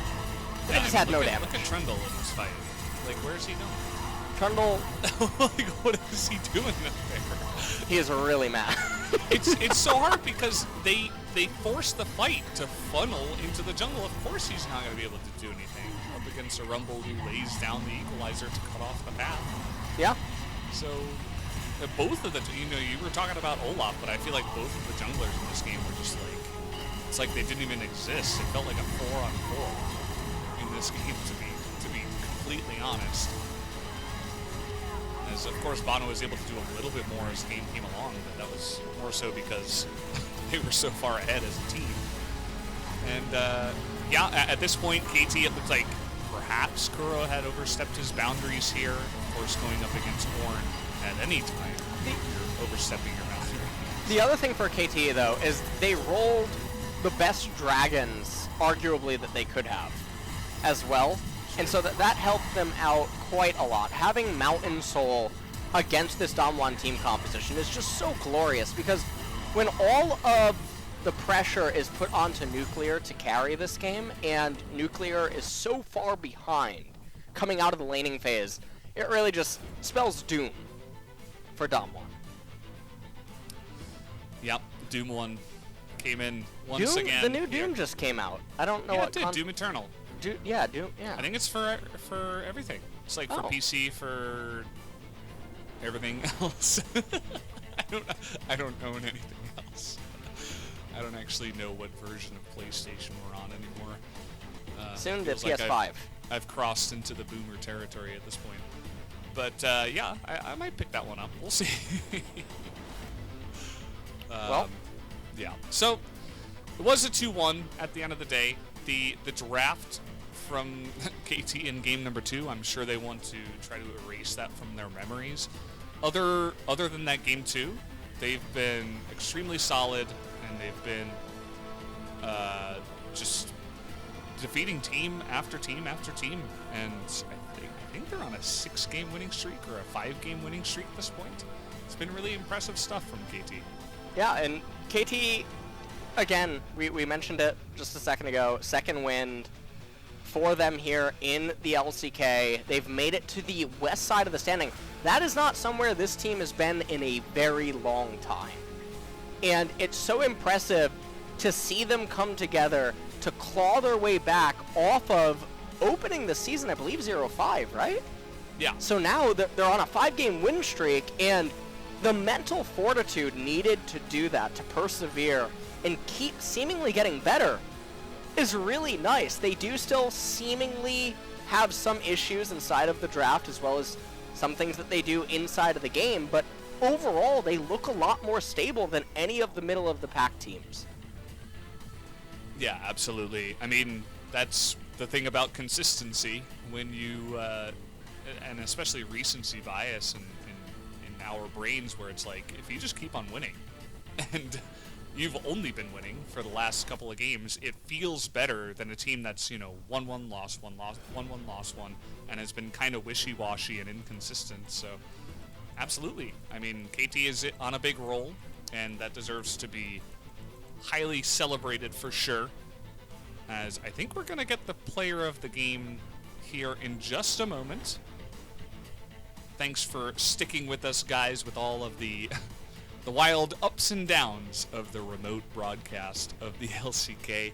We're trying to do our best and bring you guys the games while the coronavirus is going around the world, hopefully to eventually stop so we can get back into the studio and have a good time over there.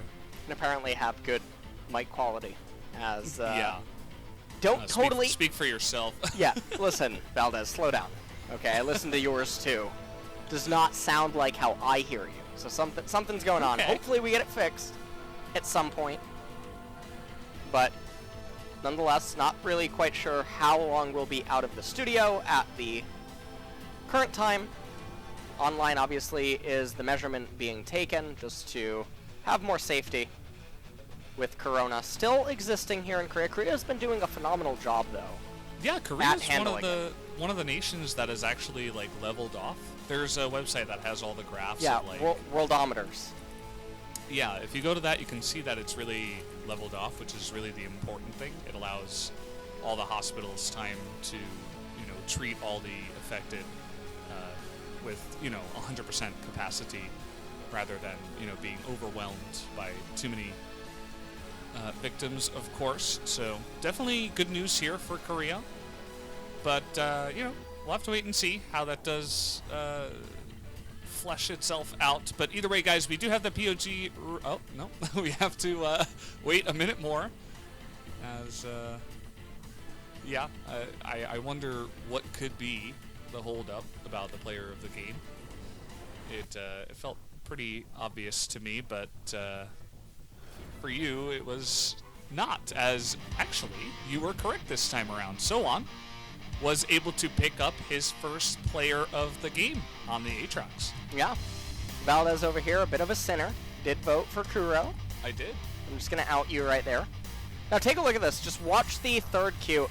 Well, actually, no. You know what? We can't even give him the argument on that one to say that maybe he was intending to both hit a Kali and a minion and get 6, and then immediately World Ender into dogging her down. But definitely his Aatrox did a lot this game. Even if that first blood was handed to him by Nuguri, he never let it slip away, and I think his itemization and just overall control in a lot of the team fights was also very on point. So very nice performance out of him.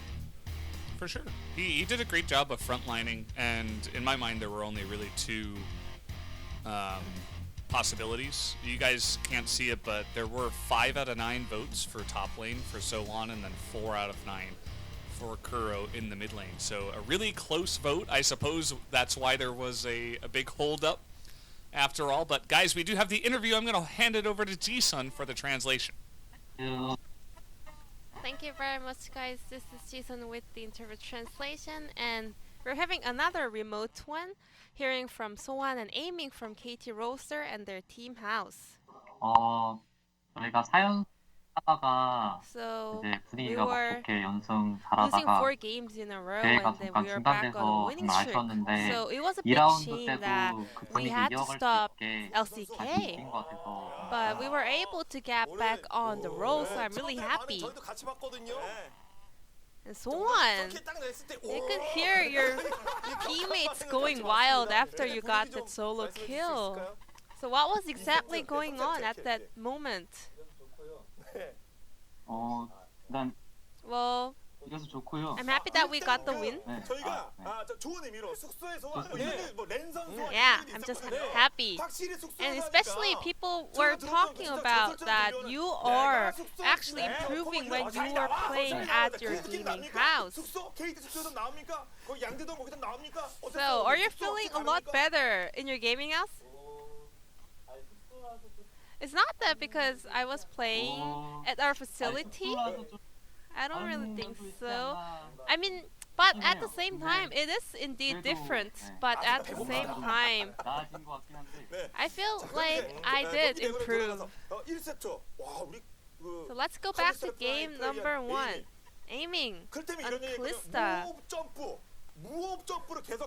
And Cloud Templar was really amazed by your play. So do you remember that moment when you just went in for 2v1 and got both kills? Were you confident at that moment, or were you a bit scared seeing 2 enemies surrounding you? Well, I am always ready for 1v lot of numbers, getting outnumbered, so I'm always confident. 2v1 is okay for me. 예, 진짜 대단합니다. 예. 역시 또 이렇게 새로운 딜링 머신 또 이렇게 그 칼리스타로 좋은 모습 보여줬으니까. 예. 이 경기를 패배했을 때 After losing that game number 2, how did the players feel? How was the atmosphere in KT Roaster? 분위기가 나쁘지 It wasn't really that bad. But you know, we tried to figure out what to play in game number 3 and things like that. I think we're having a bit of a bad reception here, but do you guys hear us clearly over there? Yeah, it's all okay here.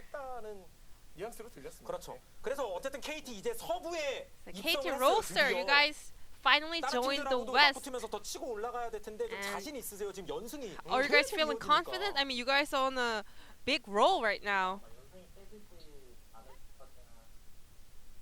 저희가 아마 연승이 깨질지 Well, 않을 것 같으나. I mean, we are confident. So we are having a bit of a bad reception coming from the KT side. So for the last question, any last message regarding the rest of the second round robin? 저 숙소라서. Well, I just wanna 저희 팀원 say that I'm just happy that all of my teammates were doing a great work. 잘해주기 때문에 계속 이런 그렇죠. 모습 보여주고 앞에서도 싶다. 발전할 거다. 예, 잘한 모습을 보여줄 수 있을 것 같다. 그렇습니다. 예, 오늘 So POG sorry about the bad 축하드리고요. reception 성부 입성 for 조치 this 거듭 interview, 축하드리겠습니다. and this will be the end of the interview coming from someone aiming from their team house, and I'm gonna pass it back to our global casters. Thank you. 오늘은 완전 어디 바로 옆에 회식할 수 있는 곳. Yep. Oh, Yeah, okay. it's me, Lone Soldier. No, we're back. Yeah. Thank you, G-Sun, as always, once again for the wonderful translation. As well, we got there's the standings back again. Hopefully you guys can see them. KT with that win are going to move over to the west side of the bracket. Definitely a big moment for them as they've won 5 games in a row. They overcome Damwon in the series and also on the bracket. So they're currently in 5th, Damwon in 6th. And definitely a nice little feat for them to pull off. Yeah, and Damwon, I mean, even when thinking about their matchups against APK, Sandbox, and Hama Life, it's hard to really say that they're even favorites against those teams, and that's what's really scary about their current form. And that's what makes it so uncomfortable if you are a Damwon fan, because things are, I mean, we're getting into the last couple of matches that any of these teams are going to get. All of these matches are so important now, and Damwon is really looking like they could fall out of playoff contention. Yeah, that's the thing that we were talking about before. You know, you got to be careful. Second half of the split. There's not all that much time left. Only 8 more matches for Damwon to try to get a bit of a better record. Generally, you want to get to, you know, at max, you want to have 9 series losses, and then you would have 9 series wins, and maybe you can make it into the playoffs like that. So they really do not have many more left to go. But guys, our next matchup is going to be Hanwha Life up against Dragon X. And this one, we are going to have a little bit of a longer break, just about a half hour. So set your timers.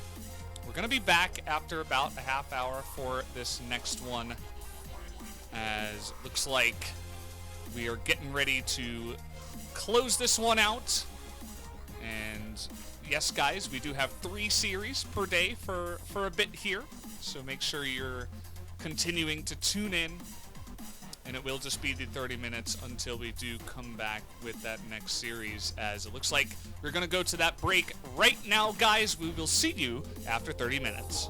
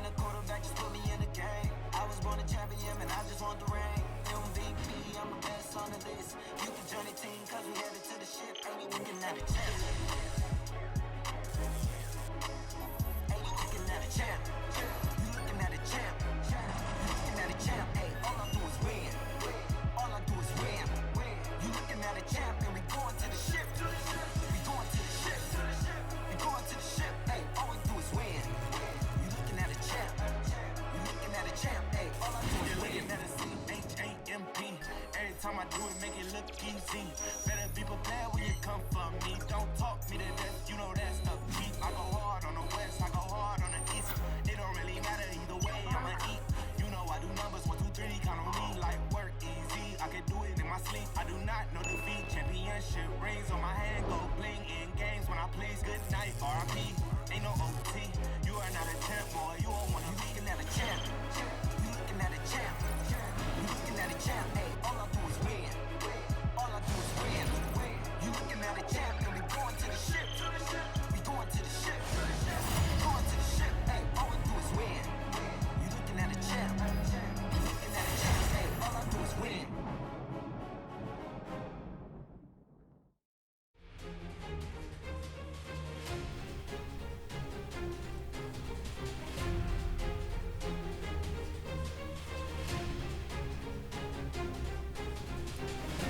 Welcome back, everybody. We are here at the LCK 2020 Spring Split. It's me, Valdez, with, of course, our good friend LS.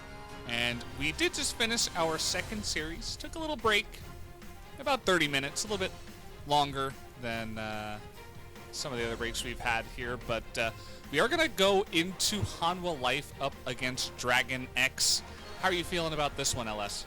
Well, I'm imagining that Dragon X should be considered by far the heavy favorites coming into this series. I think that favoring Hanwha Life would be a pretty big mistake, given Dragon X, they've lost some games in the LCK, but you have to really go back and look at the games that they did lose and see what kind of a hole they were in so early on, and then also take a look at how the rest of the game did play out. And once you do that, I think it's pretty easy to see that Dragon X is still easily very far ahead of a lot of the teams in LCK. So I'm expecting it to go their way. Absolutely. I mean, this is not a team that you can underestimate because of some of the reasons that you mentioned. I mean, Dragon X absolutely deserves to be up there with T1 and Gen.G as like that upper echelon. You've talked about how they're kind of the Elite 3.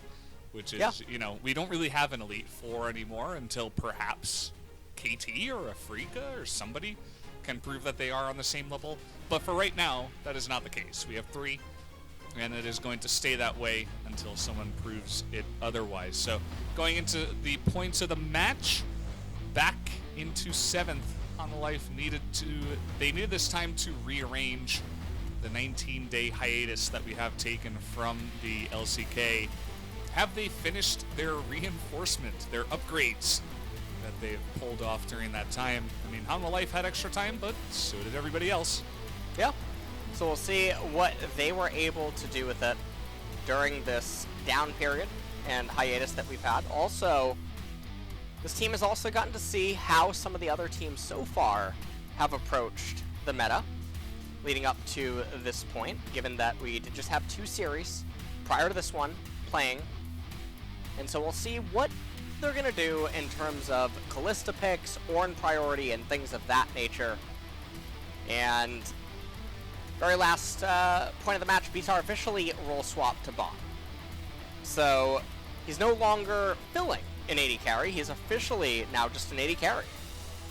Yeah, and I think the V-Star thing is a play on words for how Koreans would pronounce V-Star, which I guess is his name. I don't know. We've been calling him Vista since the beginning, but it would be like V-Star, which I guess would be V-Star.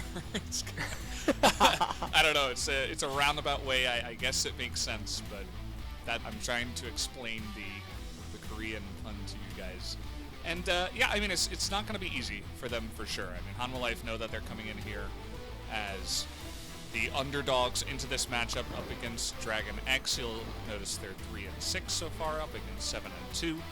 And the stats, honestly, I mean, you know, there's a lot of stats that we can take, but we specifically take these ones, and they show a very biased picture towards Dragon X as they're first in a couple of them, second in team goal difference at 30, and third in KDA, whereas Hanwha Life down near the bottom in all 4. Yeah. And, I mean, the team damage per minute, Dragon X definitely likes to fight. They like to get bloody even when they are behind. Team goal difference at 20. Dragon X first in the lead. and team goal difference at 30. They are only second. So definitely a very explosive type of team, and honestly, this is the North Pole versus the South Pole almost. Even if it's not exactly like that in terms of the standings, in terms of how these two teams conduct themselves, it's pretty much that. Yeah, I mean, we did see first against 10th earlier on today, and it ended up in a 2-0, as we expected, but we will have to see if this lineup of gentlemen here for Hanwha Life Esports can do anything to challenge the Dragons, I suppose you can call them, on the other side of the rift. Kyuvey, Haru, Tempt, V-Star, Vista, I guess we'll continue calling him, and Lehens up against Doran, Pjosic, Chovy, Deft, and Keria. See if there's any sort of adaptation here. Will Doran or Chovy manage to get their hands on the Callista today, or maybe there is something else exciting up either of their sleeves, as this is the key player matchup. It's Keria versus Lehens, and I'm looking forward to watching this. You saw the point of the match. Keria says he's not impressed with basically any support inside of the LCK, but obviously Lehens has always found ways to stand out, and even here on Hanwha Life, in a lot of the games that they do find success, Lehens is a pretty contributing factor to it. As I think the bot lane dynamics can get very interesting. Yeah, I mean, the duo proximity stat is something that I don't think I've ever seen, but it's a very interesting one. It's not necessarily a good thing or a bad thing that you're closer or farther. I mean, I suppose it just means that you spend these two supports more so than anyone else, really, in the LCK, judging by the 11th and 12th rankings that they do have right now. They probably spend the least amount of time around their 80 carry compared to anyone else in the LCK. So playmakers, no doubt, the two of them are, as we have seen many times. So I feel like absolutely these two supports deserve to be highlighted as the key players. As we're going to be hopping straight into pick ban real quick. Hanwha Life on blue. DragonX does like to sometimes ban really fast and pick really fast, but they are thinking here on their second one. Aphelios already banned away. Let's see if Callista will end up biting the dust, or Ornn. Senna also something that has to be considered. Maybe DragonX is actually just going to allow Senna through, given that I believe they're one of the teams that have opted into fighting the fasting Senna. So maybe DragonX actually just bans Ornn, Hanwha Life goes B1 Senna, and then DragonX respawns R1, R2, Jarvan, Varus? Suppose that's a line that we could end up seeing. Yeah, I mean, it's something that we saw before in response to the Senna, but that was when the Ornn wasn't banned, so it didn't look very good when they gave away the Ornn. But instead of banning that at all, they are just going to go for the Yumi ban, and then the first pick set from Hanwha Life. Okay, so DragonX can just take Senna Ornn, and I mean, if that ends up happening, Valdez, I have some thoughts for you.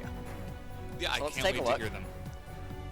Ornn is being hovered right now, probably going to be locked in. That can obviously go to Chovy or Doran, and will DragonX just lock in the Senna? Or will they take the Varus as a means to sort of dissuade Hanwha Life from trying to take the Senna? Yeah, we've seen a lot of Varus into Senna, and as you mentioned, to dissuade the pick as well. I think you could still consider taking it here for Hanwha Life alongside of the set.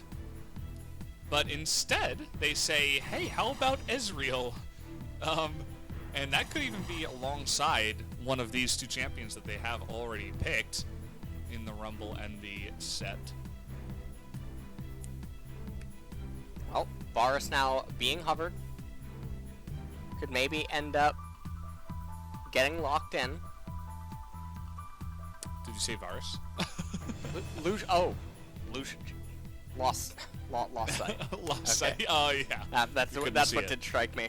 as Zoe is now going to get picked up.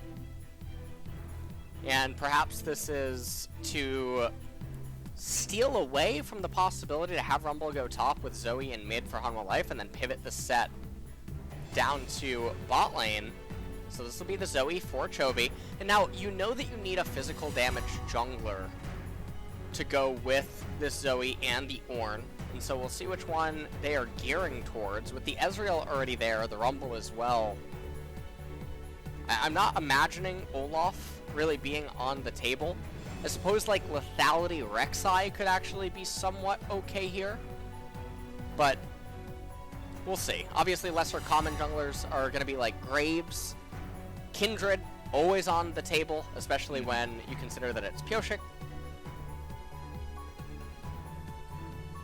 I love the target pike ban against Keria. It's probably the only support right now in the LCK that could receive that kind of respect on that champion specifically. For you guys who tuned into the POG state recently, I was on there, of course, with LS and Atlas, and we talked a lot about players that impressed us, and Keria was a name that came up quite a lot. So I was definitely excited to come back into the LCK and watch this guy play once again, regardless of what he plays. Definitely, you know, as a young player, as a solo queue god, is coming in here and turning heads. So they're actually going to save the support counter pick, as jungle will be picked up here with the Olaf. Alright, well, Olaf was locked in. That does surprise me, given the modes of Ezreal and Rumble. Does it? Olaf. Yeah, you know it. I mean, the LCK, everybody loves Olaf, except you. Well, except us, but... Now LeBlanc actually picked up, which is really surprising. So, Tempt is... I don't know what kind of a game he's trying to play here, Valdez, as Zoe does not lose to LeBlanc. If the Zoe is good. Yeah. And so DragonX, with counterpick support, what do they actually want to do here into set? I suppose an Enchanter isn't bad. There's the Enchantress. There you go. Alright, I need to get this script back to G-Sun. Now that... Alright, I'll see you in, where do you live? Yeah, I'm actually see you in 2.5 hours? Well, series is going to be done by then, Alice. I need to hear. It's totally fine. Yeah, it is going to be Lulyu coming into the bottom side alongside of Varus, and this is a support that we don't really see all that often. It is looking like it will be the Rumble alongside of the Ezreal. Obviously, a nice amount of poke coming into that composition. Well, DRX definitely has a much more mid-game focused team composition, but if they do manage to secure advantages in either bot or top, things can definitely get spicy. As Hanwha Life, they have a couple of champions that are very off-theme with one another. Obviously, the LeBlanc and the Ezreal standing out, the set as well. They're all just trying to achieve different things, and that's what makes it so peculiar. So, they're the ones on a timer, DragonX, with a lot more scaling and even a lot stronger of a mid-game. So, Hanwha Life, they're going to have to do something early on. This set is crucial, as is the Ezreal, to getting ahead, and we'll see what the support Rumble is going to manage to achieve here in this game. Yep, always a question. A new guy in the bot lane that we see pretty often nowadays, so pretty cool stuff that he can be flexed once again to yet another lane. I feel like the lane he plays the least amount of time in nowadays is actually the top lane. There's more of like a mid and support in terms of a champion, so interesting how the meta evolves and how champions change and all that good stuff. So definitely a lot of potential for LeBlanc and Ezreal. You know, you were talking about compositional themes, but just in the way those two champions play, they're probably the two most champions that have like pop-off games, you know, where a Faker can hop onto LeBlanc and single-handedly carry, or Adept can hop onto an Ezreal and single-handedly carry and have this insane game. So Yeah, they choose two of them, and certainly coming into this one with confidence. I think Hanwha Life are going to have their work cut out for them, especially in the early stages of this game. It's a much more slippery slope for Hanwha Life. They're the ones that have to try to figure out a way to gank any of these lanes and also just have some sort of meaningful control on the map. The Lee Sin is not going to really have any kick targets in the later stages of the game, and the Lulu is just going to completely ruin his life the longer that this game ends up going. So DRX actually going for a very late invade. They didn't actually start the red buff until 136. Doesn't get much later than this. It's pretty awkward for sure. Carry even sticking around for an extra auto there, as I don't believe this was 100% seen, but the second they come into lane that late from that angle, they're going to know, of course, that the red buff has been invaded. A ping immediately goes down onto the Raptor camp, as they did have a ward down there at the same time. We are going to get to see Tempt up against Chovy. Tempt was always a guy that we touted as a very strong player, but it never really felt like he reached the potential of like a hardcore carry mid laner. He's always been really solid. Yeah. And the interesting thing about Tempt is that he's always been touted as a scrim god. And so we saw what happened to another team earlier tonight that was talked about as being a scrim god, and things really didn't work out that well for them. Not trying to spoiler anything there, but let's see if Tempt is going to be able to translate his scrim performance into an LCK match here, as again, we are playing online. Chovy in a really rough spot. Land, and that's going to make it so difficult for Chovy to get out of this one. The second the chains land and he's not able to get out of range, I think he almost knew he was dead. Doesn't even bother to flash, as he also took Ignite on the Zoe here in the mid lane, so not going to be able to TP back to lane or anything like that, as a nice early gank comes in, the kill going to Haru. Now remember, well actually, before I even talk about that, I want to point out how Chovy's lane state, I mean, we got the pan to it really late, but it was in a terrible spot. Why the minions' HPs were the way that they were, and the fact that Chovy must have clearly played wave 1 and 2 out poorly for that to happen is really perplexing, because you can see there was no way that Pioshik was intending to do anything around mid lane. So he made all the mistakes on his own, ended up getting punished for it, and it is really uncharacteristic, which brings me to my next point. Because we're not at LoL Park anymore and these games are being played online, there's no security to stop Choky from appearing. Valdez, yeah, so oh god.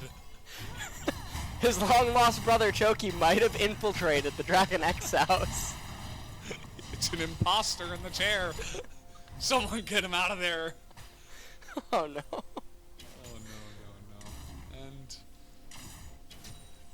I mean, we talked about this matchup too, the Zoe versus the Long matchup. Obviously, in a vacuum, it's going to be good to the Zoe, but if the early game goes like that, then absolutely there's an opportunity for Tempt to come in here. As gotta be careful, Doran. Yeah, Doran's actually getting clapped up here by Cuve, and I'm not trying to make a pun here about Set. As bot lane though. Take a look at the CS difference. Oh, what? How did that? How did that even happen? Oh man. They were in the lane for you know. Yeah, I'm really not so sure. What? How did he just die? That was crazy. He was just standing in the fire, and the max range Q from the Ezreal hit him. I don't think that... But he had a heal. He had heal and flash. Nobody expected that. I mean... Wow, okay. Really So, just... That really bailed Hanwha Life out of what was a disastrous bot lane. Like, Vista and Lehens are getting completely smoked down here in freezing. bot. Deft is trying to freeze.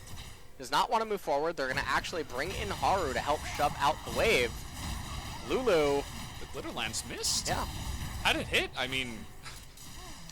could have even forced a flash out of the Rumble as they were desperately trying to push the wave. So let's take another look.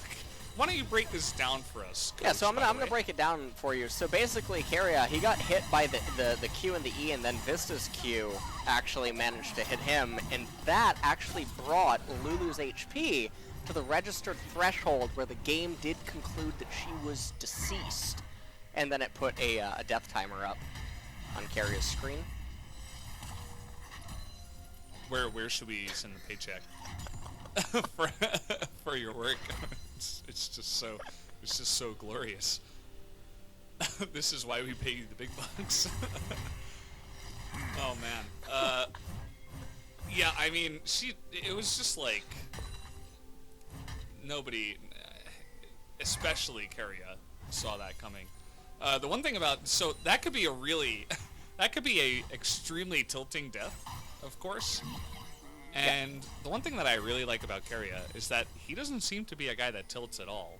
I mean, we were talking about this on the Pog State where he was on the pike and he gave up first blood in the bottom lane, and then he had like the best performance of the split yet. After giving up first blood on pike. As Tempt, okay, he's got an Olaf behind him, and that's gonna be the kill. Doesn't have any more mana, so not really gonna chase there onto the Lee Sin. The Zoe actually, Chovy baiting him into going in deep into the lane with the chains, but the Olaf was able to get there on time, blocked the Q onto the Zoe, and that's what was able to get only the one kill onto Tempt. Yeah, and I mean, the bot lane is really where they're finding a lot of success down there, but the mid lane getting that. Okay. Haru interrupting the recall. That's really big. Chovy would already be moving back into mid lane, and now LeBlanc returning. It can't actually be understated how crucial that was just now, because it means that Zoe now is going to be locked into mid lane even longer. You can see that Chovy going to come over and get the blue buff from the Olaf, but this locks up a recall, and it creates a situation where, yes, Chovy has blue buff, he has no more corrupting potions available. LeBlanc has 3. Their items are even. Actually, it favors LeBlanc. She has a Dark Seal. So, it creates a window of opportunity where now Tempt can maintain this lane and get an even recall against Chovy, whereas Chovy would have just had a leg up. Or, Tempt can potentially kill Chovy. So in the replay here, Tempt obviously flashes a little bit late. Olaf able to bring him down, and as you pointed out, no mana at that point in time, but everything else is going quite well. Bottom lane is a complete hot mess. Yeah, I mean, it's been really weird down here ever since the beginning of the game.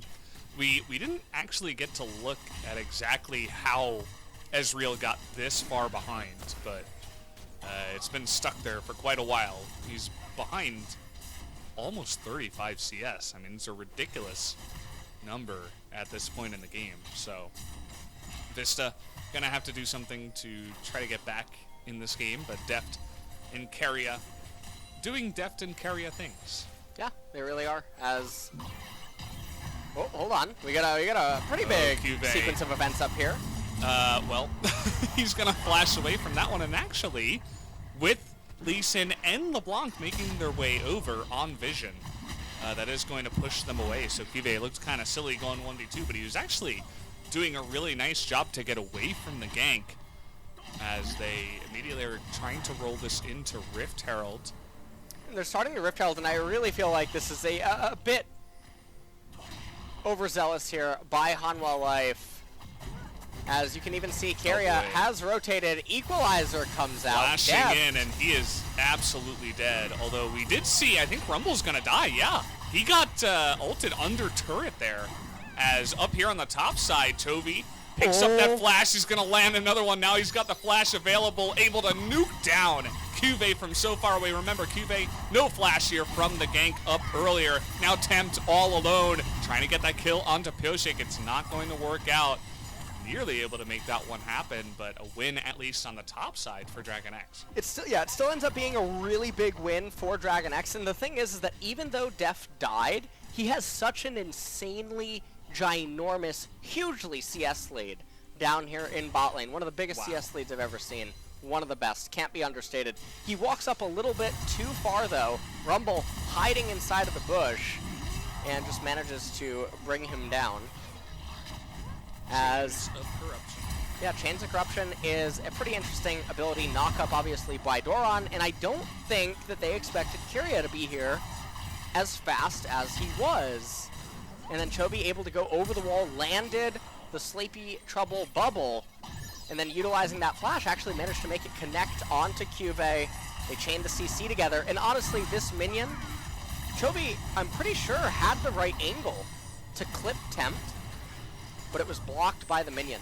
So the Paddle Star not able to go through there. Coming back into live, Dragon X are going to get the Infernal Dragon, and Varus got 5 AD, so half a longsword. Yeah, not half bad. Def's feeling pretty good, even though, you know, of course he got fooled down in the bottom side by the sneaky Rumble in the brush.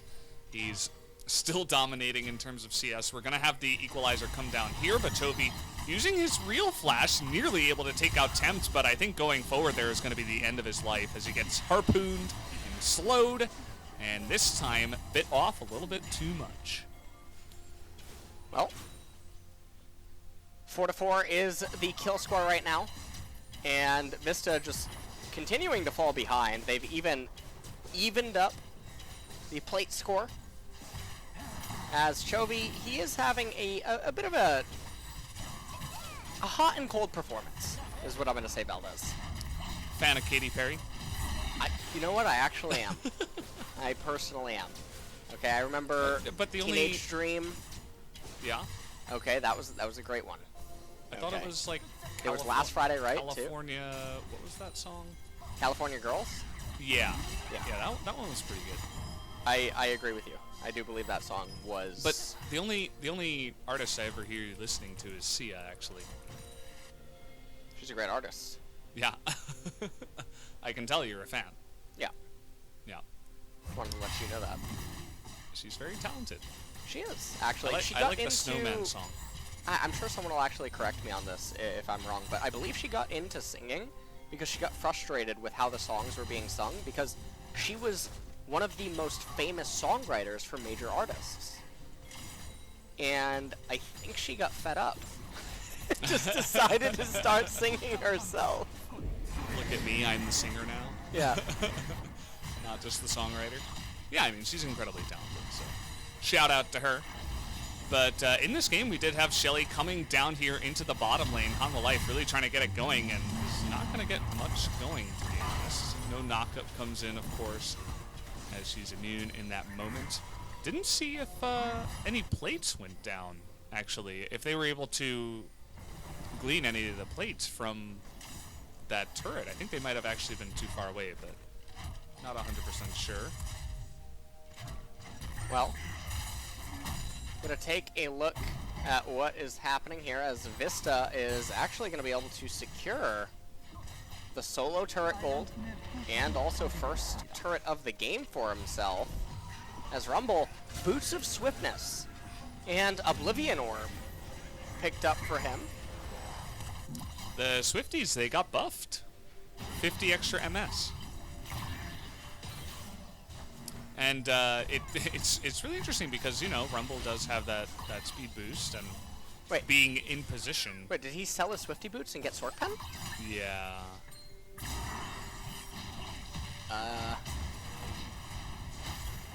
Not. Wait a minute, what? We got debated so much. It's fine. It was totally fine. As so far in this game, Cuvee also has a Build-A-Bear going on up there in top lane. He has the Phage, and now it looks like he's going to be going into Blade of the Ruin King. And we did not see this on the set game from earlier on in the day. Remember, Blade of the Ruin King was buffed. It's quite a large buff in terms of damage, and a champion like Set utilizes it very, very well. So at this point, we'll see what Hanwha Life can do. Fortunately for them, they do have a little bit of safety in the sense that Cloud Dragon is coming up next. So it's not imperative that they stop it. Doron doesn't have his ultimate available yet. Looks like they're just going to raise the turret. And we just have ping pong happening, basically everywhere else on the map. The way that they pulled that off was really interesting. Because generally, you see when teams want to push, they'll just help push the lane with like the whole team. But they waited in the brush until the lane was pushed, and then they pushed out. So it gives less time for Hanwha Life to actually react to the push. Like we saw pings going down in the mid lane, saying like, "Hey, we should push back." But by the time the turret went down, it was already too late for them to really get any value there. So kind of a cute play from the side of DRX. Well, let's see what they can end up doing.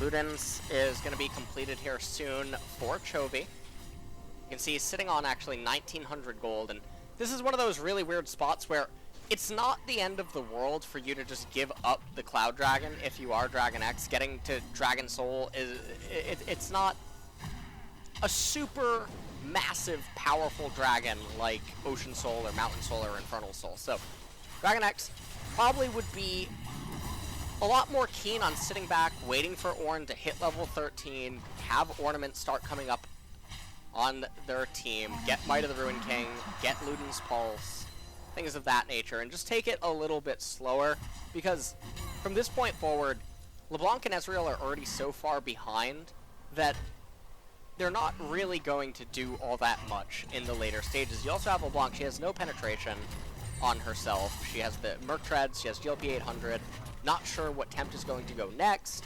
Set is going to find himself with a really hard time because of his Build-A-Bear workshop that he has going on. There's just no real clear window within the next 5 to 10 minutes that realistically anyone should assume Hanwha Life should ever be favored in a fight. Yeah. So, ping pong, big fan of this sport. Do you like ping pong, Ellis? I do not like ping pong. Really? No, I do. I don't like it in the LCK. Oh, you do? I'm not a big fan of it in the LCK. I like ping pong. You do? I like table tennis. I used to play it for fun. I played it in high school. Yeah?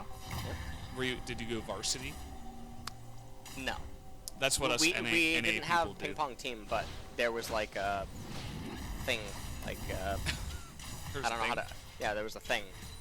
Table? You could so you could have gym class, but then you could elect to do ping pong instead of like the traditional gym class. That was the one other option. Ping pong. It was ping pong and track. So you could do traditional gym class, track, or ping pong. Like during your gym hour. Yeah, I chose ping pong. Good choice. Yeah, it prepared you for the future. That's what's really important. Thank you, Valdez. That's what we're used to every single day. He actually flashed out of that. I'm not sure if that was really necessary. Obviously, he would have eaten a big blast from Chovy and Deft, but I don't know if he would have died. And there's no gigantic objective right now. There's the Rift Herald, but it's not really a huge deal. It's going to be checked here by Vista. Notices that, yeah, Shirley's just gonna stick around. Well, Shirley not gonna end up being consumed by either team, so her services will not be needed this time around. As 2.5 minutes, we are in a pure lull state right now, and realistically, there's not a whole lot to talk about. I was actually reading a comment from, so hold on, actually, we might have a little bit of a trade, but okay. We were getting debated right there, Valdez. I was reading a comment about how sometimes we'll talk about things like Pokemon and other things that don't pertain to this state of the game. Well, Valdez, one viewer was disappointed. So, yes. Let's do this right now. LeBlanc casting Distortion on the minion wave. Chovy currently checking out the blue side jungle, paying a little visit to the wolves. What? Star finds the blind monk, ends up killing him. Not really quite sure exactly how that happened. How did Valdez, he know he was stop, backing hold on. there? Gromp ended up going to sleep. Paddlestar onto the Gromp as well. Cuvée pressing the W button that activates Set's Haymaker. Meanwhile, here in mid lane, there's some auto attacks being issued onto the mid tier 1 turret. And not a lot really going on there. Ornn pressed the Q ability. It summoned a pillar. Set, left hit, right hook, left hook. Yeah, go ahead, get in here. Okay, Try so it, the try red it out. buff is being taken down. You'll see that Rumble helping to leash this for Hanwha Life's Vista. He's going to arcane shift over the wall and come over here to the mid lane. Will go with a couple of Qs. He's really trying to just push out the wave, as you can see. He really wants to get some of that CS, as does Cuvee. You'll notice that he's you know, you got to clear the wave as fast as possible. Yeah. Because this is just, it'll open it up. As you can see, you know, he's talking a lot about how there was a Lee Sin there. Of course, they did see it before. And this is really what it's all about. You got to pick up the kills. You got to deny the jungle. You have to get in there and say, I need to get the gold.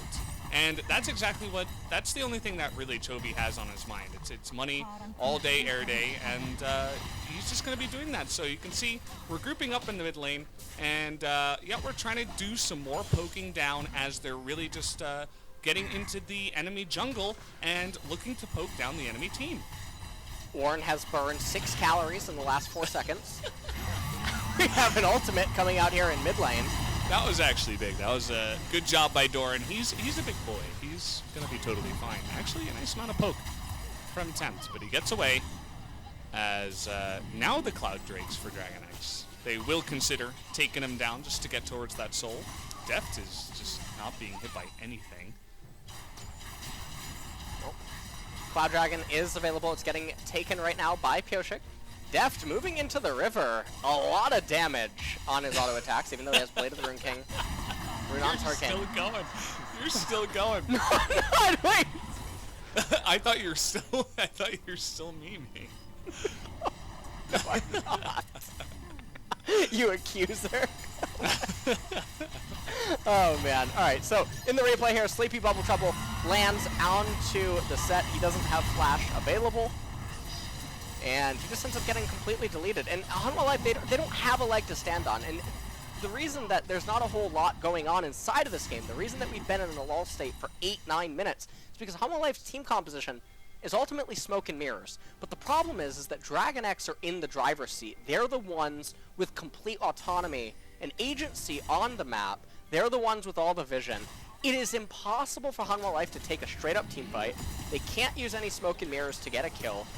It's really, really difficult, and so we're in this snooze fest waiting for core item completions or for the champion's base levels to get high enough in addition to items to where Baron starts becoming a threat or eventually Cloud Soul. Attempt to, yeah, that's, no. I would not distortion into the no vision jungle up against this team. He doesn't have his flash anymore. He's going to be able to get away from this one. And, yeah, I mean, I hope you guys understand our point about, you know, not play-by-playing every single thing that's happening during the game, of course. TP, though, is coming in from behind. Lots of burst damage here from Tempt, but he is going to pay the price. As where is Set? Where is he? He's still not here. Okay, he's finally showing himself on the map. That was a very wide teleport. As now Cuvee gonna feel forced to get into this one. Whoa! Flashing in, that's a huge amount of damage, and now Keria might just burn down, but not quite. As Haru, you mentioned this before, doesn't really have any targets to go on there in the back line, although Vista... Oh no, Ezreal syndrome. He didn't get the Windows update. Oh no. Oh man. He was just trying to impress Deft. Yeah. Deft is a great Ezreal player. He wanted to show off his stuff and go ham, but I suppose that that is what he was looking for right there.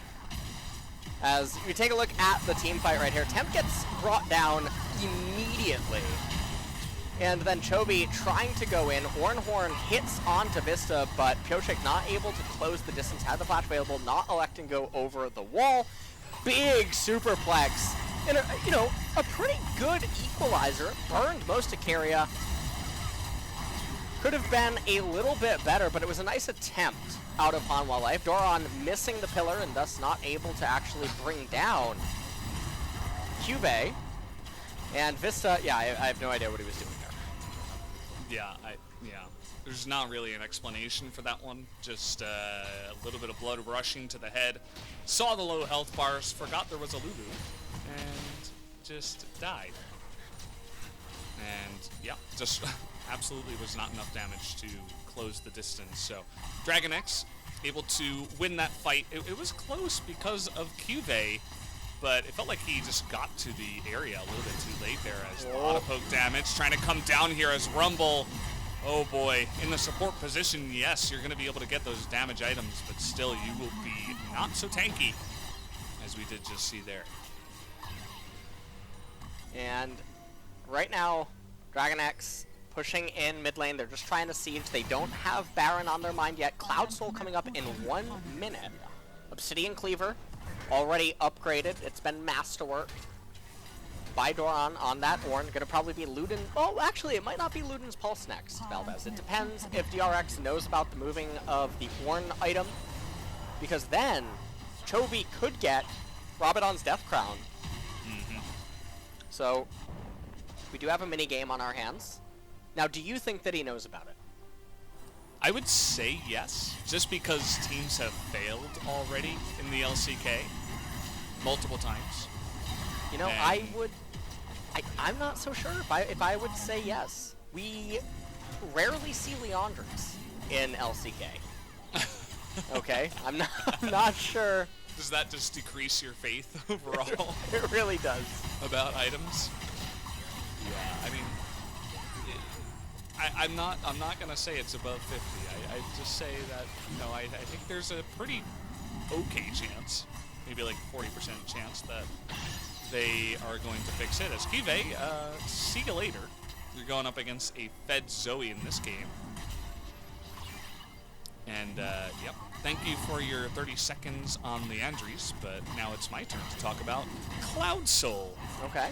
Yeah, it's probably going to go down here to the side. Big suplex in the back line. He disappears immediately. Where did he even go? As Lens is going to get one shot by Chovy as well immediately, 5-on-3. That is actually a very fast Olaf. Look at him. He's got the Whimsy on him as well. I believe it's called that Lulu W, just making him so fast. Chovy going to miss a couple things. Does not matter, as the only person to survive for now is going to be Tempt, but here comes Doran, one-on-one, as the chains are going to come down, and that is a sad Ornn, but not so sad after all, because he wins very often. Yep. And it looks like Ornn is just going to delay Tempt's back, and with that, it should be enough to end the game. Doran, I believe he saw LeBlanc. No, I don't. I mean, there's a ward in the middle of the lane. Right? Well, yeah. I think you're right, actually. I changed my original decision. It doesn't end up mattering in the end. They're just going to actually elect to reset. And I do think Chovy actually moved his item. And so we take a look at this replay.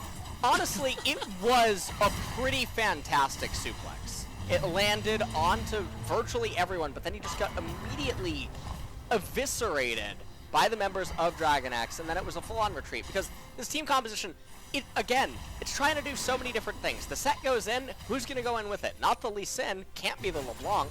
She doesn't actually do enough, and so the set is basically a one-man army that is going to end up isolating himself. Lee Sin doesn't have a kick target. Ezreal can't reliably go forward on his own. And the only combo that Set really has is the Rumble, who's a support Rumble with one item. Aru getting into that back line. The Olaf is he's gonna survive Vista. He's having a bit of a tilted game. He flashed to try to get on in there. Chovy is gonna get burned down just barely, but that's just looking at the top side of the map here.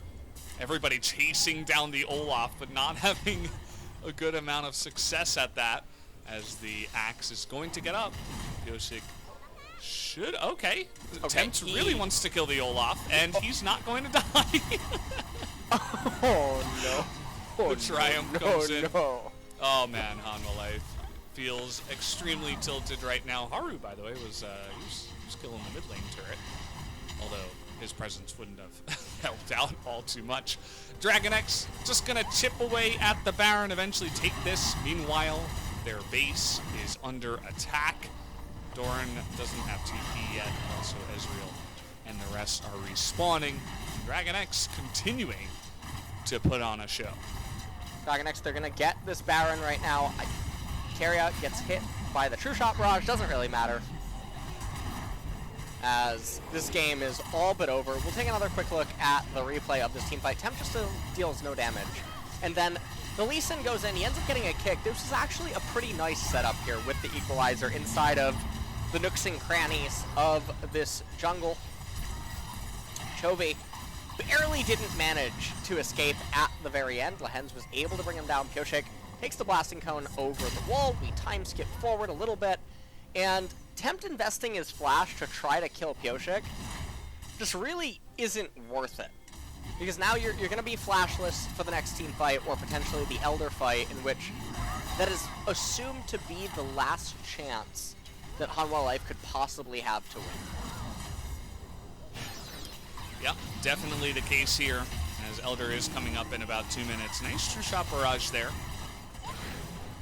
Cuvée looking for that angle, but not really having too much luck with the Baron, able to take down this turret and continue to pressure. The amount of poke damage they have with the Zoe and the Varus alone. Not to mention, okay, this is gonna die. He just straight up got one shot by the Zoe, and I suppose he doesn't have many resistances, and Zoe's pretty fed. Everybody going to be demolished in the base, as down will go the turrets one by one, and in 32 minutes, okay, wait. They're saying, wait, do not kill the Nexus. KDA, don't kill the Nexus. Wait, we gotta kill Q. Whoa! Laugh on the Lulu. And there you go. Down will go the Nexus. Eventually, we got there. Dragon X takes the win 1-0. Well, that was a extremely dominating game number one, even if it did take Dragon X quite a while. And there were some hiccups along the way, like Keria dying super early on in bot lane. The bot lane difference between these two teams, it is real. Deft and Keria are on another planet. They're in another galaxy down in bot lane, it seems like. And that's going to be a real thorn in Hanwha Life's side, because I don't know what you're supposed to do down there in bot lane or how you're supposed to alleviate it, especially from the draft phase. Things are going to be looking really rough. Now, Dragon X is going to be on blue side next game, and so they won't have any sort of counter picks or anything like that available, but they didn't even utilize counter pick on red this time around, so I don't think it's really that problematic for them. Yeah, I'd imagine that Dragon X are, you know, after that first game, you said it took a long while, but at the end of the day, it still was a pretty big stomp. All things considered here for Dragon X, there was this one highlight that we'll give to the side of Hanwha Life, I suppose, for just a moment. For Lehens dies, and then it all begins to fall. All the dominoes, one by one, start to go Dragon X's way. Chovy, he got first blooded, but actually had a huge impact in this game. By the end of it all, ended up becoming so fed, was able to pick off multiple members here, gets the one kill, helps out in the damage here. And it's just overall, great game on the Zoe. And I think it is a little difficult for me to decide if it is Chovy or if it's Keria to get the MVP, because remember, bot lane Kingdom, but Keria did mess up a few times. So did Deft. I'm gonna give it over to Chovy for all of his bubble troubles. And I mean, there's probably a world where Pioshik appears on our screen, and that's not a big deal, Elvis. Just want to let you know that it is okay. It's a little bit of a deal. Yeah. It's not a big deal, but it's a deal. You know what I'm saying?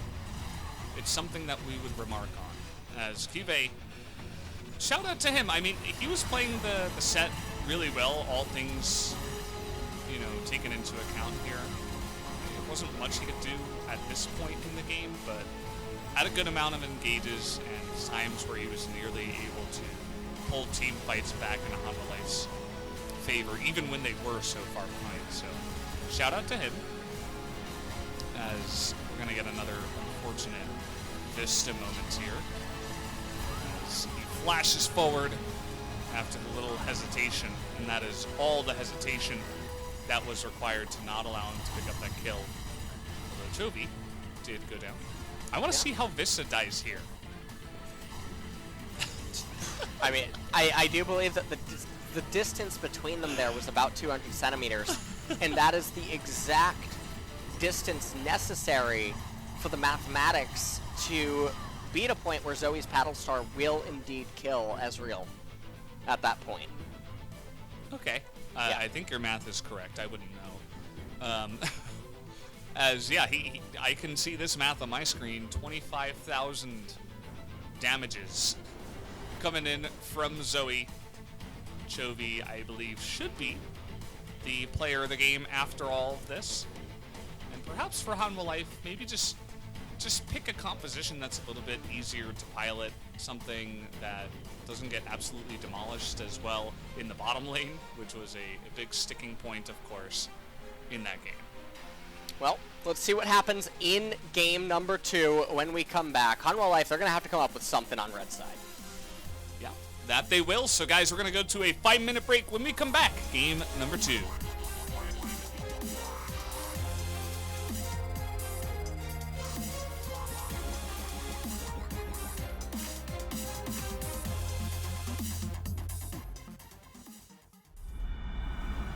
얘들아 승용보 올려라 먹이봐요 에이 TFT 모바일 부동동작 또로로로 갤럭시 부동동작 에이 TFT 모바일 부동동작 또로로로 갤럭시 부동동작 또 떨어져 허구와 날라다타 여긴 갤럭시 너의 자식 언럭키드 너의 두뇌 그래서 타지 않아 21세기 네 전략이 이제 던져 눈치 차이 나는 널 눈치 터차미 롤 아재 롤린 이돌 롤린 인간들 잘돼 누나 망가 담아 회가 초밥 뒤집개로 뒤집어라 레디스 새끼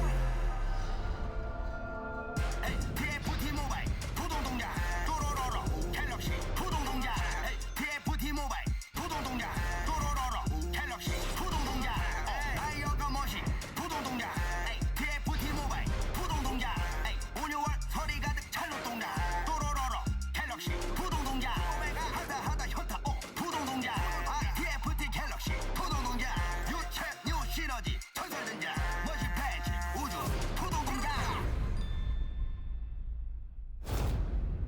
리그 오브 레전드 전략 게임 TFT 모바일 부동동작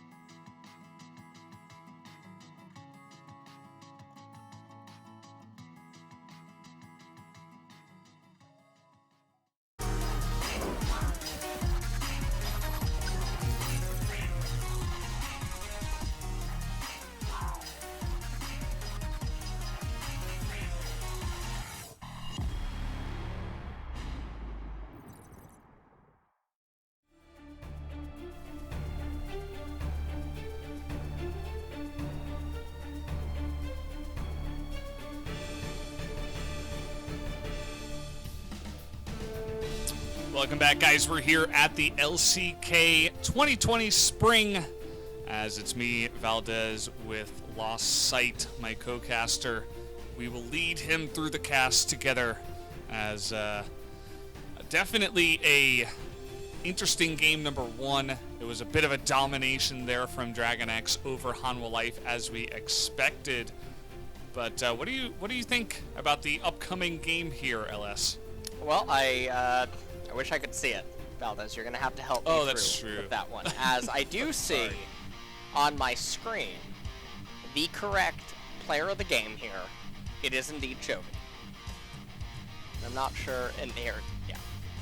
This is pretty good.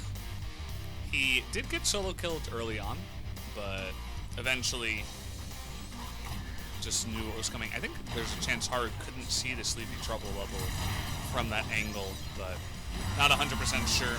Chovy just many different bubbles that were right on point. He set up a lot of the kills, and to be honest, I don't know why we don't see Zoe with higher priority in some of these games, especially for guys like BDD, like Chovy, who have proven that they can play it to an extremely high level. But at least we did get to see it this time around. We did get to see Chovy on his mid Zoe. It was his premier highlight champion back in the day when Chovy was initially beginning to make a name for himself inside the LCK. You guys can't see it on your screen, but Chovy did get a unanimous voting decision. It was 9 out of 9. Valdez did try to vote for Pioshik in the private group chat, but I convinced him not to. I would never. And by the way, guys, we do have a substitution. Vista, after a bit of an unfortunate game number one, to be honest, will be subbed out here by Lava, who is going to be returning into the bottom lane. So will be interesting to see if, first of all, he can play a bit more solidly, but also he's a guy that has shown he can play mages in the bottom side, awesome dudes that are not exactly attack damage carries, and brings a lot of variety to that bottom side. And I think they need to try something to defeat Deft and Keria, who have proven to be a huge match. What they're doing is they're trying to update their windows here. And in doing so, they have to go through the trials of fire. They didn't get the memo quite, so that's why they're bringing in Lava. But what I'm curious about is if that means that a mage might be on the agenda. Lava was able to play a lot of mages. If you checked his solo queue IDs, he does have several. There were points where he was playing mages down in bot lane, and obviously we could be reading into it a little bit too much. It might just be that Vista is indeed tilted after going up against Deft in bot lane. So is a very real possibility. Yeah, I mean, I would be tilted after a game like that. You just lose lane that hard.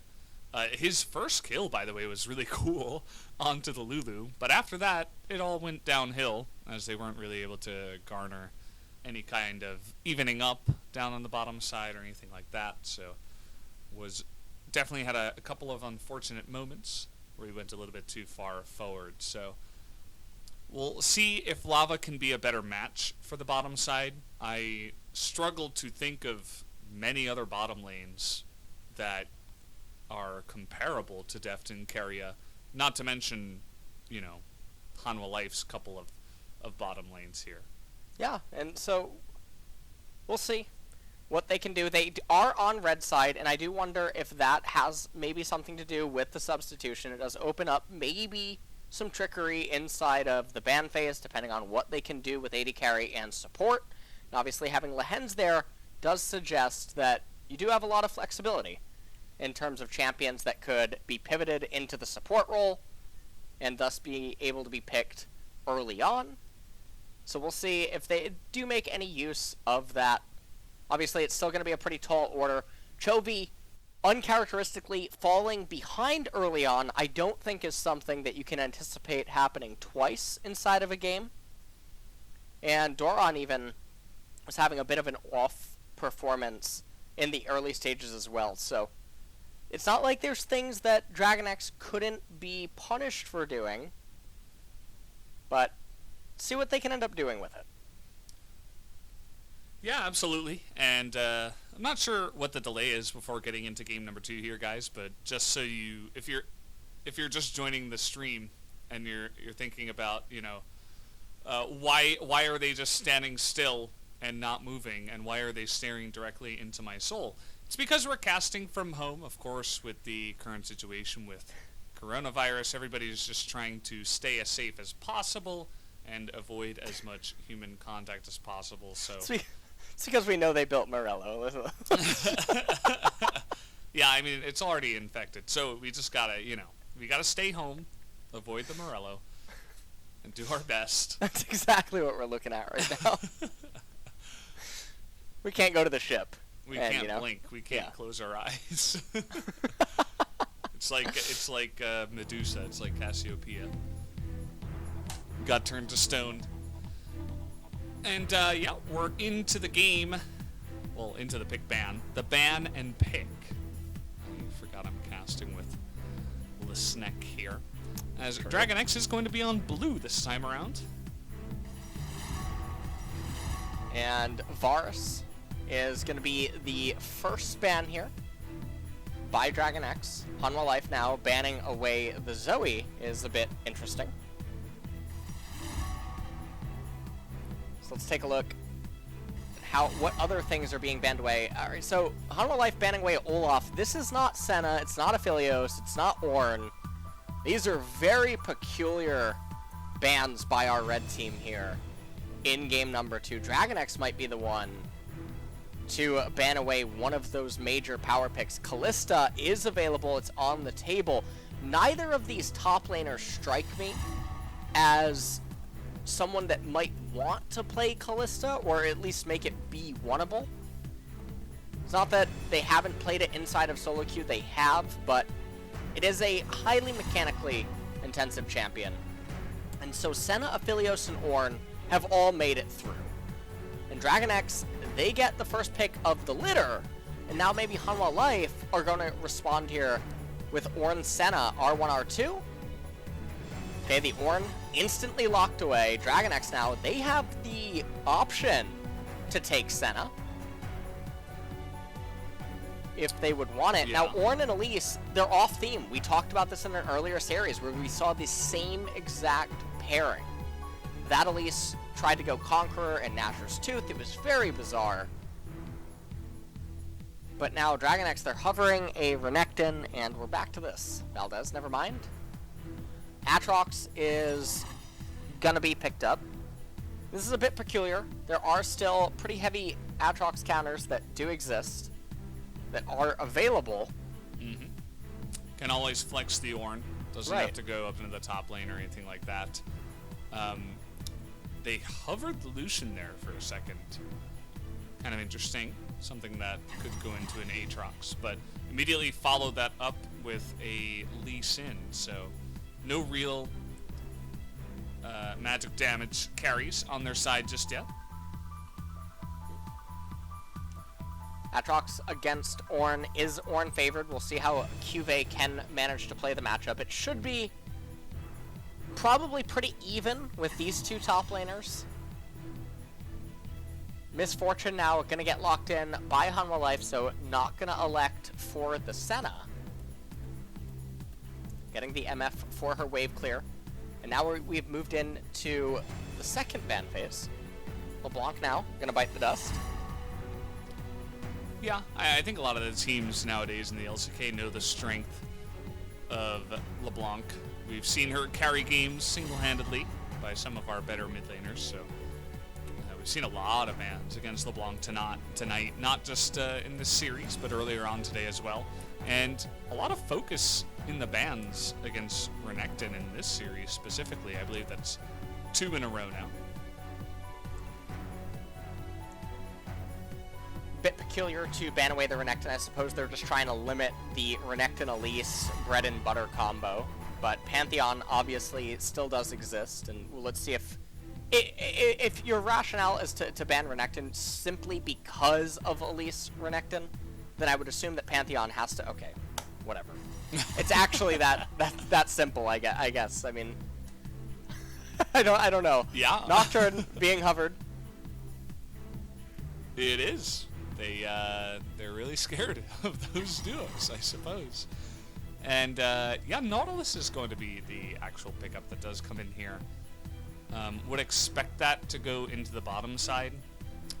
Again, it can be flexed, but I don't know if they're going to save the counter pick just for a support or anything like that. Most likely saving mid or top counter pick priority, as Keria this time around is going to be hopping onto the Thresh.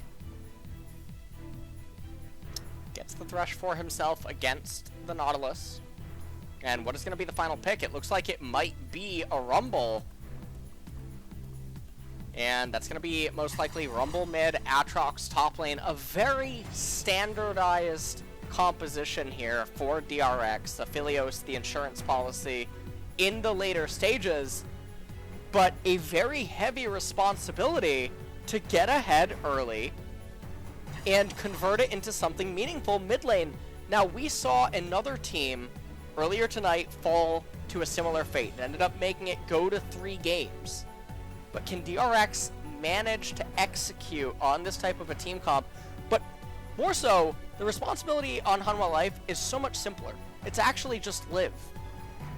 That's all that it is, Valdez. It's just live. Yeah, I mean, it really is. You think about later on in the game, what the Camille can do on the split push, what the Ornn can offer to this team, and even just what Miss Fortune can do. I mean, we haven't seen her too much tonight. This is going to be the first time she's been picked or banned, I believe. But definitely still a good 80 carry down there up against the Aphelios. But when you say just live, I mean, it's hard when you're going up against Dragon X, to be completely honest. Dragon X have shown to be extremely aggressive, sometimes too much so. Yeah. They've gotten themselves in trouble, but absolutely one of the hardest teams to just live against.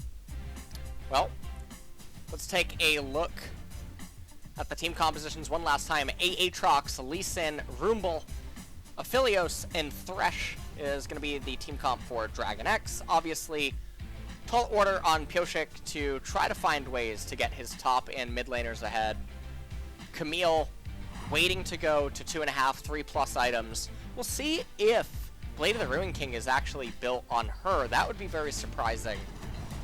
I don't think that I've seen that all too much. Ornn obviously does not need an introduction by any means. But can Lava and Lehens manage to not fall light years behind of Keria and Deft in bot lane? Definitely a question that needs to be asked, as game number 1 was just a landslide in favor of Deft and Keria. This time around, I feel like they can be even more oppressive, although Lulu can be quite annoying in terms of her poke alongside of the Varus, as they're going to move forward early on in the rush down there. Doesn't look like there's going to be any kind of invade shenanigans, as Haru did go back and pick that up.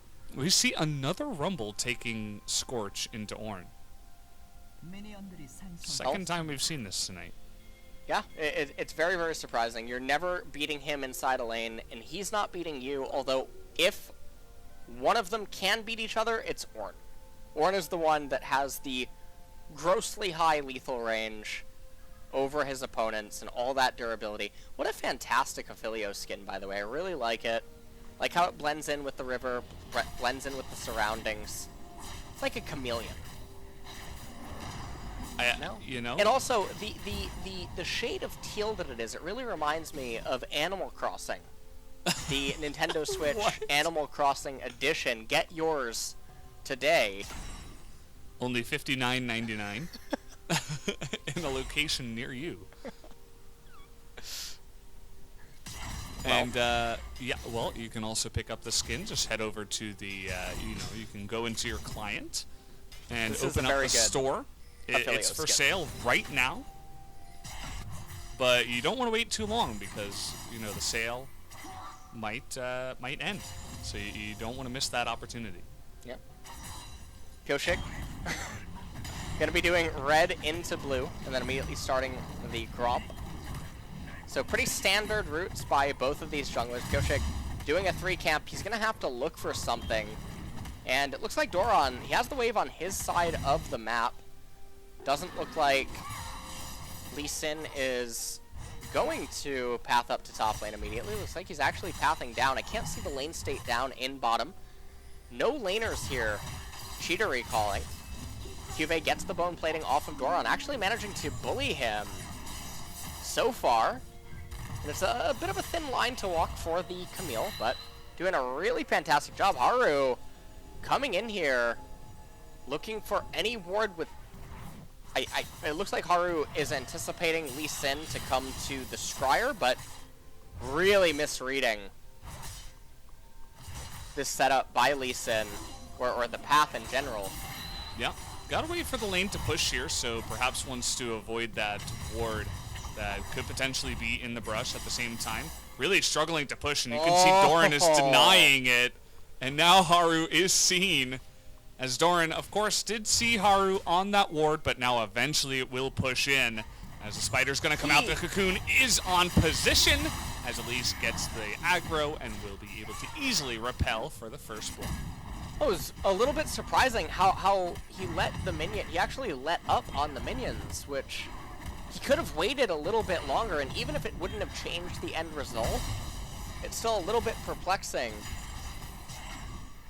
that did end up occurring. As we take a look down at bot lane. Oh, okay, hold on. Oh, now Cuvé's in trouble here. He does have his flash available, though, in the hook shot, so he's going to be able to get out of here scot-free. Has his teleport as well. As the first blood on that Camille. Camille is an integral part to Hanwha Life's team composition. Figuring out ways that they can just keep her presence inside of the game. She'll be able to accelerate eventually ahead of Aatrox, and then split pushing becomes a real legitimate opportunity for Hanwha Life to find a victory here in game number 2. Chovy mostly just playing Farm Simulator here in mid. Yeah, you know, that Scorch, it's it's not doing much to those minions, if you ask me. As, did just have a jump there, but we got it back. As, yep, Doran up here looking to try to interrupt that, but Cuvée able to get on top of him. What is going on over here? Pioshik found Haru in the jungle. And the repel is able to get him to safety. He was probably only 2 or so seconds away from the Q coming off cooldown there, so Haru, thankfully for him, is able to escape. Well, Doran trading here, or at least attempting to, against Cuvée. Pioshik gonna go back into farming his left-hand side jungle.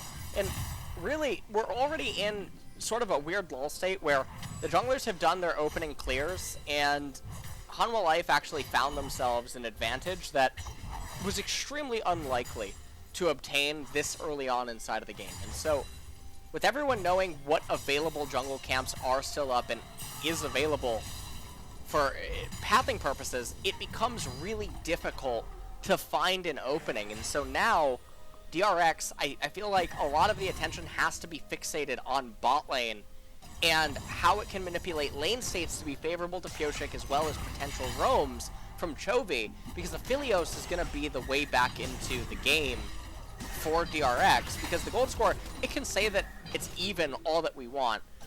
It's really not even. Camille really far ahead of Aatrox right now, all things considered. Ornn, if he's going even, he's winning. That's just how the champion works.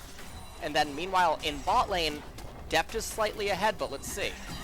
Trying to burst down Thresh here. It's not really going to work out, and now huge AoE damage coming out from Deft as they are able to pick up just the 1 kill onto Lehens. Pioshik still on the chase here, really trying to bully Haru out of his jungle so far in this game after the original gank up at the top side. So they get that kill onto the support, and they're going to use that pressure to go in there and try to steal the blue, as Chovy at the same time going to throw down the equalizer, but looks like he underestimated the hook shot range as Ornn ultimate comes out down here. But Pioshik on the Lee Sin will have more than enough mobility. Keria having to flash away from that one. And Deft, wait, okay, ended up whiffing. on the Moonlight Vigil. So they're not going to find any success right there. He might just stay around for the next minion wave, hard shove it, and then eventually recall. And Chovy is honestly tickling Ornn, as he is up in the XP department. He's up about half a level. Temp did just ding level 7. Chovy is about 7.6. Atrox did get back a CS advantage up in top lane. Also has, I believe, an XP lead. Cube still level 6. Doran is a bit into level 7. Let's take a look at this and how it all transpired. Deft moving over to the left-hand side. They thought that they were trapping DRX, but Pioshik in such close proximity.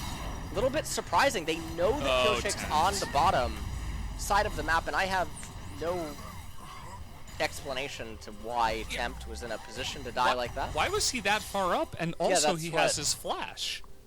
I guess maybe he probably went for a charge and then Pioshik was just there right on time. That's really the only scenario I could imagine where he would be that far up the lane as the Ornn. But I suppose we'll get a replay at that. But as it stands, he's going to be 20 CS down up against Chovy, who is ahead here. And Pioshik just going to manage to solo the Herald. I mean, everything is turning back around in favor of DRX. It's not like Hanwha Life are totally out of the game, although Cube, with the advantage that he secured early on, he's really not managing to do anything with it. It feels like actually Doran has managed to get the leg back up in this, as I have no idea what Tempt was doing. I really don't. The spell casts on the minions, there's no purpose to do what he was doing on that minion lane state. And Pioshik was just waiting, I guess, for a blunder. And it ended up paying off, so they got a kill there. Chovy now with Haunting Guys. Leandri is going to be the first item for him. Yeah, it kind of looks like Tempt was mindlessly pushing the lane, and rather that pattern was noticed by Pioshik as trying to get in position now is Haru using that repel for the aggressive play there. Really ends up working out. They're now bullying Doran up in the top side, so that's the one thing that's going well for Hanwha Life. Whereas this this mid lane is feeling pretty good once again for Chovy. And Pioshik just clearing out the control ward inside of the Dragon Pit. We'll see if he starts it up. Does not actually elect to. Kyria just coming in, placing wards down. Looking for any wards that would be present inside Hanwha Life's jungle. Hopefully. Sets up some really nice wards as the Thresh.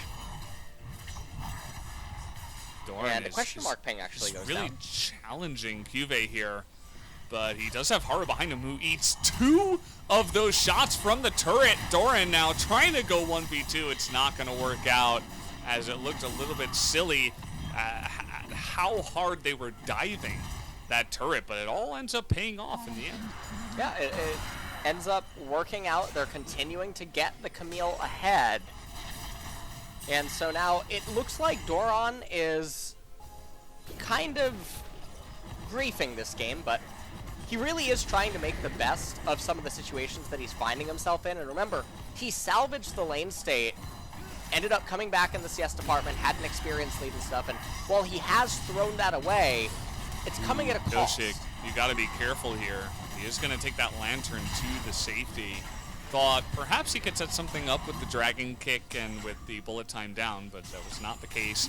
Haru, he's trying to make a case for picking up this Elise and putting so much priority on it, and so far the reason has been just to dump on this top lane as much as physically possible, to be honest here, for Hanwha Life. Chovy, I mean, he's honestly just running a bit of a masterclass all over Tempt in mid lane. Going for this time. Pioshik is going to die. He gets and double Kyria's flash. Dead. Yeah, Kyria's going to die on the backside too, so that's a double kill for Nautilus.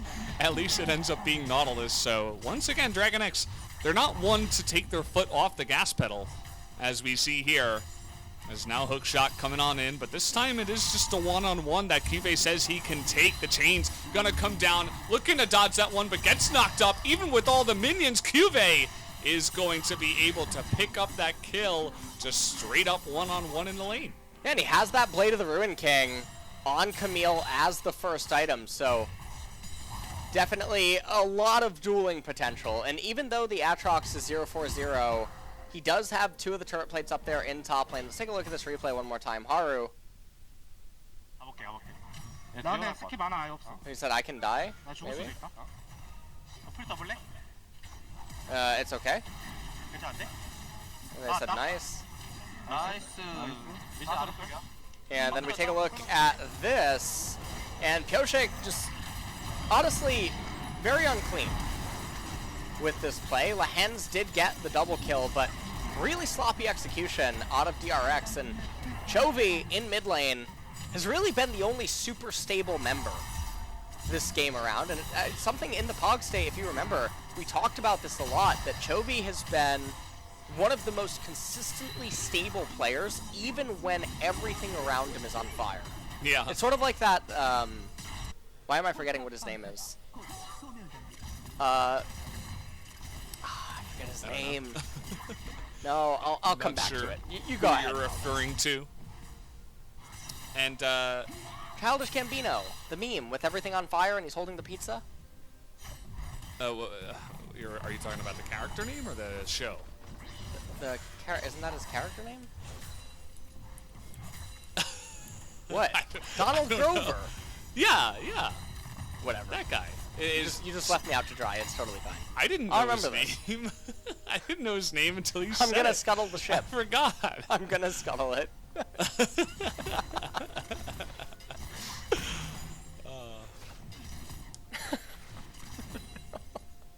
I think I even said his name wrong. Lost sight and lost sound.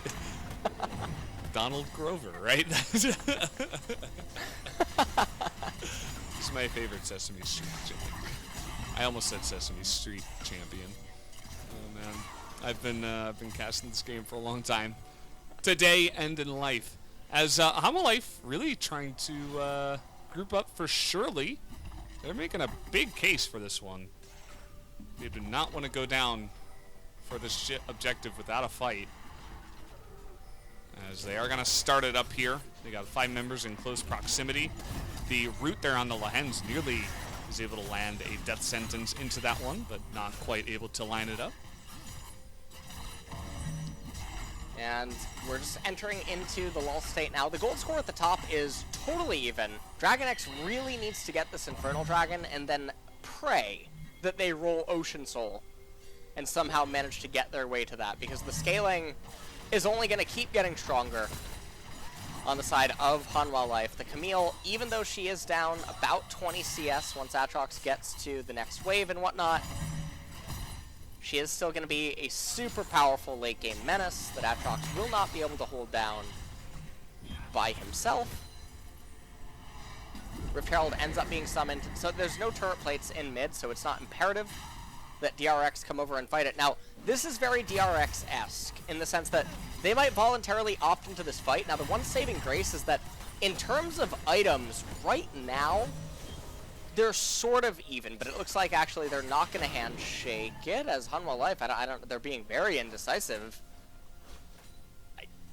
Valdez? Back and forth goes the ping pong ball. What the hell did we just watch? From paddle to paddle. What was the last 30 seconds? I think there's one word to describe it, is indecision. From both sides. Okay, and the cherry on top is that we do have a Cloud Soul this game. Great. So, this was the weirdest turn of events I think I've ever seen. I'm not really sure how to describe that outside of indecision. Neither side seemed to know what they wanted to do at all. After the early game, though, Doran is he's in this position where he's still getting camped by Elise, as Elise is going to recall for now, but he can't even really enter lane against the Camille anymore. He doesn't even have a completed item yet, and Kivate's had a Blade of the Rune King since the last time he killed him, which was like 5 minutes ago. Yeah. So it's really, really surprising what's going to end up happening once she does end up recalling. We'll see what kind of power she's going to get off of that recall. As Aatrox, I mean, he's also been stuck on the same items for quite a while. So they are going to get the root here. Actually, a perfect equalizer onto both of them as Keria eating so much damage, but Lehens will go down first. Pioshik on top of this one, able to flash to safety. So a high-risk play comes in from Dragon X, but they do get the reward of taking out the Nautilus. Bot lane turret is getting raised right now by Camille. Oh, they're going to still go here onto Tempt. That Ornn not looking too strong right now, although nearly going down is Pioshik. Able to get over the wall is the Lee Sin. Rumble having a bit harder of a time. Chovy didn't want to burn his flash, but Tempt flashes away and he goes down in a couple of singular kills that go Dragon X's way. Yeah, this is definitely extremely strange what is happening all over the game. Lots of very seemingly arbitrary team fights. We take a look at this. Deft able to lock up Lava. Death Sentence comes out. Lehens obviously doing his best, tries to block it. Lots of damage being brought out by the turret right there. Keria, I thought he was actually going to go down, but the turret aggro broke at the last second. Exhaust ended up being used. Not anything found off of it. Tempt had his flash here, actually took an enormous amount of damage. Tries to summon the Ornhorn, doesn't actually manage to end up killing him. Darn, he face checks the brush where the two of them are, and you can see the burst damage that's coming out from the Camille, I believe it was, even in that fight. So, man, he just cannot enter this lane. This was a strategy devised by the side of Hanwha Life where they said, we're just not going to let Doran play the game. Yeah, and he has no magic resistance, so the Sork Pen Boots plus the Oblivion Orb. Elise is just dealing insane amounts of damage to him, and honestly, Valdez, I think that we're getting a glimpse as to why Doran never made any more items in the shop. I think that is exactly what is happening here.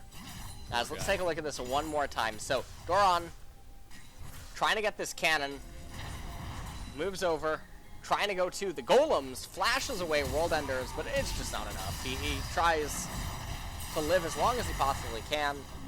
Nothing ends up being achieved. He's 0-5 right now. Yeah, and his job right now is try not to die.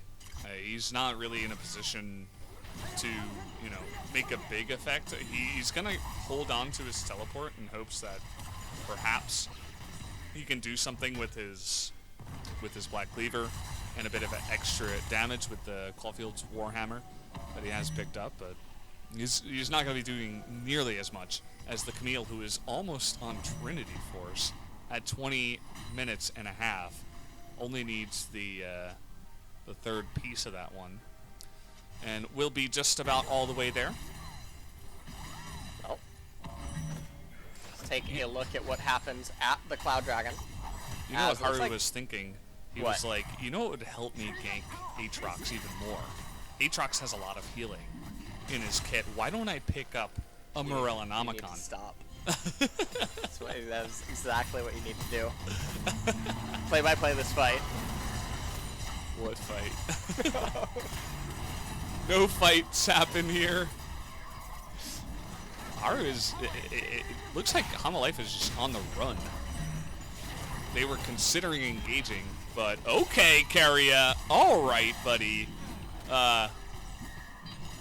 Maybe want to take a seat. He was really trying to force that fight so hard because Kibe was not in position, but Death Sentence going to go wide, and it all seems to go wrong. There's not much that Dragon X get on the back of this. You know, they might take the Cloud Drake, but who cares? They get the Cloud Dragon. It really doesn't do anything. It's 10% CDR on the ultimate. It's not impactful, especially not at this stage of the game, and especially not for any of their champions at this point. So if they do end up getting to Cloud Soul, okay, 30% reduced CDR on your ultimate, I suppose that can start being quite impactful for Pioshik as well as possibly Chovy. And then obviously add the added movement speed, but realistically what we're going to be doing now is we're waiting for the lull state. We have 5 minutes until another Cloud Dragon will end up spawning, and this is the part of the game where the ping pong happens. So we have two choices, Valdez. We can either do this, which I'm about to bring to your attention in a second. Def now walking up to the wave, he's auto-attacking the minions. And he's doing it masterfully. He's issuing right clicks onto them. Got the He's now cannon. moving back. Don't interrupt Valdez. He's now Sorry. pressing B in order to teleport his champion back to the fountain. Lehens is going to come up, activates his trinket. That's going to allow him to spot any wards that might be invisible. Both parties are doing this now. Pioshek issuing a lot of right clicks and left clicks, places a ward inside of the brush, throws the Q, it does end up missing. Had it hit a minion, he would have had an opportunity to reactivate the Q, so we can talk about that. Or, what did you have for dinner? Okay, well, you're right on topic, you know, because we did just have dinner before this series started. Okay. I had a, what would you call it? There's this like Spanish restaurant that's very close to my house where they make, you know, food from Spain, like Spanish food, and I had this this really nice sandwich and a pasta salad. Okay. And it was I actually quite had good. pasta too. Oh, you had pasta. That is the caster synergy, yeah. But you didn't have pasta salad. I did not, and now you're making me feel insecure about my decision. What vegetables did you have? Is cheese a vegetable? Well, we're all made from space dust, and I suppose in that case we're all vegetables. Thank you for the save. Yeah, Temps here is trying to get away. He's gonna flash away from the kick, and now he says, "You're stuck in here with me." And now Big Camille is coming on in. He's actually gonna move away as they were looking to turn onto Doran, but I believe he could have just stayed there onto Pioshek and finished the kill. Either way, still ends up being a good trade here for the side of Hanwha Light. They're not going to go for the Baron or anything like that. They're just going to go straight down to mid and try to take that tier 1. Well, at this point, Hanwha Life, they're going to raise another mid tier 1, and just like we talked about inside of the draft select, we're at the stage of the game. It is no surprise. The scaling on Hanwha Life is so strong, it's so hard for DRX to take a straight-up team fight. Doesn't mean DRX might not find a way back into this game. We've seen them do it before, where they pulled off such insane team fight miracles in the face of super big disadvantages. Time and time again, especially in some of their losses, they managed to do it, and I alluded to that earlier on about go and see the manner in which they lost in some cases. And so we'll see if they can answer the situation that they're in again here. Pioshek just managed to barely live right there. Hanwha Life were so close to getting a couple of kills and then immediately converting into a Baron, but weren't quite able to find it. Now they're looming. They're looking to bully Atrox. He's pushed up in this bot lane because he has somewhere to be. World Ender. So the good thing here is that there's no Camille. Really nice footwork out of Doran. Huge amount of burst damage, though, is going to come in. He's trying his best to survive, but it's not going to be enough. Now we got a lot of Dragon X trying to come down here and salvage the situation, but it is all for naught. I see what you did there.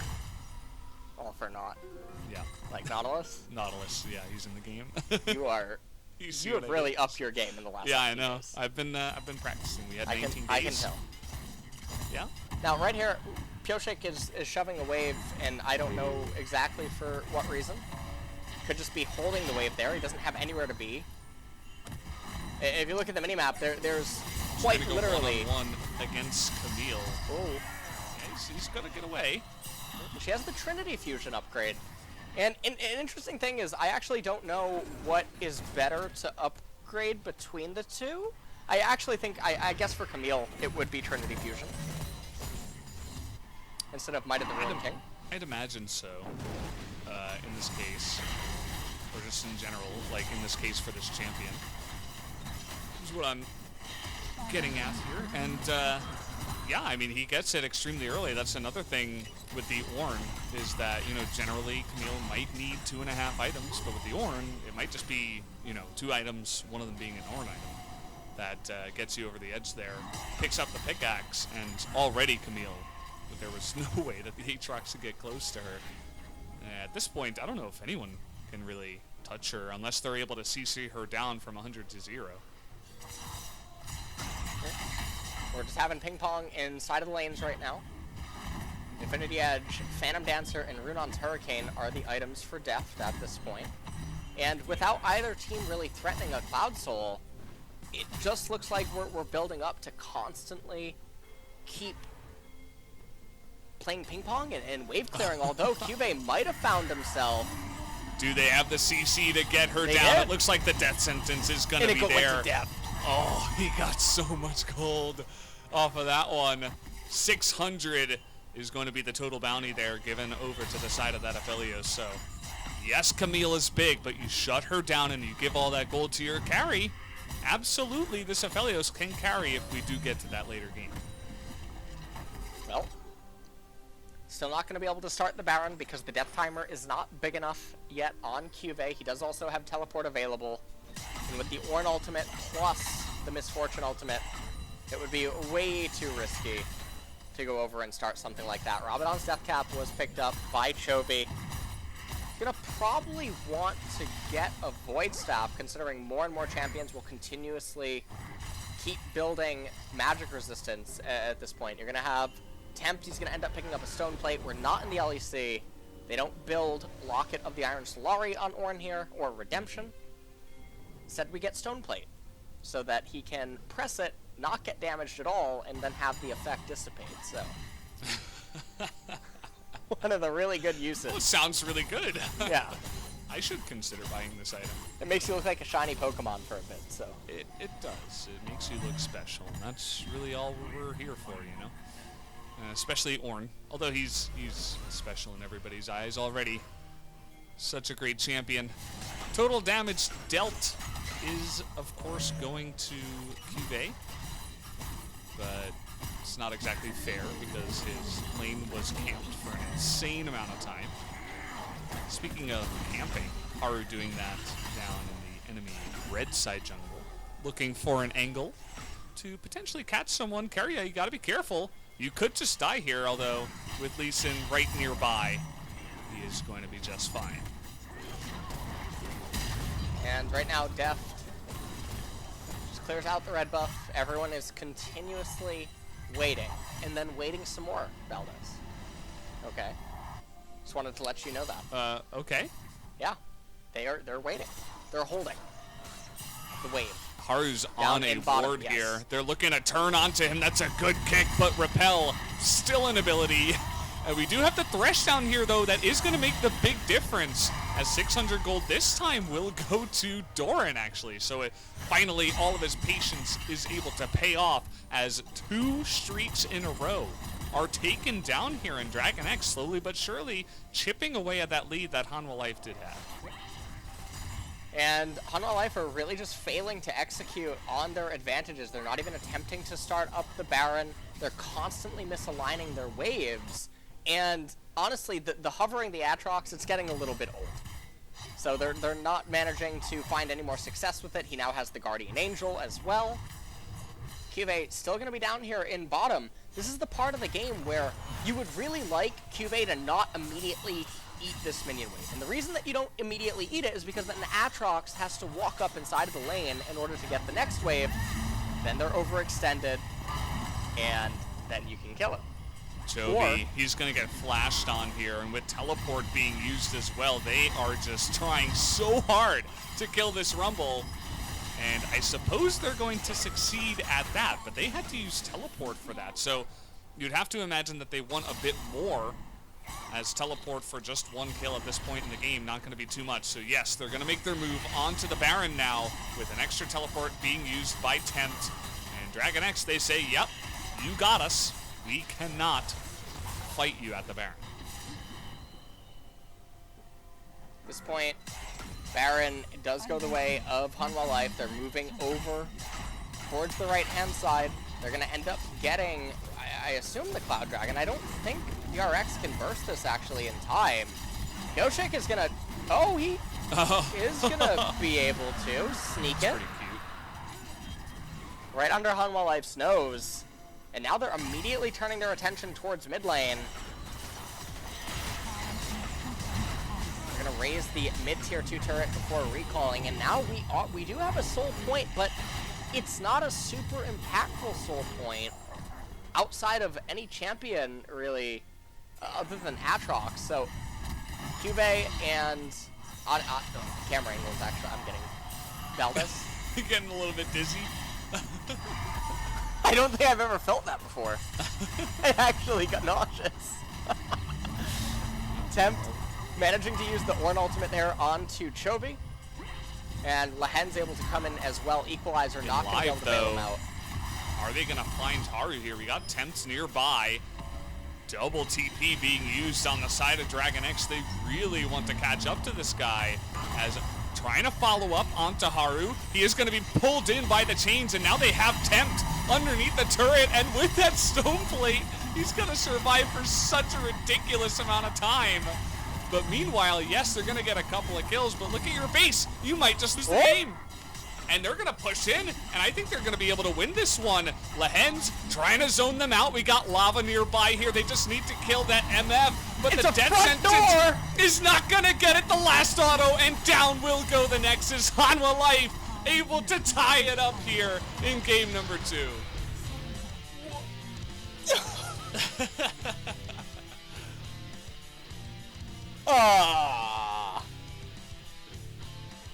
That's what happens when you try to bully Ornn. He's never gonna die.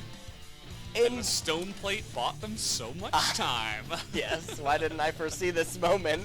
Yeah, you should have known, LS. Well, okay, that was, I think, the first front door I think I've ever cast. I don't know about you, but they just charged up mid lane, so, yeah.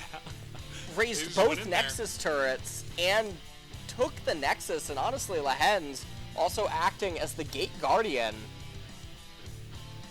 That was really surprising. You know, Valdez, in a time where a lot of countries are closing their borders, DRX's mid lane is wide open. Yeah. Doors open, come on in. just walk on in. You don't even have to rub your feet on the mat. You can just take a seat right in the lounge and have a good time. Caster John is going crazy right now on our screen. I don't even know what I'm looking at. I don't even know what he's saying. No one here can see it. You guys just get to look at our soulless eyes. All right, well, this is actually the draft curse. We said it from the draft phase. If there was going to be a game where DRX could lose, it was because of this kind of a draft. And it really can't be understated, especially in a league like LCK. I think it's a little bit different in LCS and LEC. Drafts seem to matter so much more here because of the way that teams play and because of the way that advantages are accrued throughout the course of a game. We consistently get to these mid-late game points. And that's when the drafts really, really start to matter, when you can consistently get to them, and when individual player prowess doesn't really mean as much as it can in some other regions or even at lower bottom standings of the league. I mean, we even have teams like APK and sometimes Griffin going the distance against top teams 40-50 minutes because they don't manage to blunder or fall super far behind earlier mid. And here we had DRX fall victim to the draft plague. It's a scary new plague. We already have one of those. I'd hope we don't get another one, but perhaps this one has been going on for longer than we even thought here at the LCK, as another draft win is going to come in here for the side of Hanwha Life. They were able to pilot the Elise specifically. I know that as a composition, perhaps, is kind of that odd one out, but you see what she's able to do in terms of her individual gank ability, especially early on in the game for diving turrets. And you can see why a guy like Haru, who's a relatively aggressive jungler, really likes to pick this up. Well, One of the highlights just really coming in. DRX, I mean, they kept getting some kills, and Hanwha Life was really starting to fall apart at the seams. It did seem like, as this is the front door, take a look at the pings on the minimap. Tempt activates the stone plate. He knew that this was the moment. He raised his finger like Doctor Strange and said this was it. As, here you go. Watch Lehens, the gatekeeper. Iron Man, right there, with the Hulkbuster armor. That's exactly what he's wearing. As Lava, just trying to get enough time here. He knocked Captain up Marvel. 4 of them. Perfect. That was really impressive. That was. I would almost give him MVP for that. Yeah, I know, it's close. I know. Okay, look, you and I both know that Juve is going to get player of the game. You already know that. But for someone that kept getting kills and then consistently kept falling behind in XP and CS, I can't give it. I'm not giving it to Juve. And I'm also not giving it to an Elise that did the same thing over and over and over. And it worked out more so because of Doron just simply not playing around it and not respecting it. Not because of something that happened on its own creation. In fact, it almost came back to bite them at certain points. I'm just going to give it to Lehens for certain points of the game, as well as that last stand. All right, sure. Good idea. Yeah, so I'm not going to follow you on that one, but we will see the results of that vote after a quick break, guys. We're going to go to another 5-minute break before we get into our final series, our final set, our final game of the night. Hanwha Life up against Dragon X. Who is going to take the best of 3? Find out after the break.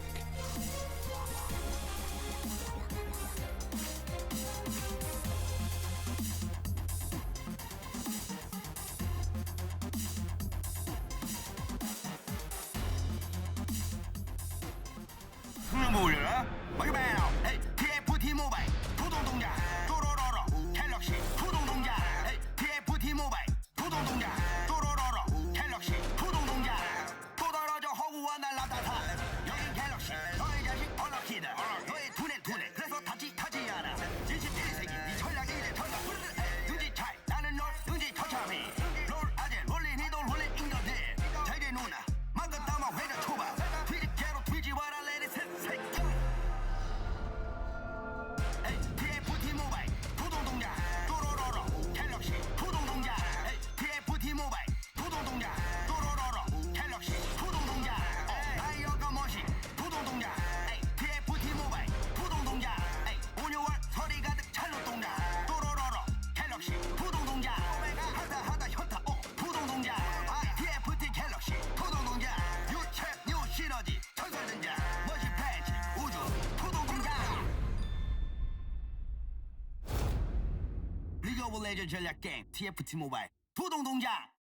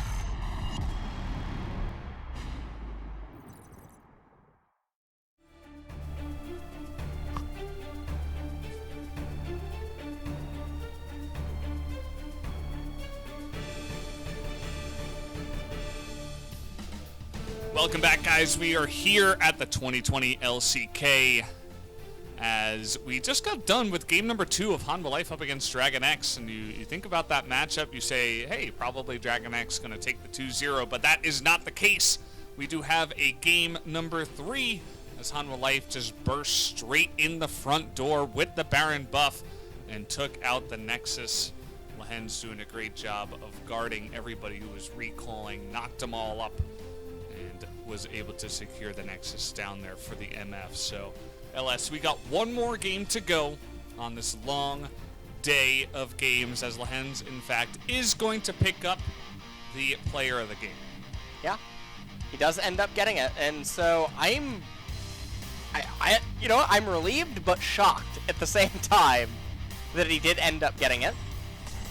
He did manage to do this outplay, well, locked up Pioshik down there in bot lane, and then Kyria still had the aggro, so we got a double kill right here if you recall, but Dragon X obviously I remember. Very sloppy, and now watch this Gatekeeper. Manages to get a huge knockup. No one bothered to go different directions in Flash, and Kyria couldn't actually get onto lava and Flash exhaust him. And that could have made a world of difference. I'm not sure if Dragon X would have been able to win the game from there, and there it is, Le Swinger. Okay, if you want to call yourself that, that's fine by me. I did go for the jungle pick here. I feel like it wouldn't have even gotten to the point where the back door, or the front door rather, mattered unless Aru was camping as hard as he did. Of course, the point still stands. I think Doran could have done a better job of surviving, but either way, still was shaping the game in that early game, allowed that scaling comp to get off its feet, and eventually get to that point with the Baron. So, as we talked about a lot, as we love to talk about here at the LCK, the drafting has been I feel like every draft that we've said was going to win or was advantageous has won so far. So we're 7 for 7 so I'm going to go back and watch. I'm going to go back and try to really see what we owe, because typically we always do say who has the draft edge before the game starts. And so, barring the 2 games that, tonight they did get very close. I'm very curious about what it would actually look like if we look at all of the round 1 matches. Yeah, I mean, it wouldn't surprise me if, 90 to 95% of the drafts that are winning drafts, or that we've called winning drafts, end up winning, which is a ridiculous It's a amount. really high ratio. It's unbelievably high. Yeah. And LCK has really been going the distance so far in Spring 2020. So many series go to 3 games. It is unreal what is happening. Obviously, a lot of that is a byproduct of the meta, as well as just the way that the region's playing. Yeah, for sure. I mean, it's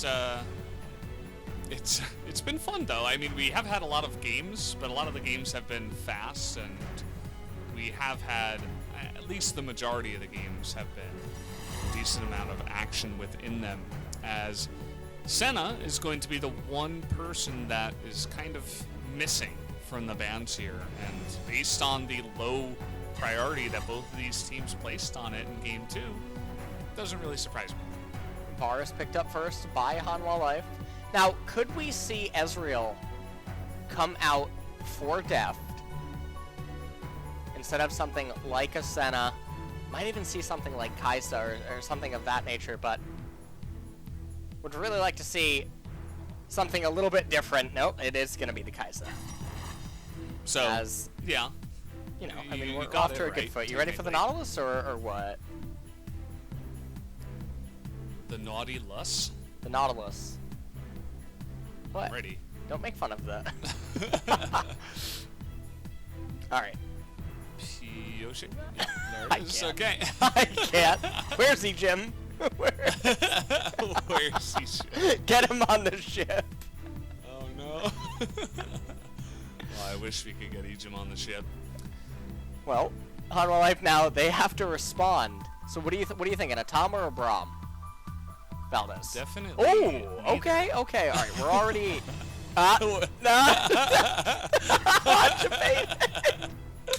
You got debated. I can't. Never could have seen that coming. Dragon X now have to decide on their last champion. And it's gonna be Lee Sin. This is really crazy though, because they know now that the Varus almost definitely has to be mid. It could be Sentiment. Now, interestingly Really? enough, I would really like to see. Yeah, well, Senna can be pivoted mid in some matchups. She actually outright destroys some of the melee champions. She also completely demolishes Pantheon. If we could ever possibly end up seeing him appear in mid. You know what? This might just be Tom Kench top. Like, why not at this point? Okay. Might as well. I mean, this is... there's certainly a decent amount that any of these three champions can be flexed. I mean, Varus can go mid-bot, I'd imagine, would be it. Senna, technically top mid-bot support. Yeah. Well, and Tom can be anywhere because he does whatever he wants. It's most likely gonna be Varus mid. And they're willing to just blind it here against Chovy. And watch Chovy actually just take another 80 carry to sort of match this in mid lane. That would be quite funny. Although Hanwha Life banning away the LeBlanc, DRX banned the Poppy as well as the Gragas. So that is a little bit surprising. Kalista obviously already banned away. There's the Quinn ban. So they're respecting the fact that perhaps another 80 carry could end up coming in. Renekton now being hovered. Senna actually does a really good job against Renekton in mid, if that would end up being a mid Renekton, but it might just be Renekton for top lane. Hanwha Life definitely just feel like they're in total control of this draft phase. It's really theirs to punt away here. DRX has 3 super straight up melee champions that have to hard engage.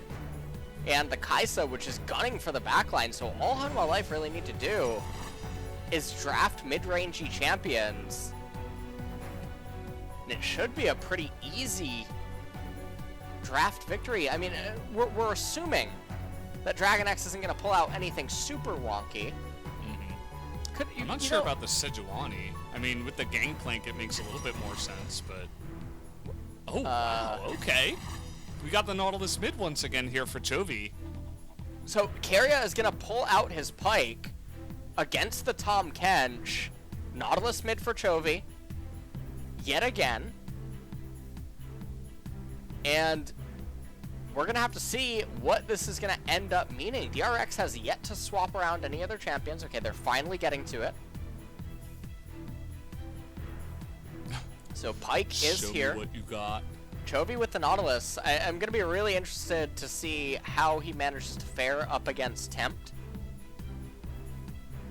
And Chovy not switching to teleport, actually, which is a bit peculiar. So he's going to be utilizing the heal in mid lane. Varus as well going to be taking heal. Cuvée on the Gangplank. What a absolutely insane matchup that Cuvée has found himself having here in game number 3. Now the thing is that the draft edge, it is undoubtedly on the side of Hanwha Life. However, the cohesion necessary to pull this off and execute it, I don't feel confident giving them the edge against DRX in this regard, especially because there's so much influence this Pike can have. I think that it's actually going to be one of the star picks on the Dragon X lineup, and I'm a little bit worried for Hanwha Life. Yeah, I mean, that's won't be the first time, and it will not be the last for sure. I mean, anyone picking a first pick mid Varus is always going to draw some eyes, so we'll see if they can actually pull it off here as we're going to hop into the game with the fasting Tom, or rather the fasting Senna, I should say, Tom is going to be eating his fill, rather. He's going to be eating a lot down there. Deft has boots level 1 on... We're in solo queue. So, flash for flash. Chovy deciding that he would like to play the lane phase without him or his opponent having the flash available to them. And obviously that is actually a little bit more scary for the Varus rather than the Nautilus. Yeah, I mean, he is just, he's like a paper plane in there. He's got nothing. Hex Tech Flash over the wall. Chovy and Pioshik. Couple of sneaky fellows there in the brush. And this is not seen at all by the side of Hanwha Life. But they can imagine that a follow-up invade could happen. So you can see that they're going to vacate the area. They've got Sejuani up at the blue buff. And they shouldn't be caught out for any kills here, you'd have to imagine. And Sejuani starting the blue with a leash from Cube. This does mean that he's going to get to the lane a little bit later. Let's see how Cube manages to play this lane out. Has the Demolish Rune, as well as Bone Plating. Has the Corrupting Potion up there on Gangplank. Tempt with Comet here on Varus against Chovy's Nautilus in mid.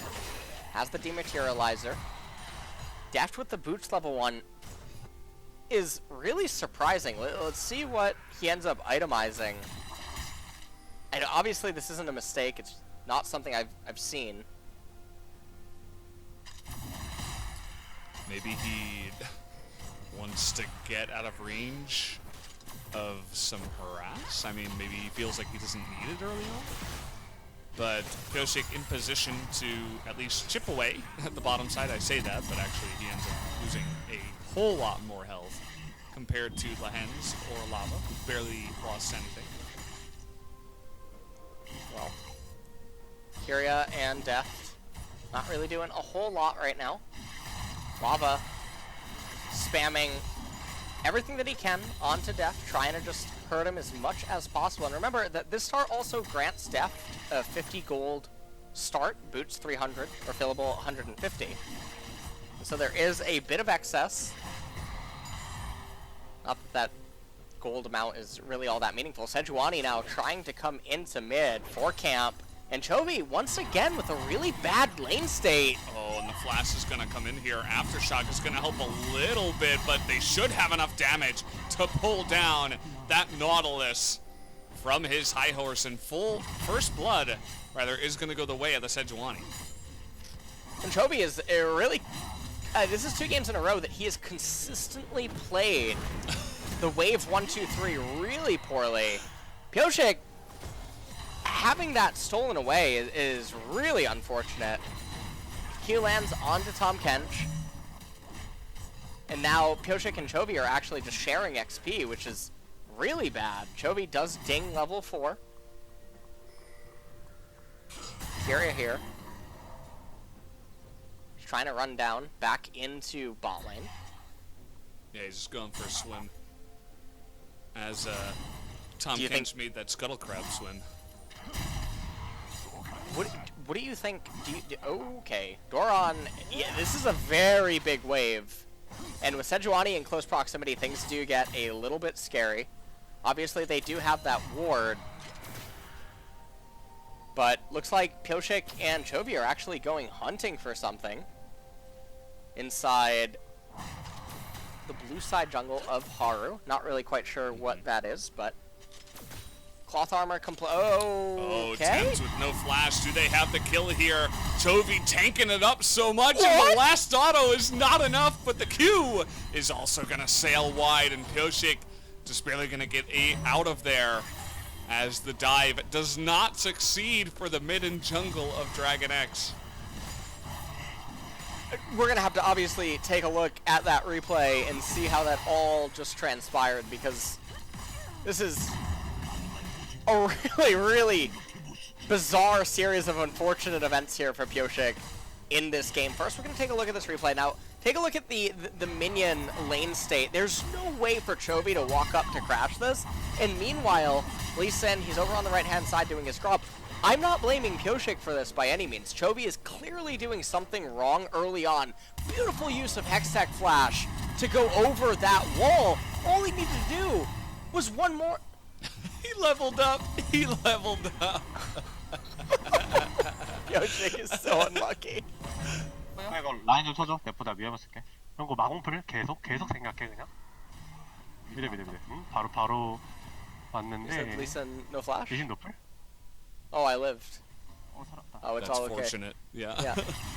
Lava getting flashed on here. He tried to flash away. That's not going to happen. Pyoshik getting his revenge. Keria just trying to get this one, and he's going to die to the turret at least, but didn't necessarily have to go down there, as a couple of kills that time do end up going towards Dragon X in the bottom lane. I don't know what to make of this, Valdez. Some of these mistakes just make no sense. Well, DRX now in looking to make something happen in mid. Lava does have flash and his ult available. Oh boy. Alright. The whole world is converging here on the mid lane. The K-Ram begins. Can they burst down Tempt is the real question. Keria is not going to get the kill. Just barely. That auto wasn't enough. And also Chovy goes down in the mid lane. That makes the two of them 0 for 2, as the collapse was faster there for Hanwha Life. Okay, Seeker's Arm Guard is going to be purchased by Chovy, and everything is just getting super chaotic. It looks like this is going to be a Cloud Dragon picked up by Hanwha Life. Now, we always talk about here on the LCK broadcast, Cloud Dragon first Drake, it's pretty good. I think it's arguably one of the best, really, to get first, especially because champions don't get CDR until way later on. And so it provides them with a little extra utility. Now, it really depends on what champions are in the game. Obviously, Gangplank getting 10% extra CDR on his ultimate is really nice for him. Senna, once she ends up having it, Chains of Corruption even on the Varus, does definitely help set up plays in mid lane, but probably not immediately off cooldown. First, we're going to take a look at this replay. Lehens and Lava just trying to shove. They think that they're completely safe. Keria setting that up so beautifully. Flips him back to...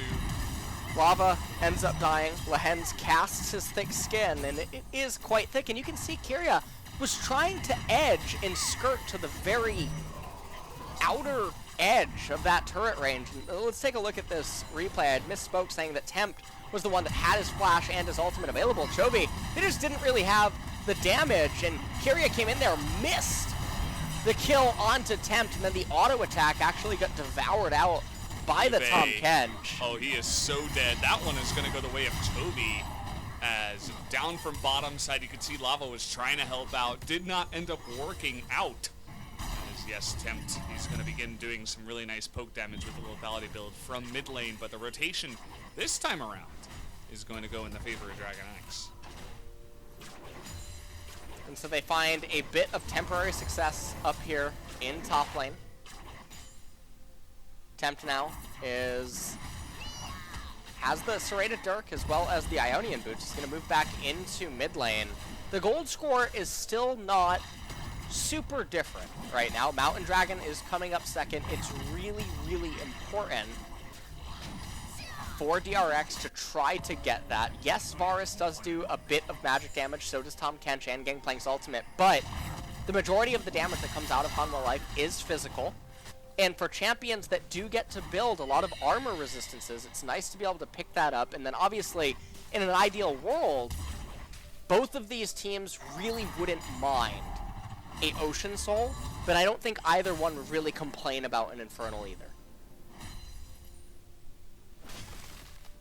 Yeah, as Blue is going to be handed off here to the side of Tempt.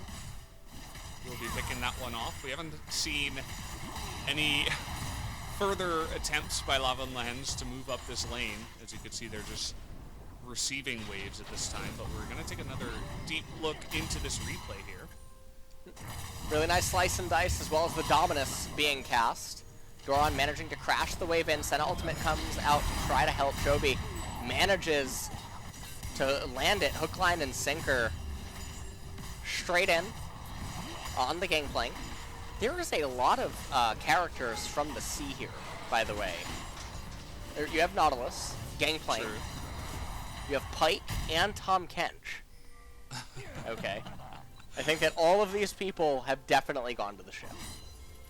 I actually forgot about Nautilus because, I don't know, I just usually expect him down in the bottom side, but... You think he's just trying to make a fashion statement? I don't know how I could have forgotten. He's really good with this Hex Flash, by the way. Jokes aside, I mean, he's really making that work.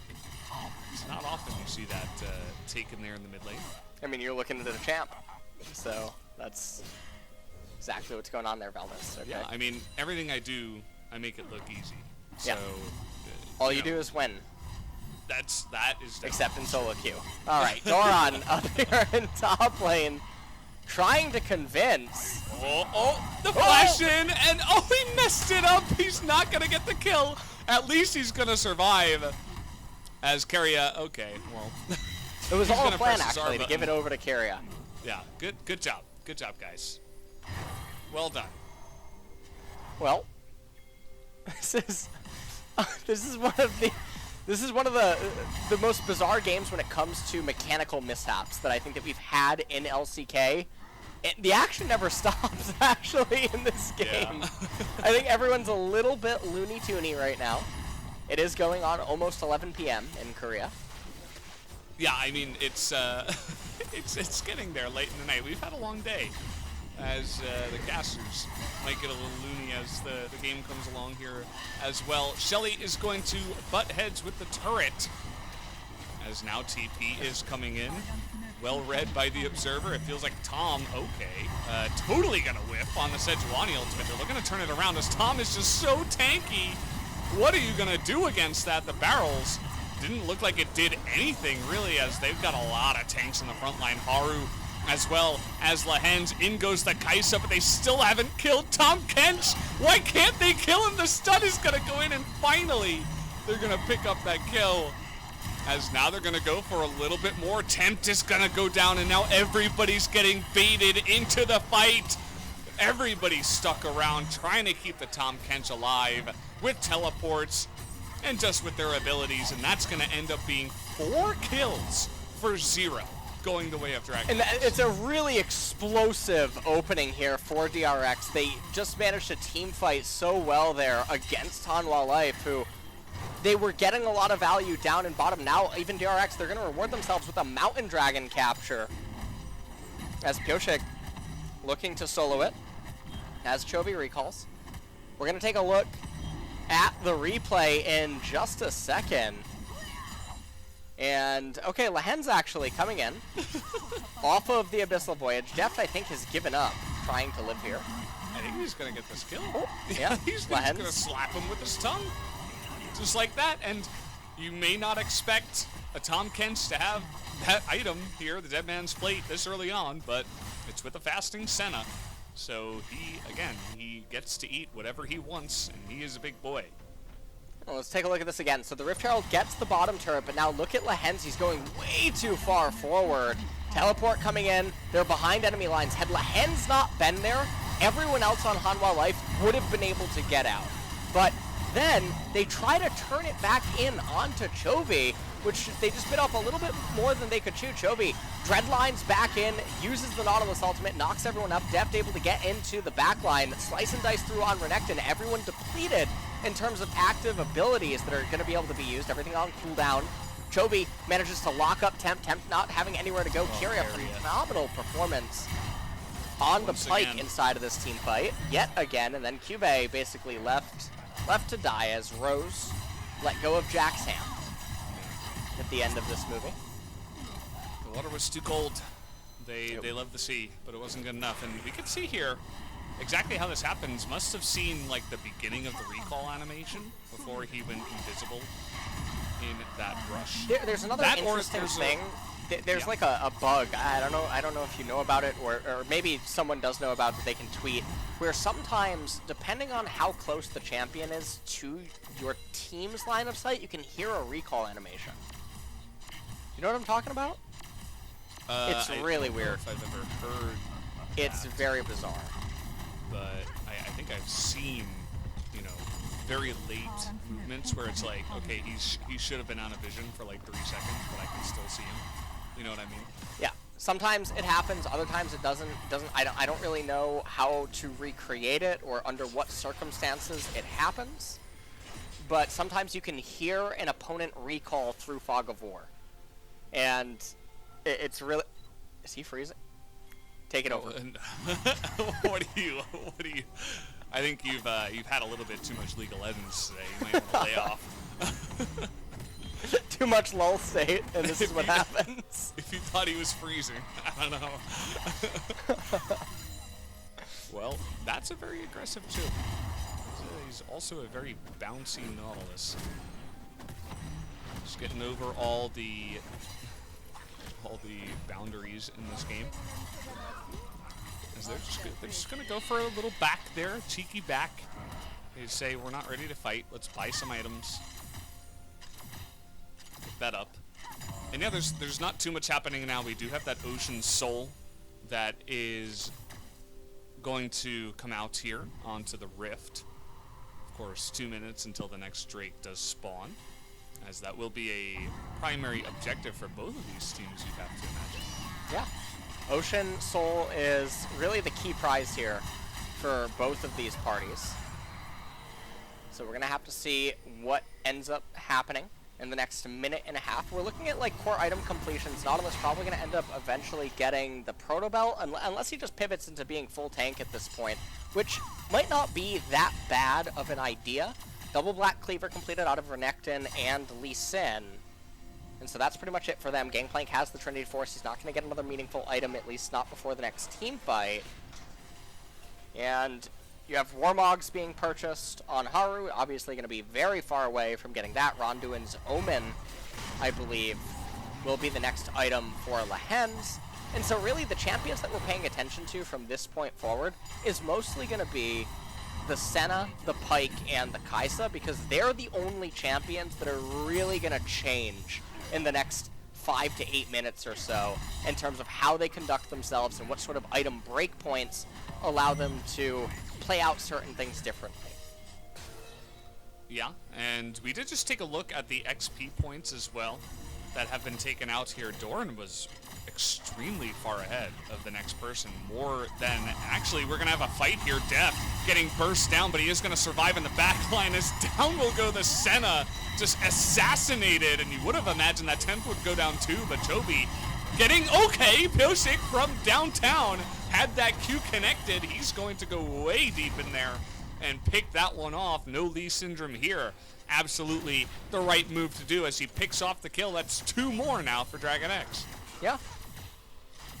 And they're managing to find themselves with a victory here. They're going to probably raise the mid-tier 1 and then fall back and eat the Ocean Dragon. They're using Shirley to also get some pretty valuable damage off here onto this mid-tier 2. Actually, going to raise the mid-tier 2. And Shirley is still alive, but she's going to end up being killed before getting the 3rd charge off. Cube raises the top tier 1 turret, but that doesn't really matter. Ocean Dragon is going to get picked up. I mean, we are still probably 12 or so minutes away from Ocean Soul, because we assume that there should probably be dances over the next 2 dragons, so I'm trying to be a little generous and give about a minute leeway. But that brings us to about 31 minutes, 31 minutes. So we're talking about 4 items for some of the primary carries inside of this game. And when you think about what that means for Kai'Sa, that is really scary. It's very scary for the Senna and the Varus as well. Gangplank going to be able to come online as well. As in this team fight, Pyke ultimate just barely ends up missing. Devour able to be used. Tempt just barely lives, but it didn't matter. Pyosik able to finally redeem himself using echolocation there. Finds the way onto Varus. And all in all, it ends up just being another... How do we have a pause in a No!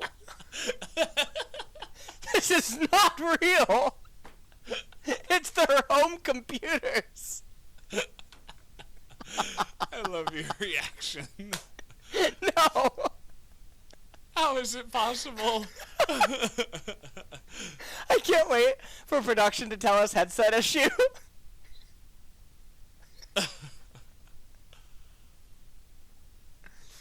So, Okay. Dragon X's Doran has high ping. Okay. Even though he's playing on the same internet as all.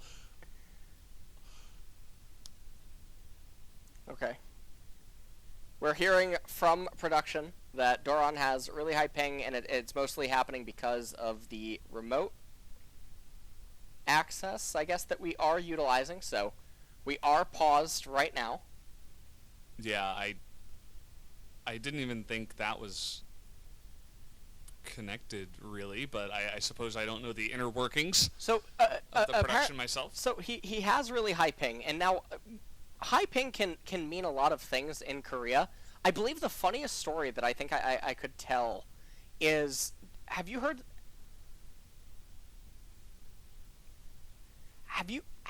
the story about Faker complaining about 20? Yeah, I have. It's It's too high, man. It's too high. It's I remember unacceptable. when I was living with, they later became Samsung White and Blue, and I remember Imp at the time, who I believe is retired now, but Imp at the time, he was freaking out having to play a tournament online because he had 39 ping. And he was raging in the other room. 39 ping. Oh, man. Absolutely unplayable. I just can't do it. I just can't play with 30 ping or 20 ping. Oh, man. I mean, I used to play from New York when the servers were in LA. That was 100 ping back in the day. That was like just the norm, I thought. But then I came here and I experienced 8 ping. Yeah, the lowest I think I've ever seen was 6. I don't know if it's possible to get lower than 6. I didn't know it was possible to get lower than 8. Yeah, it definitely strange. But obviously, depending on where you live in Korea, you have various ping. I know that Busan gets like 13. Yeah. Busan gets 13, and I think Jeju gets 16. So obviously, Jeju on an island. Unacceptable. But you know what is acceptable is the game starting yet again, as looks like we are back into game. As I hope, yep, you guys are getting a look at this with us now. So the ping issue is solved. Production said to Doran, the show must go on. As I don't know actually how it was resolved. I'm sure he fixed his issue and we're all ready to go. Well, let's take a look at what else ends up happening inside of this game. Best Friend Sword completed for Gangplank, along with the Trinity Force. And Umbral Glaive was Temp's first item, so actually opted for all of the control rather than just raw damage stats out of that, but he'll probably end up picking up Yumu's Ghostblade shortly after this, and obviously Senna with the Umbral Glaive as well. Lots of vision control able to be offered by Hanwha Life, but these lethality items, they are walking into a team that has a lot of ways to build armor, and Ocean Soul is obviously going to be really scary, and Hanwha Life doesn't want to let the game get to that point, so we'll have to see what ends up happening. A little bit surprising also that even though Temp was going up against Chovy, he elected into the lethality Varus rather than trying to go for like hybrid on hit in order to give his team a little bit more magic damage. Because right now, it is really just going to be Haru and Tom Kench dealing magic, and Tom doesn't have any offensive items right now. He just has his tank items, and obviously Haru just building pure tank as well. Now, yes, I know that Tom does more damage based on his health, or deals more magic damage based on his health, but outside of that, not much really going their way, and DRX are just so far ahead right now. Yeah, yeah, they're having a fun time so far as Lava almost got picked off there, almost by chance, as the hook did sail into the brush. You can see that the lethality, honestly, it's not all that much just yet. And maybe it went through a minion there first before it hit Deft, but it didn't necessarily chunk him all that much on the back line. As the Ocean Drake coming up here in 2 minutes will be the main objective for both of these teams. So just a bit of ping pong before we do get into that mode. Well, does look like right now Deft is just pathing down into bot lane. And this is the part of the game where ping-ponging is suboptimal. This is where freezing would be extremely beneficial, especially if you're DRX, with the insane amount of mobility that a lot of your champions have, most notably the Pike, being able to run everywhere. There's no reason to instantly shove out waves when you can just basically demand that the opponents come to you. But instead, we're going to play ping-pong. And, Valdez, I want to let you know something, that I went down to the Toys R Us on the third floor before the third set started. I asked for Animal Crossing, and they were sold out. Still? They were sold out, and they did say they weren't getting any more new copies, which is very strange. Ever? Yeah, it was really weird, right? Maybe they just. That's really sad. Yeah, I know. What are you gonna do? I don't know. Toys R Bust. I'm not really sure. Okay, Chovy. He's going to clear the wave with his proto belt. Lehenge, though, again, he's a tanky boy.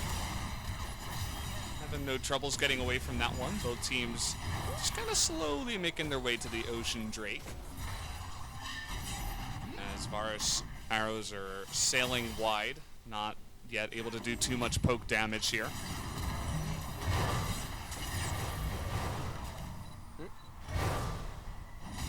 And, okay, Haru landing and engaging. Look So at did that by Chovy. Chovy. He gets into the back line and he's going to stopwatch with barely any health here. Deft perfectly timed on that exhaust onto him as Flash comes forward from the hands, but they decide instead to turn it around. Looks like they're going to set their sights here on the Ocean Drake instead. Bit of a hook onto Tempt as they'll decide, hey, let's push in the mid lane before we do want to go for that objective. And Hanwha Life are raising the mid-tier 1 turret, then they're going to turn their attention to the Ocean Dragon. Very perplexing that DRX isn't showing any concern about this. They might, though. Chovy, remember, he has teleport available. They missed the hook right there. It fell short. Yeah, Looks like he was correct angle. I have no idea what any of them are doing. You saw the pings onto bottom lane. It was probably Chovy saying, I'm going to TP here. Abyssal Voyage. Oh, Chovy. Oh, he does have his Zhonya, so he's going to survive for just a moment, but he will go down eventually, immediately. 5-on-4. Pioshik finds his target in the backline. They'd love to get on top of Lava, but it's not going to happen. Doran eating an insane amount of damage. And unfortunately, no one really able to follow Haru there. Doran kind of flashing with his tail between his legs as these collapses for Dragon X not really able to work so far. We take a look at this replay. Dragon about to come up. Gangplank whiffed. And there was no reason to do a K-Ram here in mid lane. Def goes into the back line. He gets exhausted immediately. He can't do anything. And Chovy just died for no reason. And Lava with a bit of a fail flash. As teleport came in, but the rest of Dragon X just not there in time. So Chovy loses his entire life without being able to do anything. Yes, he had his stopwatch, but not able to make use of anything inside of this team fight. And so now Dragon X is going to have to go back to the drawing board. They're going to have to see what they can end up accomplishing, as Kaisa still a little bit ways away from getting the Gnasher's Tooth, and that is a pretty important item for her to end up getting. And now Nautilus, we talk about this, I think it was you and I, Valdez, actually, at one point when we last brought this topic up about Nautilus. You notice what Nautilus is doing in this game now, since like the 16-minute mark, and you just realize that a support Nautilus can basically achieve the same thing. The damage amp that is being provided by the Zhonya's and the Proto Belt, not really all that much. The base stats don't really mean anything at this point, and so this is where Nautilus really starts to rapidly decay as a champion and ultimately just become a second support. And so this is why now eyes need to just basically be on Senna, Varus, Pyke, and Kai'Sa mostly inside of these team fights. Not that Gangplank is anything to scoff at, he does have his 2 items completed. But we could just get another lull state until the next Ocean Drake comes out.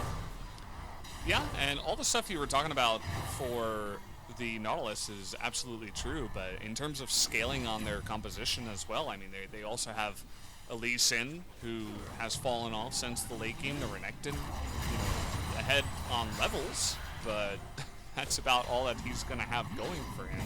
He's not going to be doing huge burst damage in the backline or anything like that. And they're going up against fasting Senna. They have a Varus who provides a nice amount of poke damage, and then of course Gangplank, who's one of the best scaling champions. So definitely some rough stuff for Dragon X. They're ahead when it comes to gold, but I feel like these next couple of Ocean Drake fights are really gonna tell the tale as to how this game is going to end up. Yeah. And so we'll see what ends up happening. Hanwha Life, again, their team composition, it's nothing to scoff at. That looks like Eternatus when he's recalling. You won't understand that, but the collective and viewers will. So, DRX finally does have their Nashor's Tooth completed onto the Kai'Sa, but there's not anything super big besides that waiting to be completed on any of their champions at this point. Lee Sin is basically the same champion. Renekton has the Sterix as well as the Black Cleaver and Tiamat. And it's all going to just really come down to the next team fight. The death timers are going to hit a point now where even 1 or 2 pickoffs immediately results in the capture of a Baron. And then from there, becomes very easy for both of these teams to sort of end the game. Although Hanwha Life with a lot more resistance due to their wave clear. Absolutely, as somehow on Vision there in the red buff, this is like the 3rd or 4th time Toby is just going to be in a really awkward spot. Doran gets here, he's going to pop that ultimate, but there's just really nothing they can do 4v5. I mean, the kick's going to come out here, but Exhaust once again onto Deft, and he has to run away for the 3rd time in a row. So again, another pick onto Chovy is going to make it so that Hanwha Life are in a really good spot. And at this point, Hanwha Life, off those 2 picks, they're going to go right over to the Baron. They're going to start it up, and now can Pioshek actually find a miracle steal? I'm not so sure. As Pioshek is going to land 1 Q. This is such a hard angle to get in. They're going to give him a shot, though, trying to zone him out, but he is going to get into the pit, but it will be too early as they stop DPS perfectly. He smites it down to about 300, and then the follow-up smite from Haru is enough. Baron goes down at 30 minutes, and now they'll pick up this Ocean Drake. Well, Valdez, this is going to bring the game to Soul Point and Hanwha Life now with the Baron. They were just getting really far ahead. Dragon X was really far ahead at one point inside of the game, and then the pause came in, and I think I know what actually happened. I believe that there was an intrusion at the Dragon X house. Chovy asked if he could go to the bathroom, and that's where Choki strike. And so now, coming back into this game, I don't know how he's actually being seen. Yeah, we need or I think they might just be using... Well, they might just be using deductive reasoning to conclude, okay, he must be there. Yeah. Given all the surrounding vision, they just saw him walk into it. And they shoot the ultimate, and if he's not there for some unholy reason, then whatever, but they end up finding him. You can see the DPS immediately stops. Okay, there's non-stop fighting. Another fight here, good pick for the disengage, but again, nothing really proactive out of Dragon X. They're up against Baron, they're just trying to get out of here and stop this. They're allowing the Renekton to go for a split push, but it's not going to be as fast as the Baron push straight down the mid lane. Well, take a look at what DRX are going to try to do to stay in this game. Even if they manage to repel this push without losing the game, the damage is really done.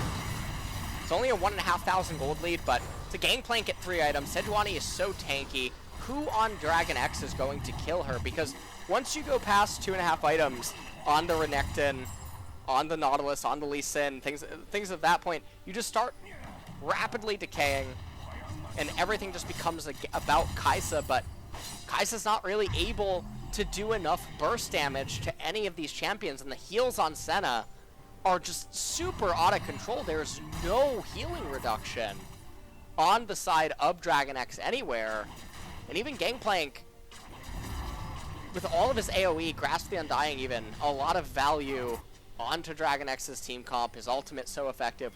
Soul Point, I just find it really hard to believe that Dragon X is somehow going to find a way out of this hole. Yeah, it does feel like, you know, maybe Pyoshik's going to get in there and steal it, but they're probably going to eat at least 1 or 2 deaths on the back of that, and then Hanwha could just say, okay, well, then we'll just push and probably win the game at that point. So Hanwha in the driver's seat, as we talked about a lot here. They're just going to push in with the little bit that they had left on that Baron, and then they're all going to recall as a team. Teamwork, the name of the game. And yeah, just really can do whatever they want at this point. They've reached that tipping point. They've taken the gold lead and the scaling lead in terms of their comp, and just having a ball with this one. This is definitely looking like it will be that upset win going to Hanwha. The game's not over right now, but definitely not what we were expecting for Hanwha to put up this much of a fight. Well,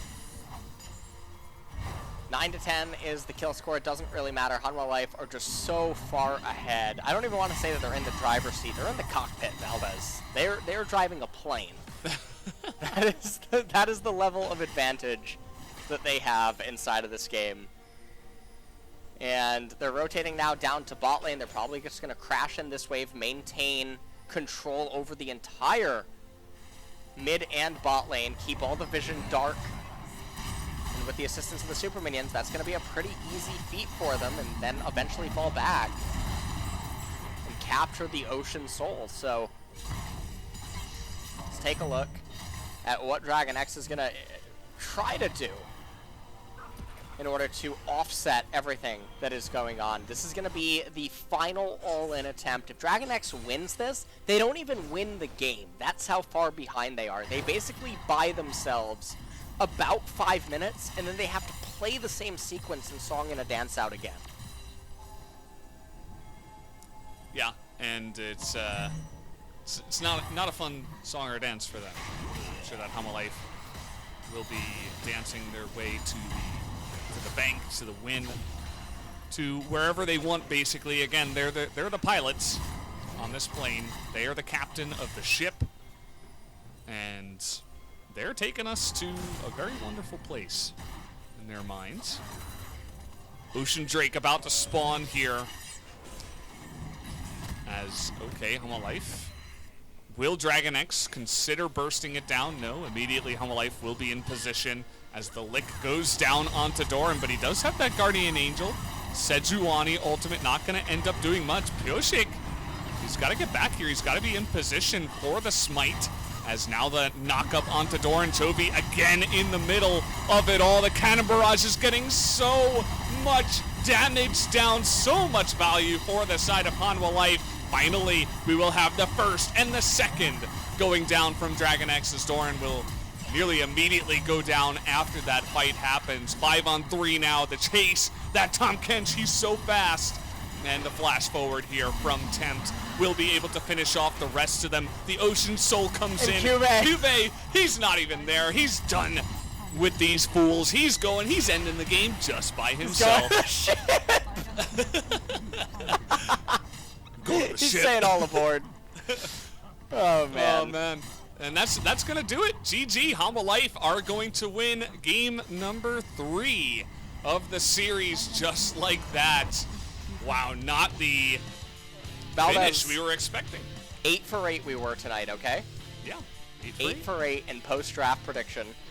Clean. I was really worried for Hanwha Life because there is a bit of a hurdle in the mid-game to get over with the Renekton, the Nautilus, and the Pyke. The Pyke able to do a lot that game if he gets rolling, never quite able to do so. But, oh man. I mean, I really feel like these last 2 series have really just cemented our beliefs in draft importance here in the LCK. It doesn't look like round 2 is going to be changing anything.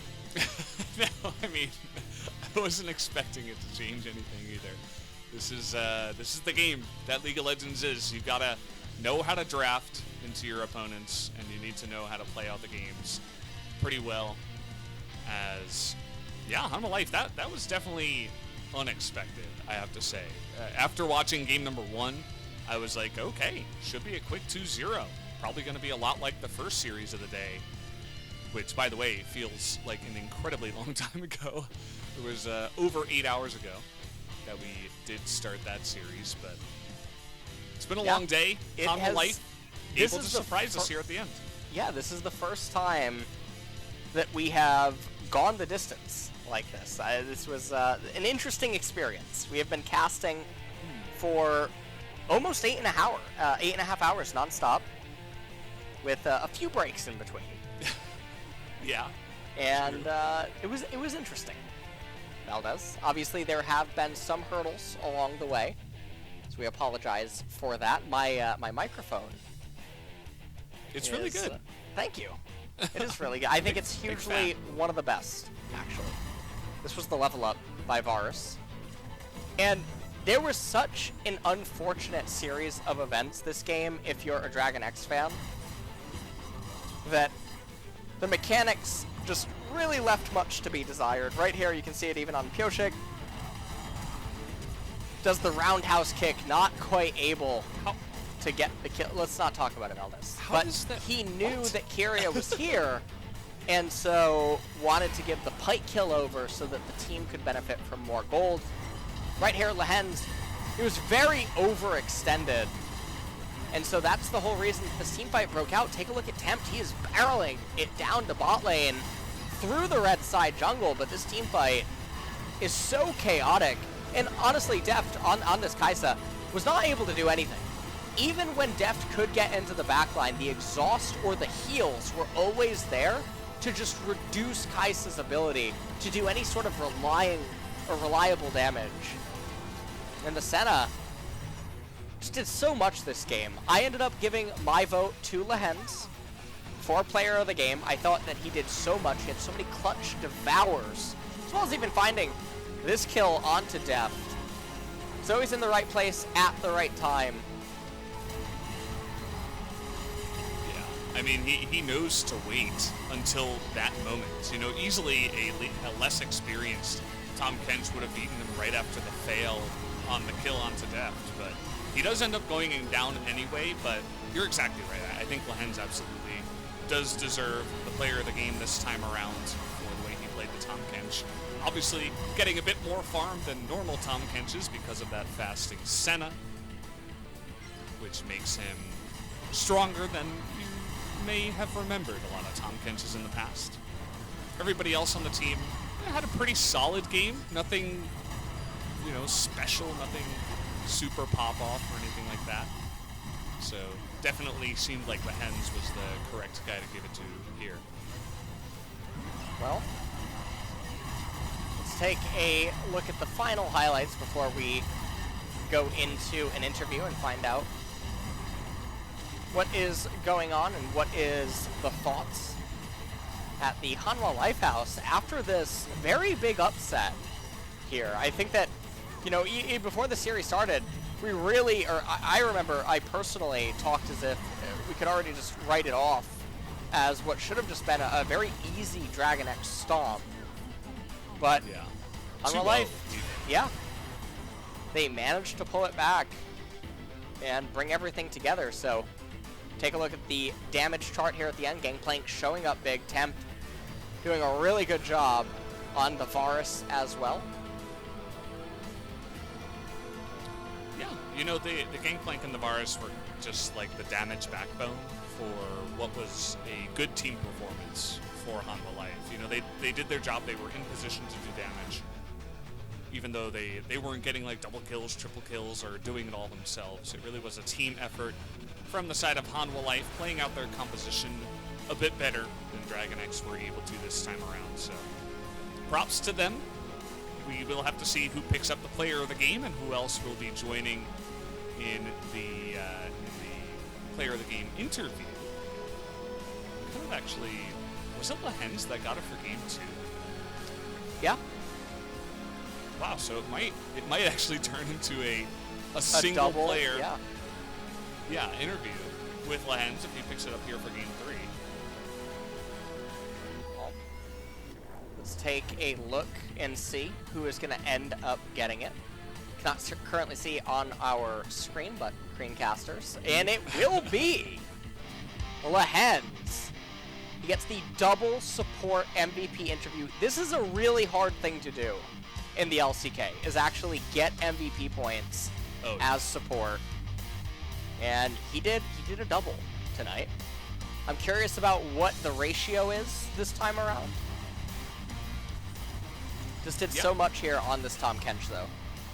We're gonna see, but as you mentioned, he protect, but he also attack, which is really important if you're a support player. A good catfish, no doubt, for his team getting the final slap there. 8 out of 9, one person on the side of the Korean cast. I'm seeing that maybe it was Cloud Templar, as he looked a little bit sheepish after his vote, but there was 8 out of 9 going the way of Lehens. Yep. So not quite unanimous, but it's going to be interesting to hear from him and what his thoughts are, especially after this long hiatus, and maybe how Hanwha Life has been practicing and what they've really been up to in preparation for round 2 commencing, especially because this is going to be a lot more speedy now in terms of the games, and also just the workload from everyone probably is a lot more intense as we draw on. We only have a couple of weeks until the very end of the season. It's going to happen very rapidly. Yeah, so it looks like we have Lehens on the line, so I'm going to hand it over to G-Sun to help with the translation. So, we'll be hearing from just the audio from Lehens. So, first of all, I'm really happy that we got this win. And about the strategy, I think we all came up with this plan. Even though QV was not joining the final move, I mean, like, we had the same plan, so we wanted QV to be on site for the backup play. So, you guys were able to turn this series around, picking up 2 wins in a row in game number 2 and 3. However, DRX also had the lead in terms of both game 2 and 3 as well. So, how were you guys able to turn the tide? So, we want to hear about the solo kill on Varus. So, we lost really hard in the bot lane, so we knew that we were in a trouble. So we saw Pyke going back to base, and we thought Lee would be trying Dragons, so I thought Kaisa would be a little bit having no heads up with that recall, so I went in with my ultimate and I was able to capture him going back home in that brush.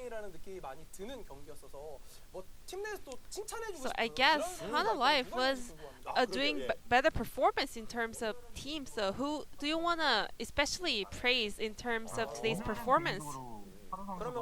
Today, I want to share my compliments to Haru.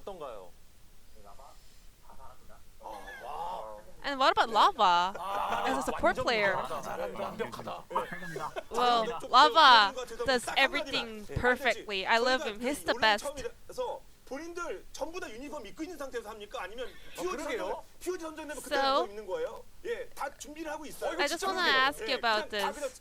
사복 입고 있다가 Are you guys are all wearing your jerseys when you guys are playing game in your facility, or are you guys like wearing your own like comfy shirts and just get ready for the POG interviews, or are you guys like wearing sweatpants or even shorts playing games? 저는 유니폼은 Well, 더워서 안 입고 싶은데 because it's a little bit hot, I actually didn't want to wear my jerseys or my stage appearance, but our head coach actually told us to be ready just as we perform on stage. 가장 자랑하고 싶은 장소에서 했으면 좋겠습니다. 제일 멋있는 데서. 네. 자, 그럼 이제 끝으로 많은 팬들께 So 정말 lastly, 기분 좋은 승리에 좀 하나 any last message for the fans? I mean, Hana Life fans will be so happy right now. 예, 팬분들한테 예. 팬분들한테 So for the fans, 네네. 일단은 경기에 first of all, 이겨서 기분 좋게 we are really happy that we got this win, and we will be able to prepare really happily for our upcoming match. And I hope everyone just to take care in this hard situation. So this will be the end of the interview. A solo POG, Lihan's hearing from the Hana Life Esports facility. We were having a remote interview, and I'm gonna pass it back to our casters. Thank you. So I believe that is the end of the interview there. I heard Lihan's stop talking, so thank you once again, Ji-sun, for the wonderful translation. You've been doing a great job today. It has been a long day for a lot of us here, and it's going to be a long night for Dragon X, losing here up against Hana Life, the 7th place team, and it brings them one loss away from T1, which is definitely not going to make them feel all that good. Whereas Hana Life going to move up here in very close competition with Damwon. Yeah, and it honestly is a breath of fresh air if you are a Hanwha Life fan, primarily because things were getting very scary for the bottom 4 teams. And Hanwha Life upsetting one of the top teams is a really big victory in round number 2, because Hanwha Life, they can probably actually take games off of anyone that's not in the top 4, but they did just beat someone in the top 3, so what does that really say?